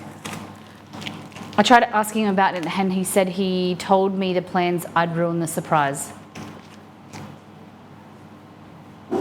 Chester.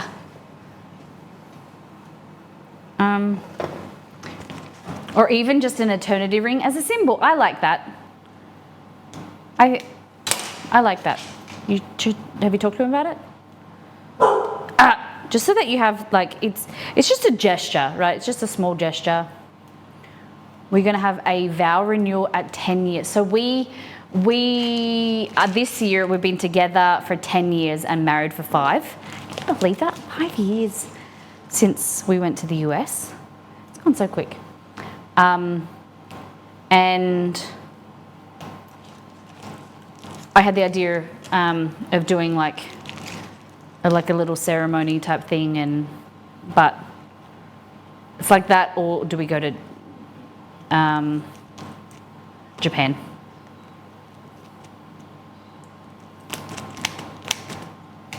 Yes, 2 years ago he said, let's see what Santa brings you this year. And turns out Santa didn't get the memo. Well, you should let Santa know again. Write Santa a letter and put it out and said,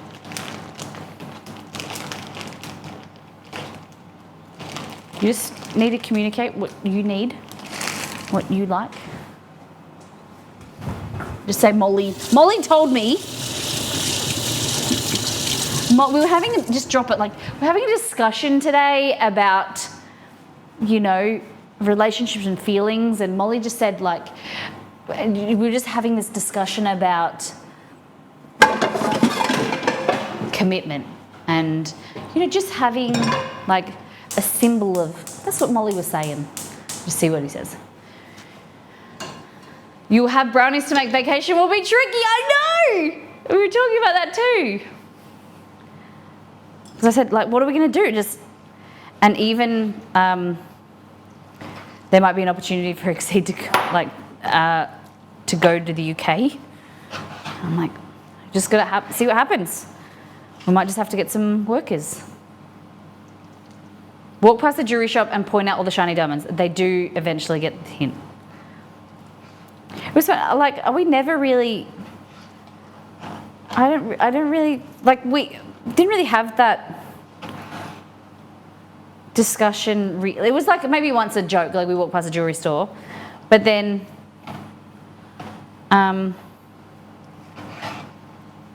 like he didn't propose with the ring because he wanted me to choose it. We bought a little small one from Nepal. Don't you lick your lips, it's not for you. But yeah, I think we'd been together for, when we got engaged, we were together for 2 years. I think, yeah, 2.5 years. And so it's not like I waited for a long time. The Miss Molly Makes origin story. I've never heard this. Oh, I could make you cry. It seems to be, I've been told that it is quite a beautiful like story of the sentiment of, and it sounds really wanky to say that, but there's a whole story about where we got engaged and it seems to make people emotional. So one day, when you've got time, I'll tell you. It's quite a lovely story. Now I feel like I'm teasing it. He proposed with a guinea pig on a stick. Yeah, that sounds about right. On the top of a mountain. I'll put it in my diary. Oh, he knows, trust me, we've been together for 12 years. I'm banned from jewelry shops. Just propose to him.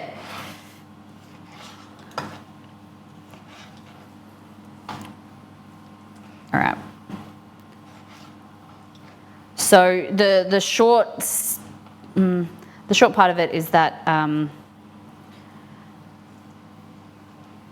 we'll talk about it. Ask me if you're interested about it. Talk to me tomorrow, and I'll tell you in a more informal setting. I'll tell you the story of the engagement tomorrow. So delay in your live, but I forgot. Nah, okay, it's gone. Thank you. Usually I skim read, and I was going to read that out loud for the first go, but I didn't. I usually skim it before I read it out loud.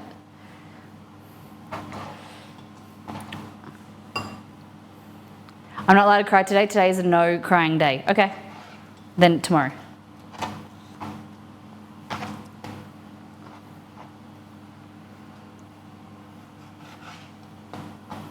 I won't trigger anyone. Buy yourself a ring, open it in front of him and say, yes, I'll marry you. And then he says, what are you talking about? He said, well, you paid for it.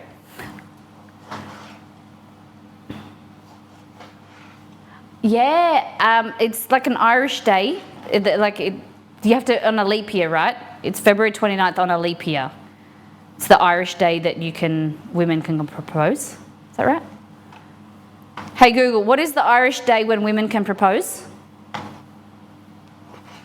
According to Wikipedia, Bachelor's Day, sometimes known as Ladies' Privilege, is an Irish tradition by which women are allowed to propose to men on weekday, the 29th of February, based on a legend of St. Bridget and St. Patrick. There you go.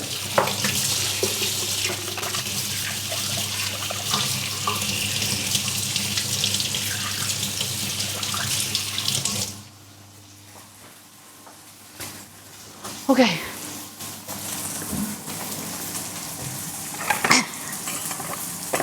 Yeah, there we go. The only the date, the time that date even exists. Shut up. You know what I mean? Shut up. Man, what if we got married on a leap day? That would be fun.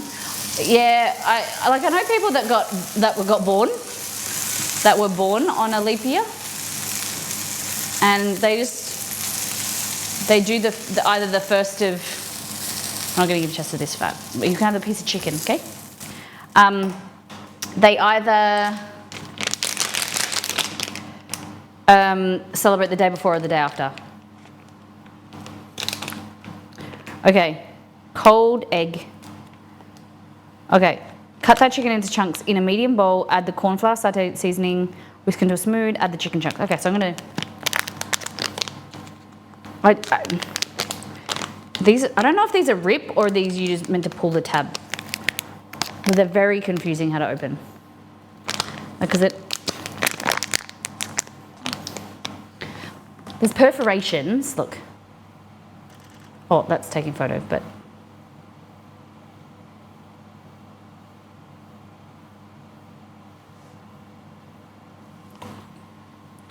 So, but you can't really pull it. So I don't know if you just pull this. I don't get it. Yeah. Does anyone know what the legal ramifications of being born that day? Do you go to jail? Okay. Sauté. Bloop. Corn flour. Fold it a few times, then tear. Oh, to like yeah, okay. To kind of like bend it.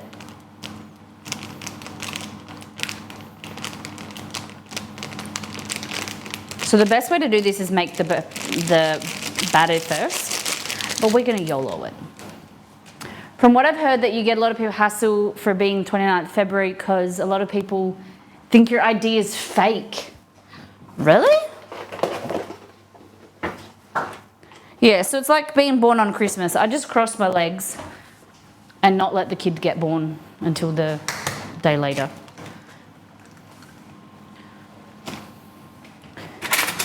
Okay. Wheel. What do we say? Get a bigger bowl. Get a bigger bowl.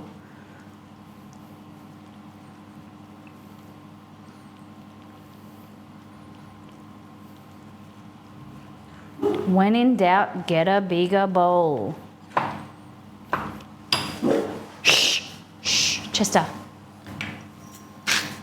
Get a bigger bowl, get a bigger bowl. Common law, in some jurisdictions, they follow the concept of attaining an age day before your birthday. It could mean someone born on the 29th would age on the 28th. Yeah, or which falls on the 1st for non-leap years, yeah.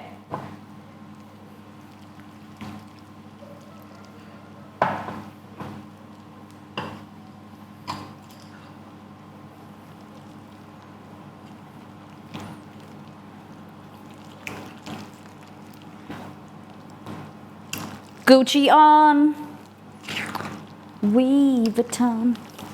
Okay.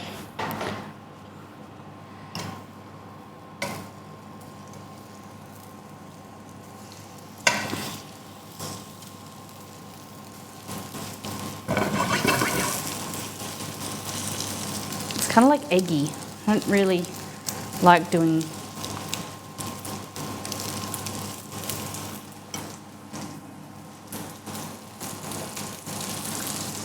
I like to have the day slowly progress 1 year every day. Yeah, yeah.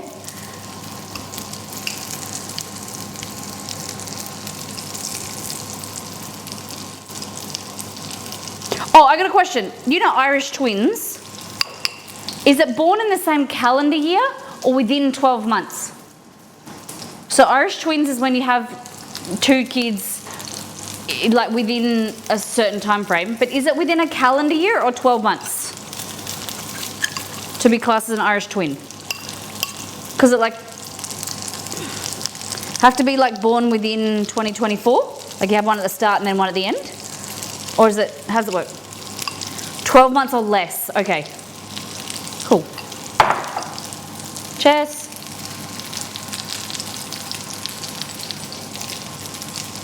Okay. Cooking the chicken. So that, if you want to learn how to make chicken nuggets, we're going to talk about this on Monday's stream.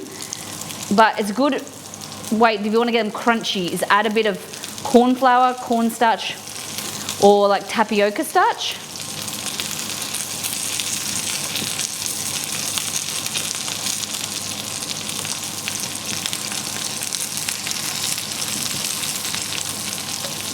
Adding is in batches, so we're doing half at a time, so that there's enough room for it to cook. And you turn them around, and they're not steaming, they're frying.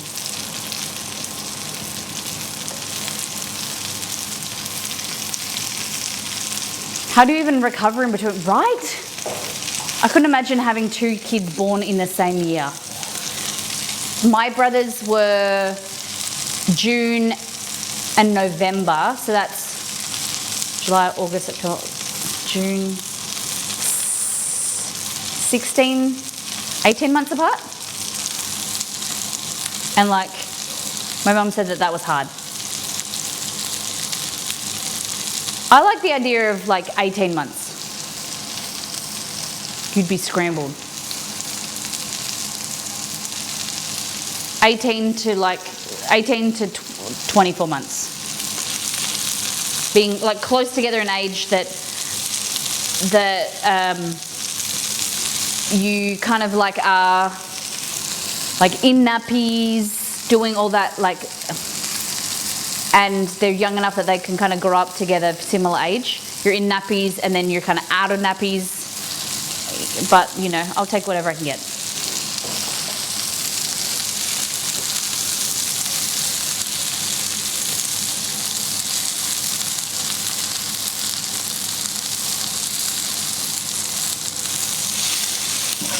They are some decent sized nugs, aren't they? Just breaking some up because they're stuck together.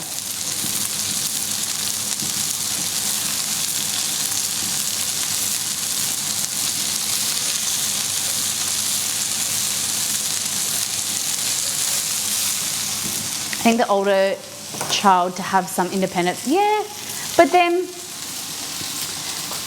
that can be a blessing and a curse, I think, because like my cousin just gave birth to their second child, and their first, I know it wasn't probably to their, you know, they may have found it harder to get pregnant, I get that, but like their first kid is now 5.5, and like could have happily been an only child, like, you know, I don't know if the transition, once they have had that independence, the transition to becoming a sibling is harder on them. What are your thoughts, guys? What do you think? 5 years between all three of my siblings and myself. I'm the second to youngest. How did it go? Not having to change 2 lots of nappies when Cora was born was amazing. Okay, that makes sense.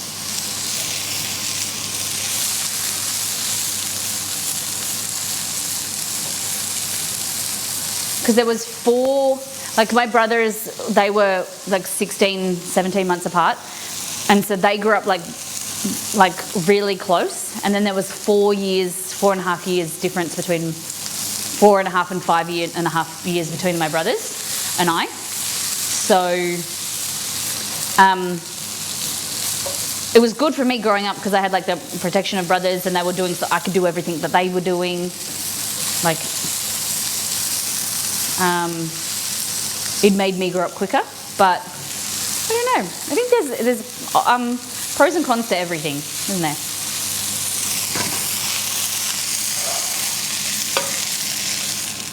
But I'm just conscious of like with like thinking that you're like your parents' like apple of their eye, and then all of a sudden you have a sibling that now it's taking all of their time and effort, and like some kids could struggle with that. I don't know. I don't know. It's pretty great. My oldest sibling and I were super close, and my oldest sibling was old enough to be able to facilitate. I think Mr. B initially struggled. His next older sibling being 10 years younger, so they both were at 8. Yeah, totally true. Like there's even like my group of cousins, some like one family were very close in age to like my family, my brothers. So we grew up really close, and then the other, my auntie, she had kids young, a little bit later because she was the youngest, and like my youngest cousin's like 10 years older, 8, 10 and 12 years difference between all of us. And so we get on, but we just don't like, we can't relate to each other as well. Compared to like my older cousins, like we would go out like to bars or clubs and stuff with each other, and we were very close.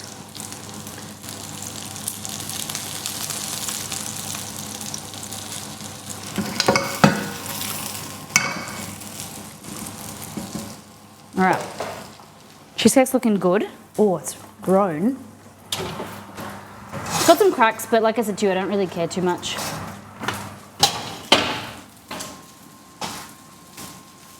My sister is 17 years older than I am, and we were a lot closer when I was younger than where we are now currently. I'm the closest to my brother, who's 10 years older, but I've always gotten along. Nice, okay. So it's the opposite of many big age gap families. Maybe you become closer again. like different life stages and things. Were you different parent? Were you half siblings, or if you don't mind me asking? Okay. It's pretty easy on my parents. There was a kid around as a backup, as a babysitter. Yeah. All right. This is our rice. A little bit undercooked.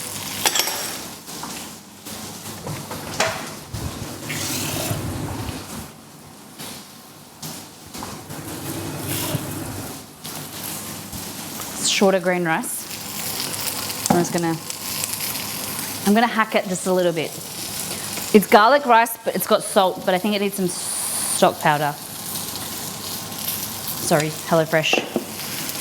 Just a molly hack there.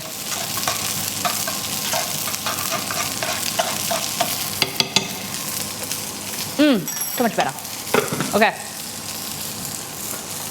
There's only one from my mum, brother and sister has from the same dad. Okay.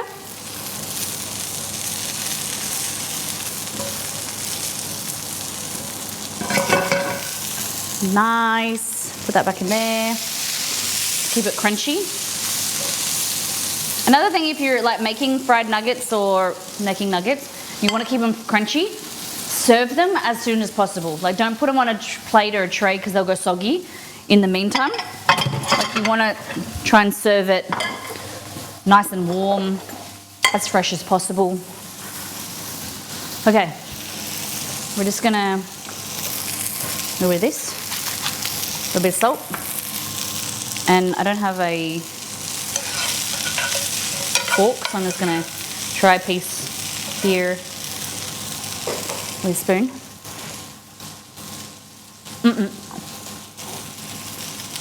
Not as good as rice, baby. That's good. Yum. That is tasty. I like that. We could make this easily. It's got cumin, turmeric,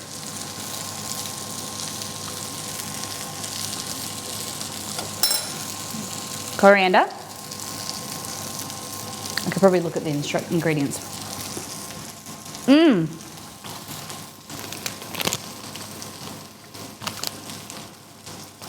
that's corn flour. Satay seasoning. Cumin, ground coriander, ginger, paprika, chili, turmeric, pepper. We could easily recreate this. What are your thoughts on hex-clad pots and pans? Don't have too much experience with them. I am a little bit dubious on like the only pans. Are they called only pans? Is that what it's called? Only? No. Is it only pans? Or any pan? Any pan? And things that like celebrities are endorsing, I'm a little bit conscious of that. Not only pans, I meant every pan, I think it's called. Like things that are being promoted on, people are getting paid to promote on Instagram. If they haven't used it. I've seen 2 people on Instagram that were promoting a product as a sponsorship that they'd never tried before. And like, they were talking about like they were promoting it and they hadn't, like they just said like, it's so light and whatever, haven't used it yet, here's my code. And like that's being honest, but like, I am, like HelloFresh, that's what I said to you guys, is that we were sponsored by them. We did a sponsorship with them. I'd never tried them, and I was telling you my honest feedback and opinions about it. And because I'd tried only spoon, only whatever it's called, Marley spoon. Like I was familiar with a small amount of like products, and you guys had like recommended them as well. And so I'd like to do campaigns or promotions with products that I used before. Like, they wanted us to do a HelloFresh stream to promote them, and I was like, I'm not doing it unless you send me a box as well, because I need to be able to cook it. I need to be able to showcase what it is. And like, it doesn't feel like I'm acting with integrity if I take a product and promote it that I haven't used before. I like to be, it might not be in the rules, like it might not be the done thing, like, with the HelloFresh sponsorship.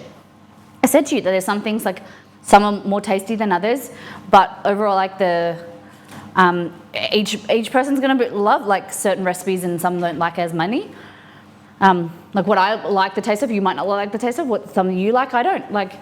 But I like the base of it, like the convenience of them, and I had some knowledge of what it was like. But I was open with saying like, I've never tried it before. Let me try it. Like, and I try my hardest. I'm not always going to get it right, but I try to communicate like authentically. But yeah, with those pots and pans, I've never tried them, so I don't know. I would like if I could get my hands on one, fantastic. I'm not really a big fan of paint these days. After many years of cooking on stream, I don't really encourage spending big money on non-stick pans because they all deteriorate. That I would rather get these. These are from Costco. They're called Tramontina, I think. Oh shit, Tramontina. I go through a 3 set of these every year. I make sure that they don't deteriorate as that much, and then like when they start to lose their non-stick, then I throw them out because I don't want it peeling. They're $49 for a set of 3, and they're fantastic. But I'm also looking at ceramic. Like I prefer ceramic to cook with, as long as you heat it up. I'm interested in stainless steel, but I really don't believe in buying.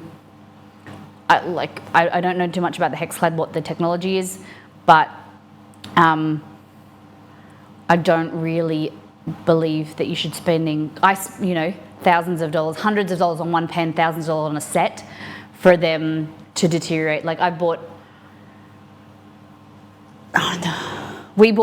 2 very expensive, like $800 to $1,000 sets in the last 7 years, and they say they're non-stick, they dishwasher safe, and they all peeled and they broke down. Like the inside's still okay, but I don't like the outside peeling, and they all deteriorate. So I'd rather spend less on a throwaway set. I know that's probably not as good, but a lot of them are aluminium and they can be recycled on the outside.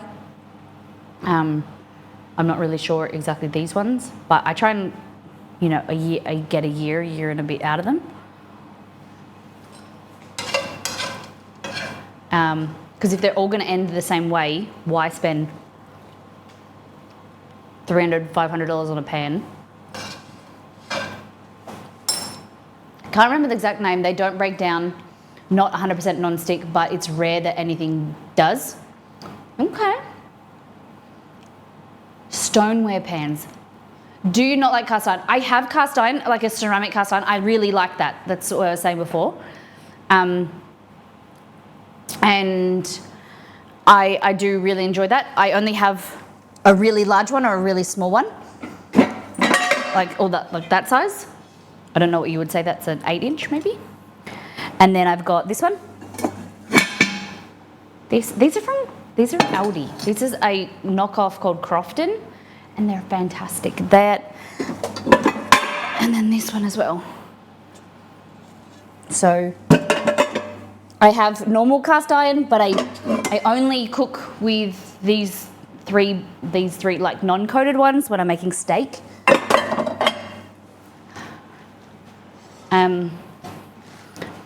Yeah. I do like them. They retain heat. They take a lot longer to heat up. I would really like to move into stainless steel, but it's an expense. Like I have these for now. I would really like a stainless steel to learn how to use stainless steel effectively, but I also don't really enjoy spending money too often. All right, cheesecake's looking good.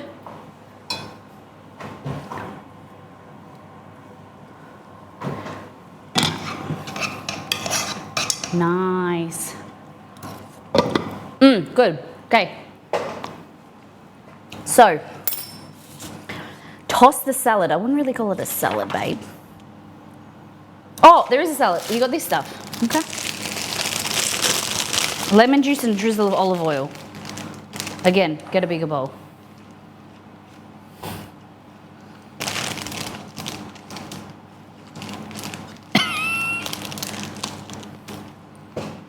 Okay.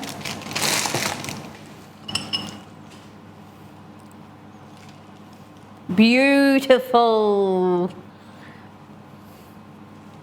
Okay, a little bit of. Did I miss the cheesecake? It's in the oven. Olive oil. I'm gonna put some red wine vinegar in there.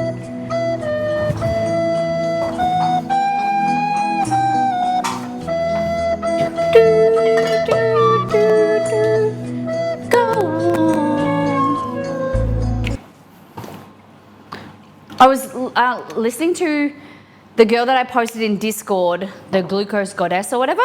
She was talking about like when you have salad, you should always have it with vinegar because the acetic acid is really good for digestion.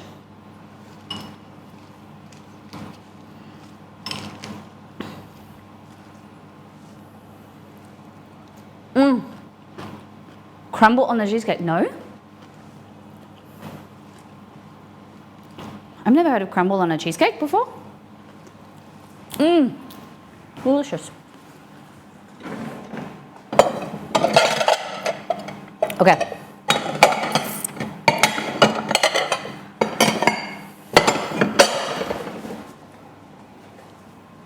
Fermented foods are great for digestion. Totally true. That's why I've got my new kimchi. I made a new one.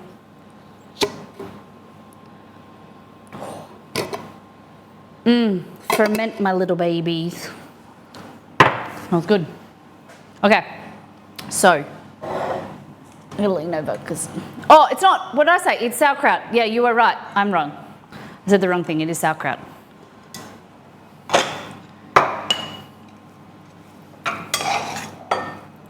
Did I say kimchi? Didn't I? Okay, so we're trying to make that.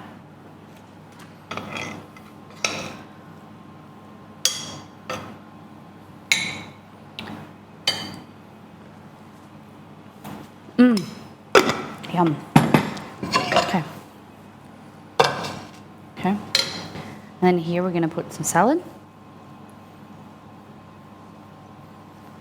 Beautiful.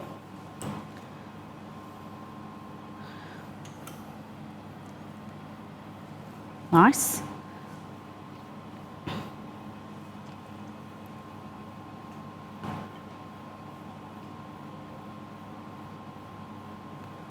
No, you get your bend. There we go. Beautiful. A lot of chicken. This is a good size. This could easily feed like 3 people. Yes, sir. This is how I like to eat chicken nuggets, with rice. I'm a big rice fan. No water bath. Because YOLO. So, it's a 6-inch cake. You could. I don't care about cracking. Some people care about cracking. Tastes the same. I'm just going to cover it with stuff. Cover the cracks. This is 3 people or 1 me. Hold on. Let's get it. Wrong way. Look at that.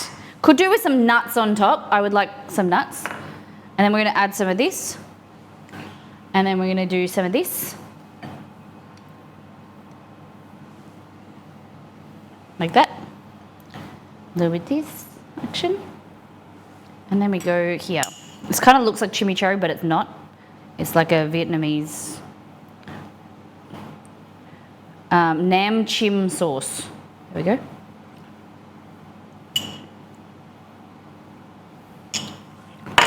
Yum! What do you think? Nuggies and chips. Yes. Okay, rice. Nuggies and rice. Look at that.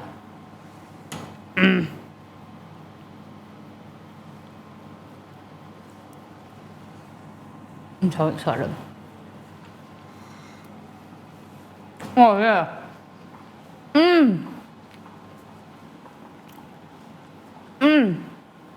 Yum. That is delicious. I would say, again, better with nok cham, but nim cham, chip nim cham, nam chim is still good.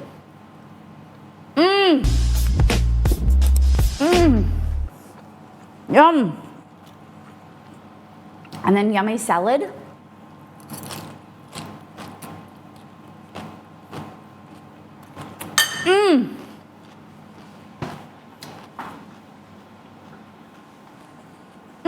That's so good. Wow. That is so good. I've been getting into veg. I've been really liking roast veg. The good thing about these, I would never put this together. Like carrot, cucumber, salad mix, but it's just like a healthy side dish. All it's got is a bit of vinegar or lemon juice with olive oil and salt. It's delicious. And the chicken is very flavorful. I think we're gonna have to do a Molly recreation of this chicken.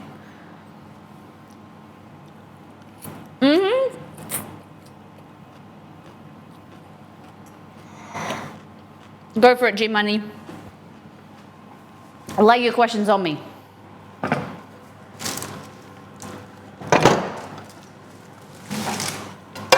Pour some sugar on me with all your questions.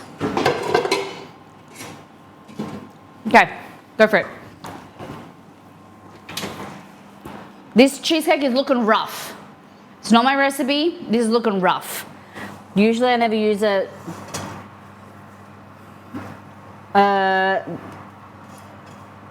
It's got a lot of cracks. And I've never had this much cracking in a cheesecake I've never made. Did you use sour cream? I did. So this is a recipe from, and look, the thing is, these cracks, when it starts to settle down, these cracks will like fade. Look at that.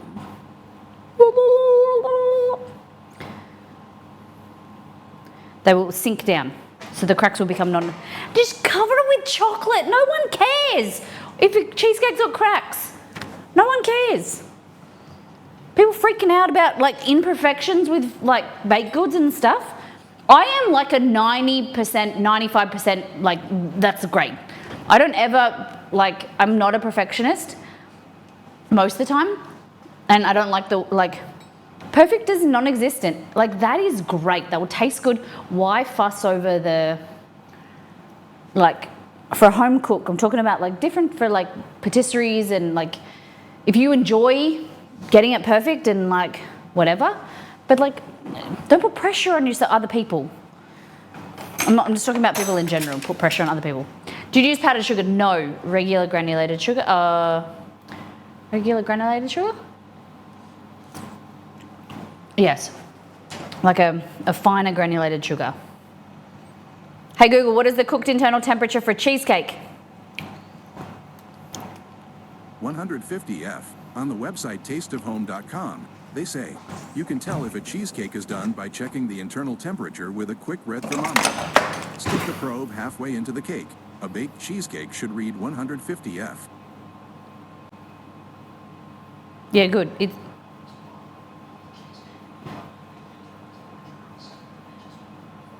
So 145, I'm at 197, so I think I'm good.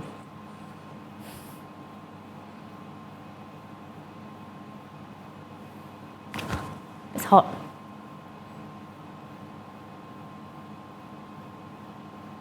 Yeah, she's hot.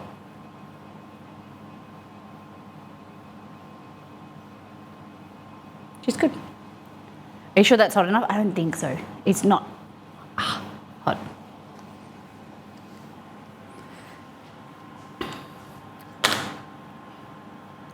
63. It's fun. See how it's already starting to flatten out? It's amazing. Don't stress. It's got some jiggle to it. Like that. Beautiful. A little bit of crust. I'm gonna chuck it in the fridge. Is it molten jam hot? We're not gonna trial that, okay? I've got enough burns on my face and chest today.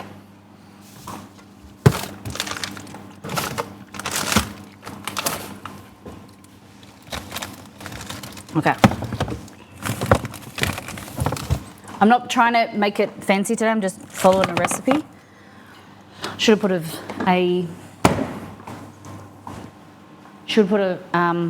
timer on, but it's all good. I was making a, no, listen to my voice. It's 1 o'clock. We don't usually stream this late, so everything's turned off. The main camera is on an auto timer, so we can just chill like this. You want to see my chicken? You want to see my chicken?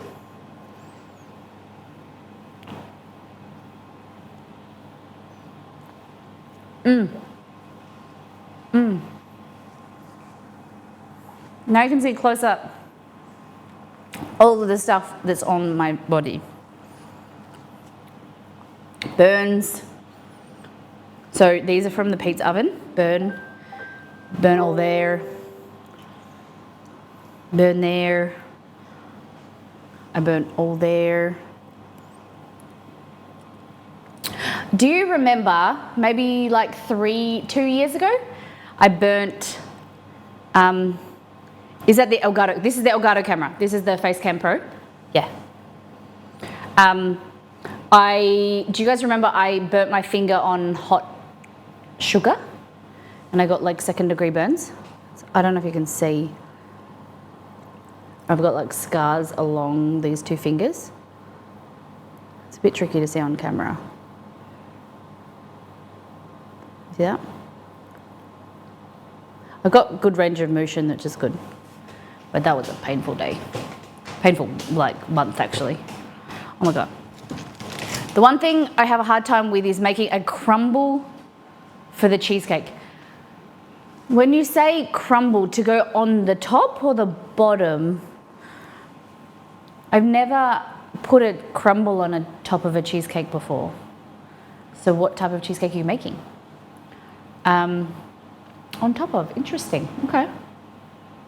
What are you having trouble with? Is it the crumble isn't like going crunchy, or have you ever added cinnamon to a graham cracker crust? That's what I did today. We're making a cinnamon rolled cheesecake, which is basically cinnamon in the crust. And then I honestly don't really like cinnamon unless it's with like ginger and like cardamom and things like that, but I think this is gonna be good. Like when I do cinnamon rolls, I always add ginger and other spices. But then we made it a paste, like you would put in a cinnamon roll. We did like brown sugar, cinnamon, butter, and then a little bit of flour. And then we dotted that throughout the cheesecake as well. You could do a crumble. G-Money, I'm interested to know what issue you're having with the crumble.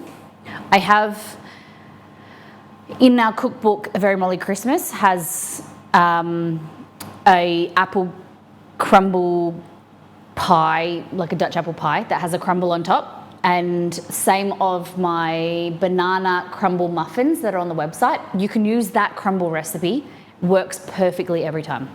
So what you want to do is make sure you have enough butter so that it holds it together, and so it stays as a crumb rather than, you don't want your crumbly like really crumbly. You want it to kind of like be like more pieces. I like it like larger chunks, not to be like, sometimes people make crumble where there's not enough butter and it's like sand, and that's not, for me, that's not enjoyable. Like you can't scoop it.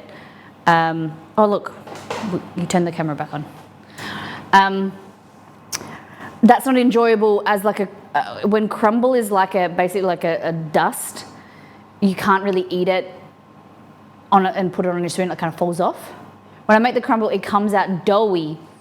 I'm not sure if my butter is too hot. I would say you're not using enough butter. Are you using any more, like what goes into your ingredients? If it comes out doughy, your either pieces are too big, you're not using enough fat compared to, you shouldn't use water, you should use butter. and you need to cook it long enough so that if it's coming out doughy, you need to a bit smaller like chunks, but then cook it for longer. Lower temperature in your oven,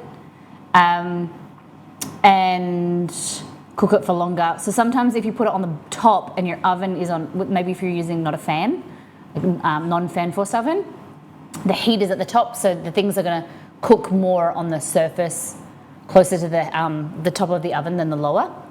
Flour, sugar, and cinnamon, and butter. Okay.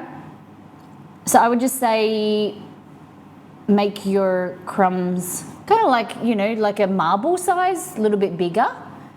I like to smoosh them in my hand. We did a pie stream on, can find it on YouTube or the VOD. We did a pie stream a few weeks ago and I made crumble, and you'll see it from there, how I made it. And the consistency, or you can follow my recipe on my site, the banana crumble muffins.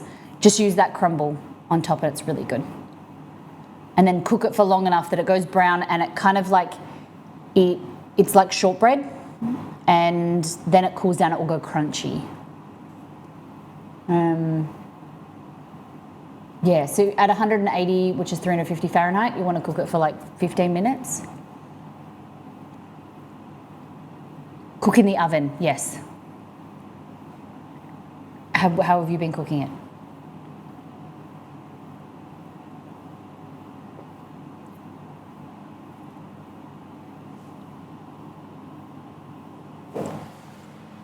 So if it's going on a cheesecake, are you putting it on a baked cheesecake or a continental non-baked cheesecake?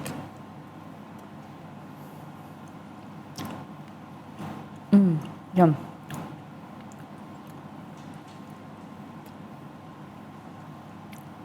This sauce isn't very good on its own, but with everything it tastes nicer. I think I'm gonna add some honey.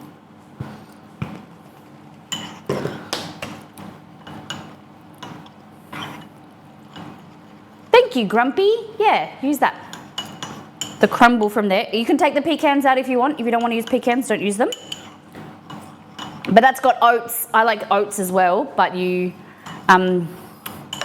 try it with oats. If you have any issues, watch the VOD, or if you go to YouTube and search pies.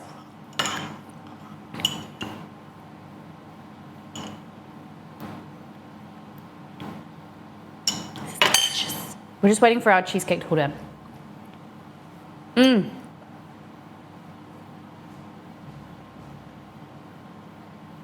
Was there anything else we needed to make today? We did the doughs. You know what we're gonna do while we wait? Chicken teriyaki. We're gonna stuff some chicken into a fish. Okay? We've got time. So, oh, hold on. Come down.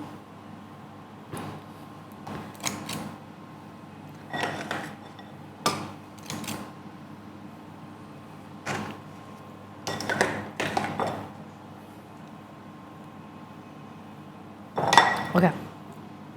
Brownies? No more brownies. Not cooking any more brownies today. But we will be doing, I gotta make them and shoot them for the website. If anyone wants to fly over and be an assistant,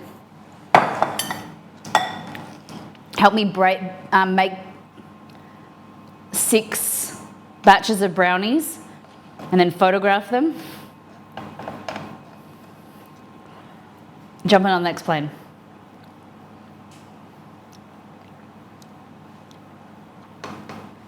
Hello, Exceed. Would you like some nuggets?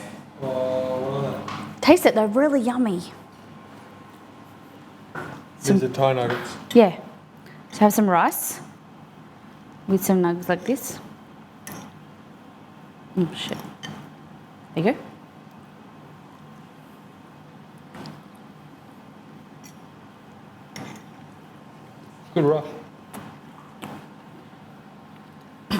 What about the nuggets?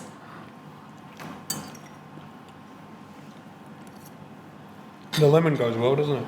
Mm. Let me try one by itself.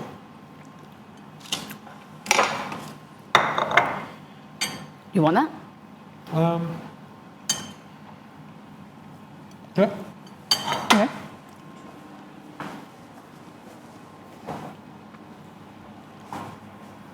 Where'd the rest of the chicken go? Oh.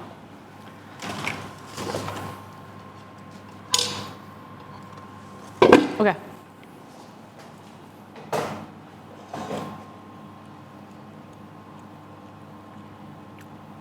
This is gonna be fish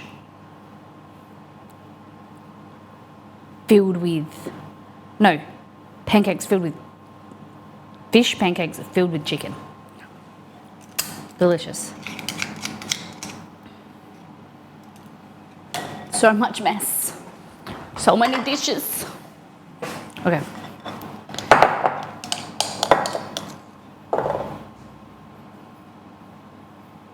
And then we'll dip it in like the Thai dipping sauce or Chick-fil-A sauce. What do we think?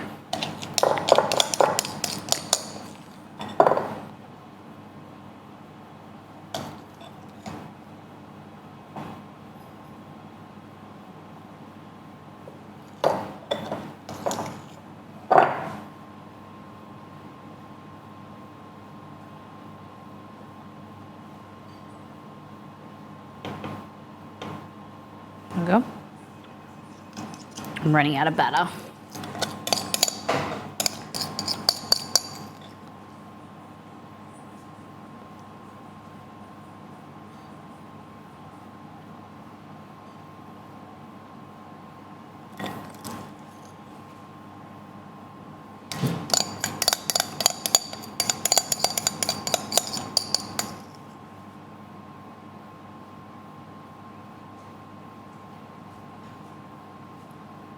There we go.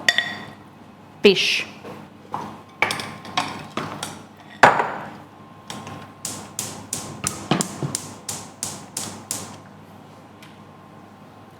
There we go.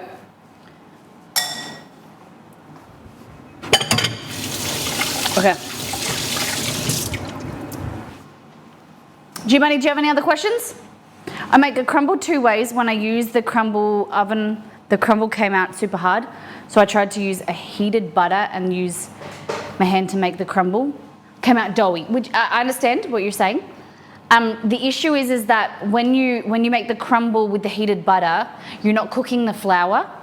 So what's going to happen is it's going to affect your digestion. So it's going to make your like an upset stomach because the flour is raw, even though you've heated the butter.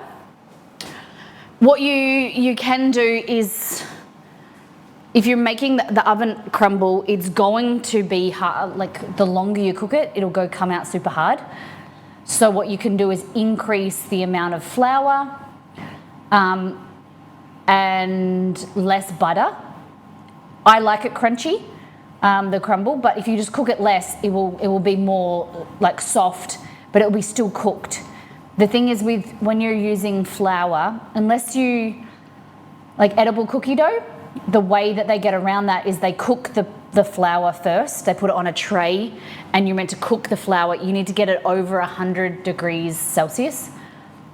So then what happens is the starches kind of swell and they activate and it cooks the flour basically. Human digestion system can't really do raw flour, wheat. Like that's why cows have so many stomachs. We're not meant to eat raw flour. And then the other way you can do it is using a fry pan. You got to be really careful. You got to do it on a low heat, but you can put your crumble in a fry pan and like toast it but it's going to take longer and you're going to have to stir, like mix it quite often and break it up into lumps. But the best thing to do, or hear me out, you can say, well, like you're in your kids in school, oh, of course, but what I'm talking about, like a small bit of crumble won't really hurt your belly, but it's going to be doughy because it is dough. So if you want a little bit of the better way to do it is, I eat raw cookie dough all the time, but the best way to do it is if you want like slightly firm crumble that isn't doughy but isn't hard, you just got to cook it less. Oh, hey Remy, sorry. I got magpies looking for food. Don't just mind my terribly messy. This is all from cooking today. Look at them. Look at them fish. Thanks for the tips. No worries. Like I said before, if you get stuck, I'm happy to make it with you or show you what I like it to be like. We got to disable that. I need to change the lights. You can't change them. I changed we've got Elgato strip lights here now. We got the new ones. Look at these.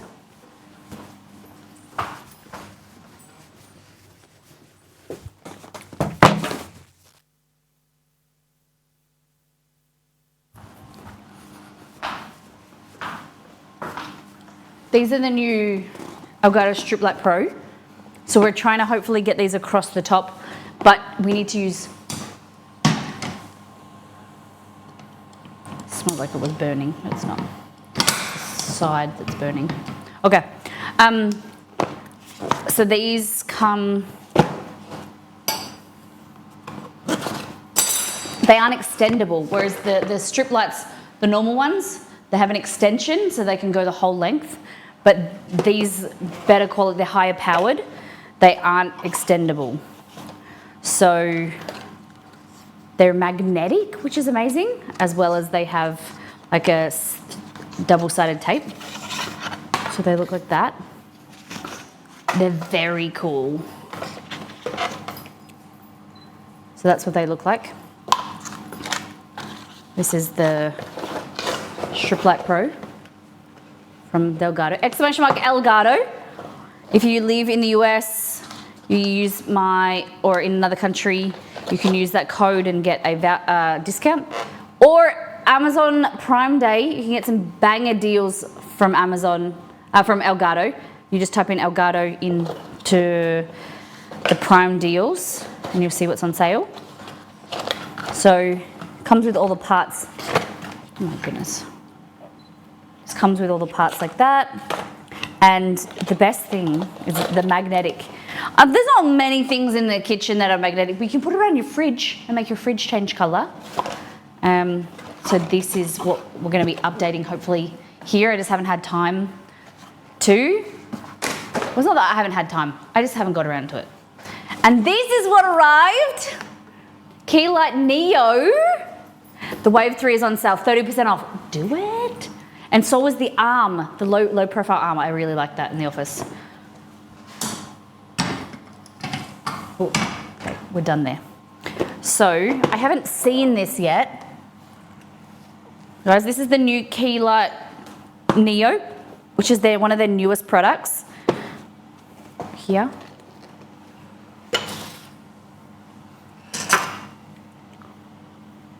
This ready?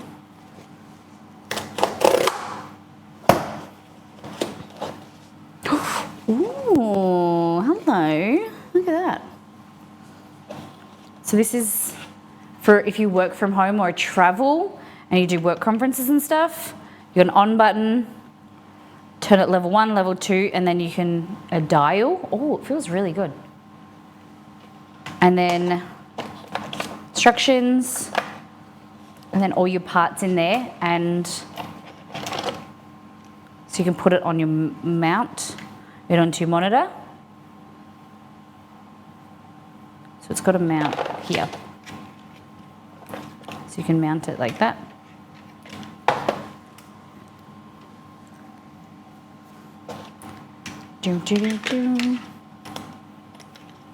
Hold on. Look at this. So this is great if you want a really slimline, simple, like cost-effective light. There's also a microphone and webcam as well. But also if you're traveling, really, really compact, like packs up really, really small, and it's really great to have a light webcam wherever you are, rather than having like a bulky, setup with cables and stuff. This is amazing. So I'm going to use this. I have a regular key light in my office, but on the other side, I'm going to try this, the Neo, tomorrow. Nice.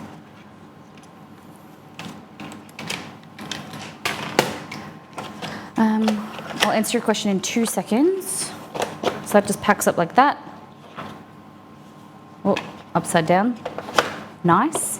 If I was traveling, I would just carry this with me, like this little box.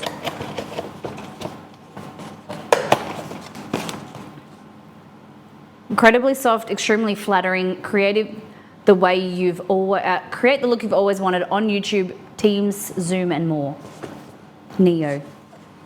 My wish list is getting big. Okay. One question: do you use vanilla extract? I use vanilla bean paste. It's like extract, but it's thicker and it has seeds. So this is the product that I use, and I really recommend. We did a taste test off between vanilla bean paste, vanilla extract, and vanilla essence, and I really like vanilla bean paste. There's a video that I'll send you about vanilla extract, and like lower, how we can taste it, when we can taste it. There is the idea that vanilla extract should be used in like fresh, like custards, puddings, and like more fresher desserts, whereas in baked goods, essence or like an essence or like a cheaper extract are better to be used because you can't really taste the difference, like the flavor profile. I'll find you the video so you can look at it, but I always just use this. I buy it in bulk. In other words, you'll be able to pull them down, clean them, and put them back easy with maglets. Yeah, the strip lights. Just pull it down, wipe it down. Yeah. That's the good stuff. I just buy that at Costco.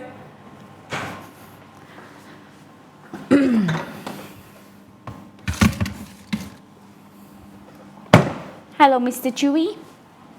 See how much it shrunk?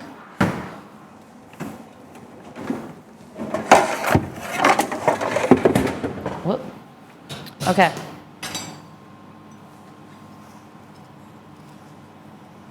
Like, I know that this isn't perfect. It isn't even great, but I could do it better with a water bath. I could put it lower temperature, but I don't really care very much. Like, it's just gonna taste nice, and I can put like toppings. This is meant to have a cream cheese frosting on it. We'll do this.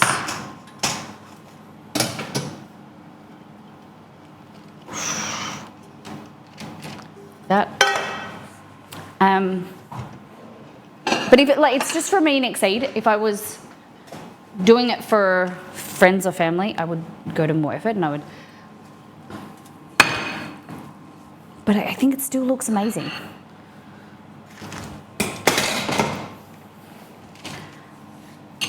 The crumbs, because it's not cooled completely. That's why the crumbs, it's like coming out, because you should let it solidify. But for the process of streams, I like to do things quicker. I don't want you to wait around till it cools completely. Which probably should have made it at the start of the stream. Like, I shouldn't cut it at all. I'll cut it now, show you a piece, and then I'll cut some more later.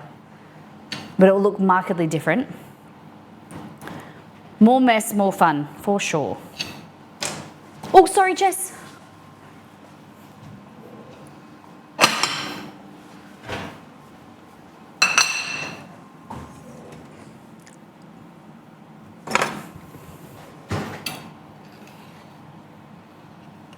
Oh.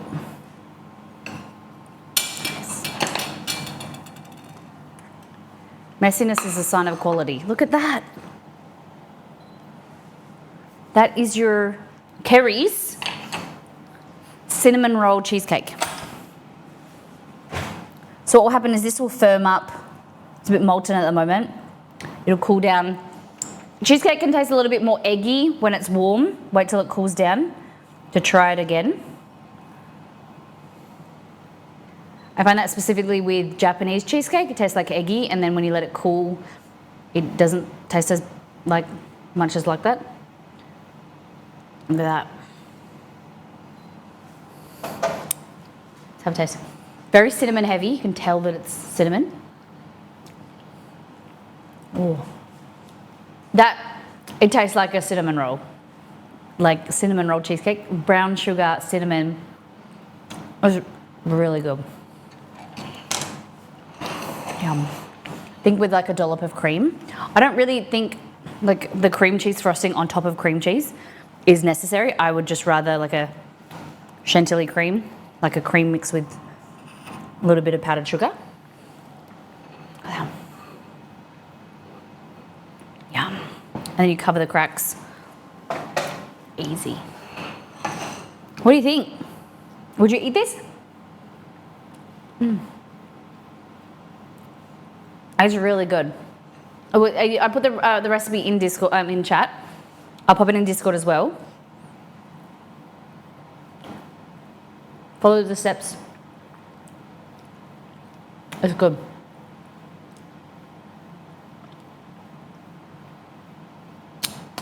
Killer Squirrel, have you had to go to the gym more often because you have been making more cakes and stuff since you started streaming? We have, we streamed 5 days a week, food, and like we've fluctuated over the last 7 years. I put on 20 kilos and then like fluctuated down. I still trying to figure it out. We stream 3 days a week now. We eat like one big meal. I'm still trying to get the hang of it. But yeah, we try and do like a mixture of healthier food as well as more luxurious food. More like, if I was doing salads and things like that, it doesn't, people want to see burgers and lasagnas and like heavier, like more luxurious food. And I get that. And I like making that, but I also like to do salads and, healthier bowls and things. But we don't eat a lot of the food like this. Like Exceed and I'll eat like a piece each and then we give it away. We're not big dessert people.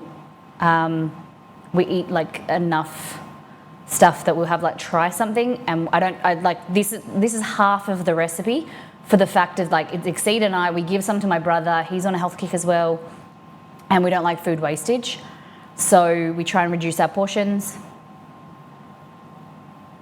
There's no way I could think of enough content to stream 5 days a week. It was tricky, but that's why I like the redemptions from the community. Streaming 5 days a week will sharpen your cooking skills like mad.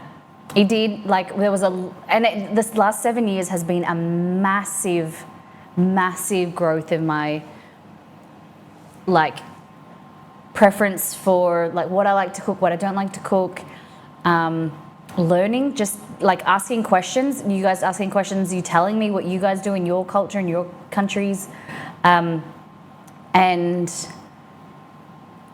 yeah, it's been a huge growth, but,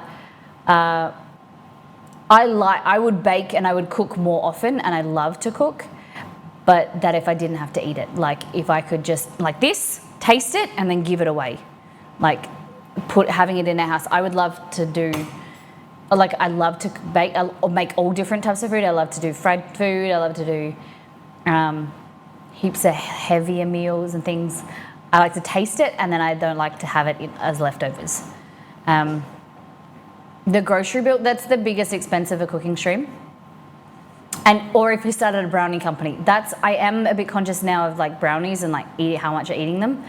I kind of haven't been, my gym schedule has changed. I was going to the gym 2 or 3 days a week, but now since I've started streaming, I usually go in the gym in the mornings, and now I have to get, oh shit, chili sauce. What was that supposed to be in? Maybe that's why the sauce didn't taste as good.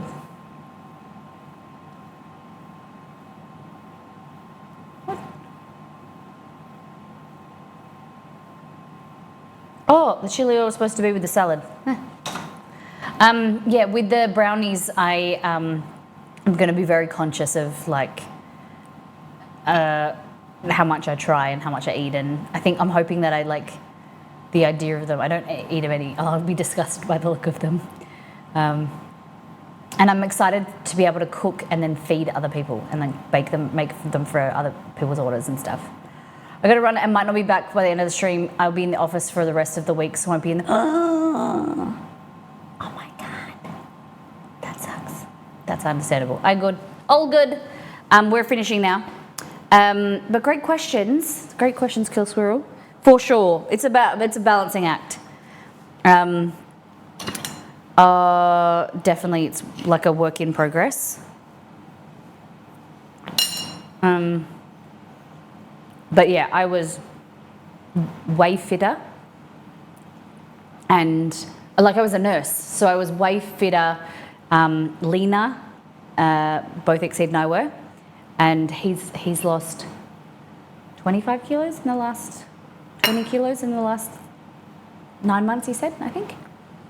And yeah, just getting healthier and making sure we're kind of not overeating. Like food is there, we both don't like wastage, so we're and because we both work at home as well, it's kind of like the fridge is there, like going in the fridge, having multiple cups of teas and things like that, just kind of working that out. It takes time, and some days you get better than others. In winter it's harder as well, but yeah, just do the best you can. Oh my good golly, it's hot in here. Turn my heater off now that the sun's come up. What time are we up? 1:30. Damn! Bit of a big stream. Alrighty.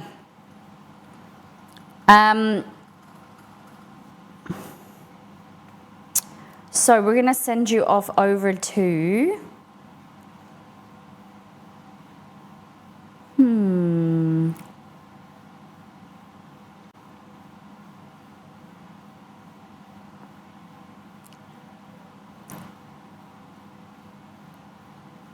Thanks for answering all my questions. No worries. Anytime you have questions, if I can be of service or something that I think of my knowledge, I'm happy. I love being of service.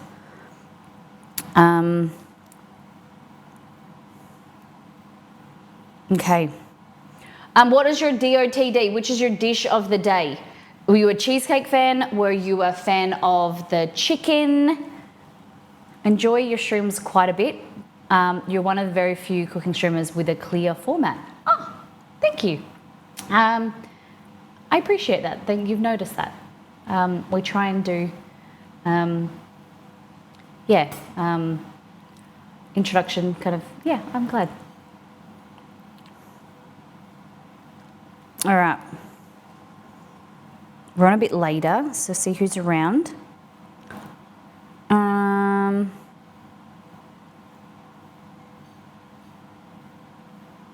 Oh, hello. What's this?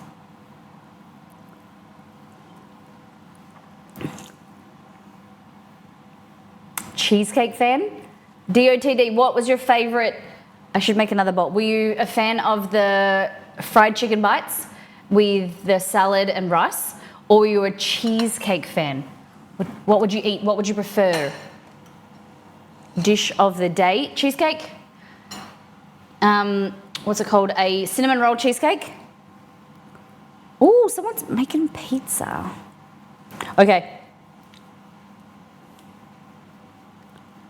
Guys, we're going to go and raid. She's got one viewer, so I think that we can hopefully ask her what she's been up to, what she's doing. Her name is Serious Pizza Plus. Her name is Amber. And let's go on. I think we'd love to surprise Amber with a lovely raid. We love pizza. Maybe we get some tips and tricks from her about making our pizza for Friday. Please copy and paste the raid call message. If you've ever been a part of a raid and surprise someone, it is such a beautiful thing to do, to like love on them and really kind of hopefully make their, make their moment, like make their day, and just share the love. If you can, drop a follow. She's got 34 followers. She's from Long Beach Peninsula in Washington. So let's jump over together. Thank you for those who have contributed to today's stream. Thank you for the subs, resubs, the bits. Really appreciated towards contributing towards the stream. Thank you for your support. So copy and paste the raid call message. Let's go over. I got to raid first. Press enter. All right. Come drop a follow. Copy and paste a raid call message and say hello with me, okay? Are you ready? Are you ready? Get excited. It is a huge impact from me, you guys rating, copy and paste the raid call message, because you're representing our community, you're representing myself and Mollytopia. So thank you for going to the effort. It means a lot and I see you, all right? See you guys, have a great day or night. We'll see you tomorrow. Pizza Fridays, but tomorrow we'll be doing brownies, going through website stuff, designing the new website. Take care, brush your hair, be good to yourself and those around you. Thank you to the mods, and thank you for all the chats. Love you all. Bye.